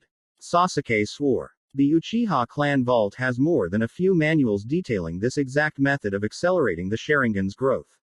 Sasuke wanted to get stronger quickly too, but right now he was seriously doubting if the pain he felt was worth it. If you can complain, you can fight. Guy retorted before lunging at Sasuke for the 100th time that morning. Training Field 10. Troublesome doesn't even begin to describe this. Shikamaru panted. Choji would have gasped out a response, but he was still recovering from having the wind knocked out of him by his father. I fear for the future of our clans if the current Ino Shika-cho can't amount to more than this. Inoichi taunted. With his daughter preoccupied with Tsunade's training, the Yamanaka lord decided it would be a good use of the very limited free time he currently had to assist his old teammates in their current mission. Son, if I hear you say, troublesome, at any time before I'm deployed to the front lines again, you'll wish that our clan's catchphrase was anything else. Shikaku growled. Now on your feet. That goes double for you, son. Choza declared. If you can't land one good hit on me in the next 10 minutes, I'll replace your entire stock of barbecue sauce with sugar water and tell every merchant in Konoha to stop selling your favorite brand to you. Never. Choji screamed with flames in his eyes. Inazuka clan compound. Sparring hall. Gatsuga. Kiba and Sum screamed in unison. They and their partners, Akamaru and Kuromaru, roared through the hall. The former pair was more powerful now that had become a Hanyu and Yukai Hound duo, but the latter pair was far more experienced. Several clashes later, Kiba and Akamaru slumped to the floor, covered in fresh wounds. Very good, the two of you are adapting to your new Yuki at an incredible rate. Sum suppressed a wince. Kiba and Akamaru had gotten a few good shots in with the last exchange of blows. Kuromaru, feared by Konoha's enemies as the most battle-hardened ninkin alive today, was nursing an injured paw. If that wasn't proof enough that Kiba and Akamaru's newfound power was steadily eclipsing the advantage her and Kuromaru's experience granted, then she didn't know what was. Shino's mindscape. You are still thinking too much, host brother. Kyuku, queen of Shino's hive, clicked her mandibles in frustration as the faction of her children she commanded for their most recent spar dominated the insects under Shino's command. My children can obey both conscious and subconscious commands. To excel in battle, the orders to produce the easier and swifter Aburame jutsu must become instinctive. That is a paradox, Queen sister. Shino protested. How can the Aburame, a clan renowned for its logical prowess, thrive by relying on base instinct? Kyuku resisted the impulse to slam her giant head against a nearby wall. You confound my words. I am not telling you to abandon reason and become little more than a beast. I am telling you to cultivate the analytical prowess for which the Aburame are feared to the extent that you, to as much a degree as possible, do not have to analyze your foe. Shino's eyes widened. Thought without thought. You speak of a state of mind not achieved by any Aburame for generations. I did not say it would be easy, nor do I expect you to truly attain such a state at any point in the near future. Kyuku rebuked. Yet answer me this, Shino Aburame. How does a journey of 1,000 miles begin? With a single step. Shino replied with unwavering determination. Kurigakure. Yumino clan compound. Otu-san. I must protest this deployment. Why must I be banished to Sunagakure for the duration of this war? Arashi, eldest of Yama's 3 daughters and the only not currently a chunin, was nearly beside herself with fury. It is not banishment. In terms of combat prowess, you are currently my strongest daughter. Contrary to his daughter's explosive rage, Yama was as calm as an extinct volcano. We cannot discount the possibility that Iwa will invade Suna given how close Kase no Kuni is to Tsuchi no Kuni's southern border. Konoha has sent a full regiment to compensate for Suna's current lack of forces. Since Gaara-san is a Jinchuriki, however, Onoki may well seek to capture him, much like he intends to capture the Nanabe's Jinchuriki. It is impractical for Kumo to send troops to Suna given the distance between the two villages. Kiri has precious few forces to spare. I would feel much better sending one soldier, than none at all. Arashi's eyes narrowed. Has Mizukage-sama approved your decision? She has not denied it yet, and I have no reason at this time to suspect that she will. Yama evaded the question. Your clan head has given you an order, Arashi Yumino. Unless you intend to challenge me for leadership of the clan, depart for Suna with all haste. Arashi's eyes became saucers. Her father never pulled clan rank with his children unless the matter at hand was of the utmost importance. I will leave at once, Otu-san. Almost as soon as she left the room, an Anbu arrived. Yama Dono. Mizukage-sama requests your presence immediately. Yama was already shunshining to Mei's office before her messenger finished his sentence. Yama, have you lost your mind? Mei's typical calm demeanor was nowhere to be seen. What on Kami's green earth could possibly have compelled you to take such an enormous risk? You disappoint me, Mizukage-sama. I expect a granddaughter of Minerva-sama to recognize the difference between a reckless gamble and a calculated risk. Calculated risk. Mei couldn't believe her ears and barely resisted the urge to destroy her desk.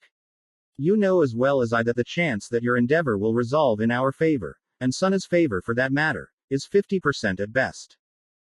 Under normal circumstances, that would be true, Yama allowed, but Gaara-san's mannerisms during the Chunin exams, particularly during the fight with poor Lee-san, suggest a much higher probability of success than normal. Mei's rage evaporated, and tears began falling down her face. She slumped in her chair. You're probably right, but we've lost so many precious people. I've lost too many precious people. Yama laid a massive hand gently on his master's shoulder. You speak of the rebels who abandoned you after your first attempt to kill Yugura-sama failed, particularly Zabuza Dono. Why yees. Mei's sobs continued unabated for the next 2 hours. Throughout it all, Yama didn't know whether to thank the gods or curse his fate. Damn it. How did it go so wrong? Who are these bastards? Fu sobbed after killing a man wearing a black robe and armed with only a spear. She had no time to rest or run before 20 more people wearing black robes and wielding a wide assortment of weapons surrounded her. Iwa's invasion had been anticipated by Takigakure's elders. They knew they had no hope of besting Iwa, but they could and did bleed them for weeks. The invasion force was at least 10,000 shinobi strong, and that was not counting the battalion of ninja that Takigakure knew from bitter experience was composed of Iwa's most elite forces, the so-called Sinister Eight. The clans comprising that deadly group were known to Takigakure, and countermeasures for their specialties had been implemented where possible. Completely countering their jutsu was not possible. The Sinister Eight is too versatile and powerful a group for any shinobi village to neutralize them fully, but Takigakure's forces were successful in keeping the bulk of Iwa's army outside the village for nearly a month. The few shinobi who did make it inside the village were dealt with by Fu. The Jinchuriki of the Nanabi was far from fully trained. The majority of her 18 years had been spent developing her as a kunoichi first and a Jinchuriki second. The Nanabi's previous hosts were trained with the opposite mentality, which had always resulted in disaster. Its chakra ravaged the hosts who attempted to use it too soon. Fu had been trained nearly from birth to not rely on her tailed beast's chakra, and as a result, she was now a Jonin of Takigaku with the skills and power to match. Now, she was capable of safely wielding the Nanabi's chakra, but had very little experience in doing so. The little control of her soul tenant's power she had managed to gain before the invasion began served her well. No Iwa ninja crossed her path and lived. A week ago, Takigaku had managed to slip several scouts through the Iwa forces surrounding them who carried missives begging the other major shinobi villages for aid. Fu doubted that any of them made it. The Kaigan clan excelled in pursuit missions, and they were the most populous member of the Sinister Eight. The fighting had stopped 3 days ago while Iwa's invasion force waited for reinforcements. Takigaku had used the interim to arm a self-destruct fuinjutsu array that would obliterate the entire village when as much of the invasion force as possible was too committed to even think of escaping the blast. At least, that was the plan before a legion of men and women wearing black robes seemed to pop out of nowhere and began slaughtering Takigaku's civilians. Takigaku's buildings were adorned with surveillance seals. Sure, they weren't foolproof and could be countered with the right jutsu, but it shouldn't have been possible for them to miss thousands of these black-robed freaks. And freaks they certainly were. Most of the ones Fu had killed were high genin level, with some being low chunin level. As a jonin herself, she should have had no trouble slaughtering them. Especially since they didn't use any jutsu and only used chakra to enhance their strength and speed. Unfortunately, most of Fu's combat training had been in a controlled setting.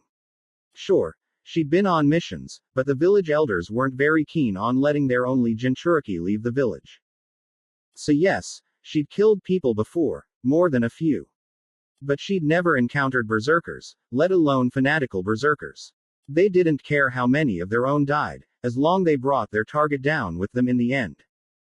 A singular opponent with that mentality was terrifying, a small group would be at least 100 times worse. A 10,000-strong horde of them was the bane of an entire nation. Get out of my home. Fu lashed out with Fuden and sliced her enemies to bits. Leaping to a nearby roof, the Jinchuriki didn't know whether to laugh or cry.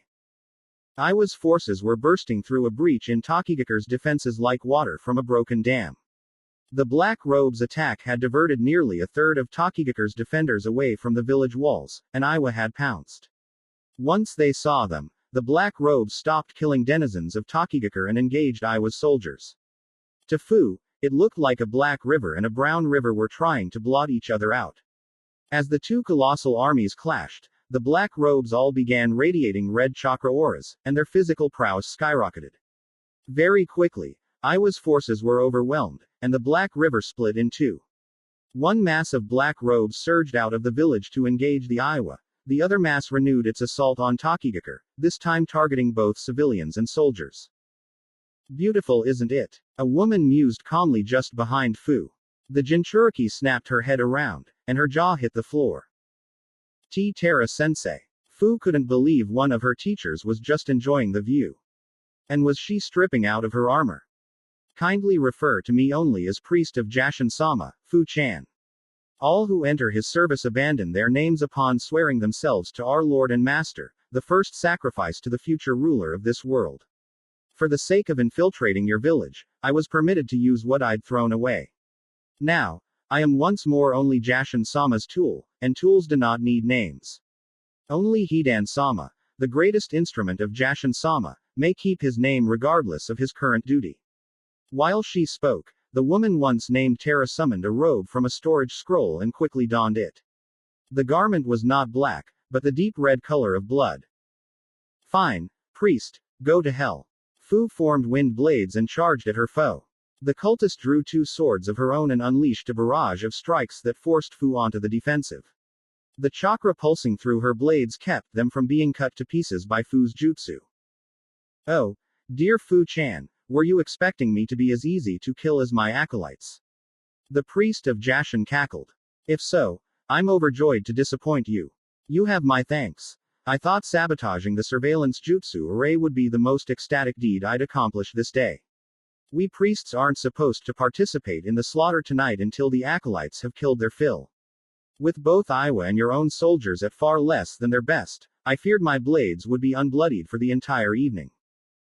Damn you. Fu roared and the resulting wind blast demolished the building she and Terra were standing on. Jinchuriki and priest clashed on the ground below, and Fu gritted her teeth. Terra was substantially more skilled than her acolytes, at least mid-Chunin level from what Fu could tell. That shouldn't have been a problem for the young Jonin, but Fu was emotionally devastated from the surprise attack on her home and her failure to save a great many civilians.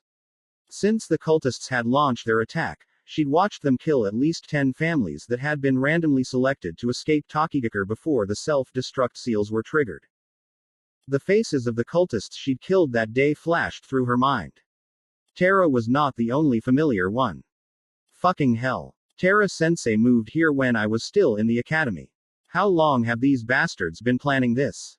Fu's thoughts were literally cut short when Terra broke through her guard and sliced her right forearm. Rather than press her advantage, the priest of Jashin leapt away and gazed longingly at the blood adorning her blade. Hidan-sama's associates need you alive, Jinchuriki, but Jashin-sama does not. The guardian sealed within you is a hindrance to his plans. Terra licked Fu's blood off her sword and then dropped the weapon before pulling a vial of blood from her robe's pocket. She threw the vial on the ground. When it shattered, far more blood than could possibly fit in such a small vial erupted and formed a circle surrounding a triangle beneath her. Fu tried to fire a jutsu at Terra to stop whatever she was getting ready to do, but her whole body was numb after Terra cut her. No. I've been trained to notice when an enemy's weapon is poisoned, and Terra knows that. Whatever she used must be something I've never seen. Killing you will not permanently kill the Guardian, but by the time it reforms Jashin-sama will be more than capable of holding this world by the throat. Terra held her remaining blade above her right knee. Behold the power of my god. The blade entered the most complicated joint in the human body and utterly destroyed it. Ach! Fu's scream tore through the air as an identical wound manifested on her right leg. Before she finished falling to the ground, the sadistic priest had impaled her other knee, denying Fu the ability to even try standing up. Terra ruthlessly mutilated one of her hands next, taking away Fu's ability to weave hand seals. She then carved herself up like a turkey, dozens of lacerations crisscrossing her body made Fu woozy with blood loss. You'd probably prefer it by now if I destroyed something vital, Fu-chan. Terra rasped. To Fu's shock, the fanatic's wounds were steadily healing. We priests are ranked far too low in Jashin-sama's ranks to recover from such an injury. Death is no consequence to us, but we are expected to kill as many as possible before our end. My work is not done. There are far more for me to kill before this night is over. Terra limped over to Fu, her blade positioned above the Jinchuriki's heart. Praise be to Jashin-sama for the honor of a Jinchuriki's death. The sword fell, but it never reached its target. Fu was covered in a bubble that blocked the fatal strike. Another bubble streaked toward Terra and blew her head off. Fu turned her head in the direction the bubble came from. A tall, thin young man with pale golden eyes and brown hair covering most of his face emerged from a nearby building. He wore a light blue kimono with an orange sash and held a bamboo pipe. Can you move? He asked. No. Fu grimaced. She got my legs. Nice medical ninjutsu. By the way. The bubble that shielded her from Terra's deathblow was now healing Fu's injuries. She knew her knees and hand would take a much more potent jutsu than this to fully recover, but she didn't have to worry about dying from blood loss anytime soon. Understood. The man grunted before blowing another bubble through his pipe. It merged with the bubble still covering Fu and she found herself floating several feet off the ground. In seconds, she was elevated far above Tokigakure. Her savior was also airborne. 2 bubbles beneath his feet served as his means to defy gravity. Wait. The village. Fu pleaded. Look below you. Tokigakure is gone. The man gestured below him. Fu gulped and took a moment to steel herself before looking down. She was grateful she'd been too busy fighting for the past few hours to eat, otherwise she would have vomited. The entirety of Takigakure was ablaze. She had no clue who started the fire. Could have been Aiwa, the cultists, or even her fellow shinobi of Takigakure. Terra sabotaged the village's surveillance jutsu array. Who's to say she didn't tamper with the self-destruct array too? In that case, the village's contingency protocol said to destroy as much as possible, as quickly as possible, to deny the enemy Takigakures secrets. You heard the woman. Whatever she serves wants the tailed beasts incapacitated. The man's voice cut through Fu's despair. I've been watching. You're good, but you have no idea how to use your partner's power, do you? Partner. Fu echoed softly. Jinchuriki shine brightest when working with their tailed beasts, not against them. Not all the villages, or even all Jinchuriki, see it that way though. Usually, trying to manhandle your partner ends in a Jinchuriki's destruction. That explains why my predecessors all died. They must have treated her like nothing more than a tool and got punished for it. Fu realized grimly. I can teach you how to establish contact with the Nanabi. Everything after that has to come from you. The man willed his bubbles to carry Fu and himself away from Takigakure. Jinchuriki that befriend their tailed beasts usually gain at least some degree of accelerated healing. If your partner proves unwilling to gift you that ability, I have more powerful medical ninjutsu for your hand and knees. And in exchange, Fu challenged.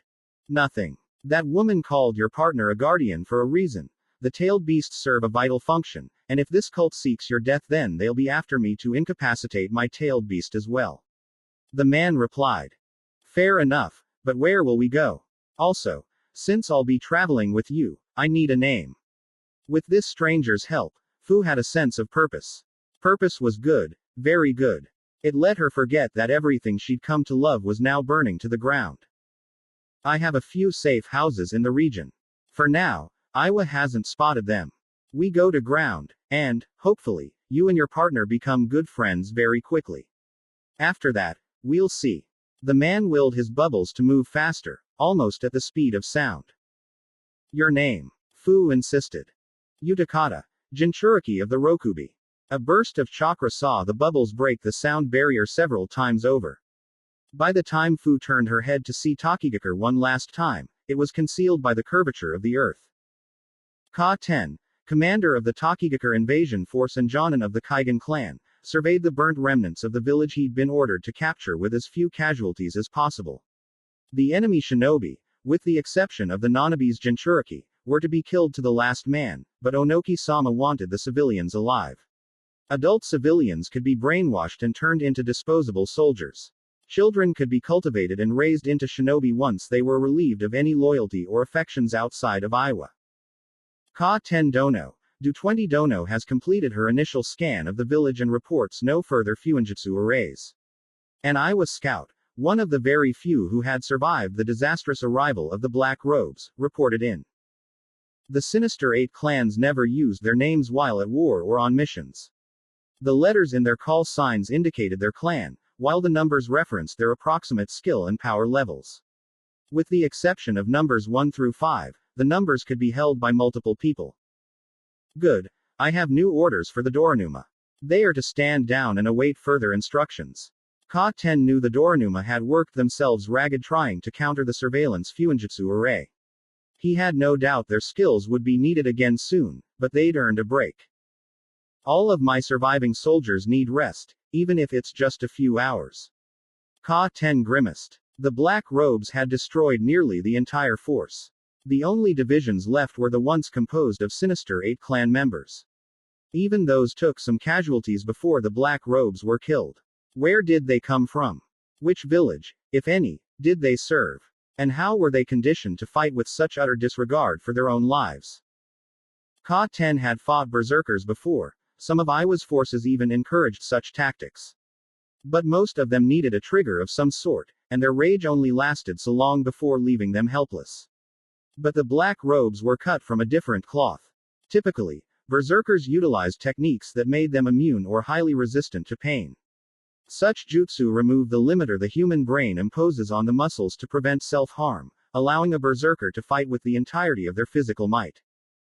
The Black Robes used no such technique. The pain inflicted upon them as they hurled themselves against the Iwa and Takigakure soldiers brought them to varying degrees of ecstasy.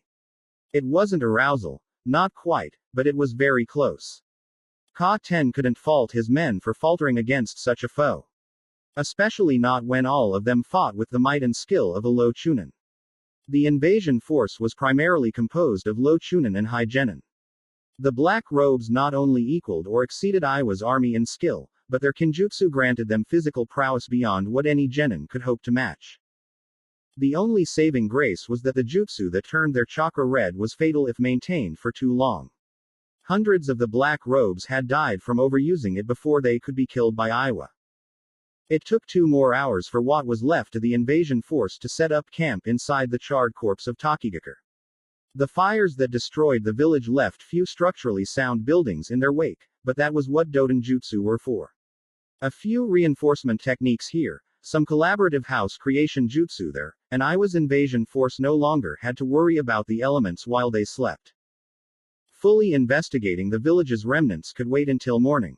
At the start of this invasion, we were 10,000 strong without counting the Sinister 8 division, which comprised another 1,000.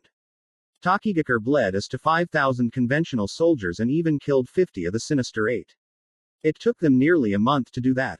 Then the black robes appear and kill nearly all of the remaining conventional soldiers and another 20 Sinister 8 in a single night. Ka-ten wanted to laugh at the absurdity of it all, but his men were watching. He couldn't afford to break down in front of them. Morale was already low enough. An hour later, Ka-ten had finished giving out orders to his men and was about to get some sleep when a woman's voice thundered across the Iwa encampment. "Oh, this is too precious. A shattered legion taking a nap in enemy territory. After killing all our acolytes. That won't do, that simply will not do at all." "Quite so, my fellow priest."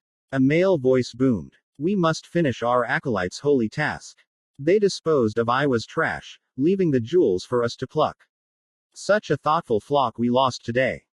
"We have lost nothing," another woman's voice reprimanded. "When Jashin-sama conquers this world, even the lowest of his servants shall be substantially rewarded.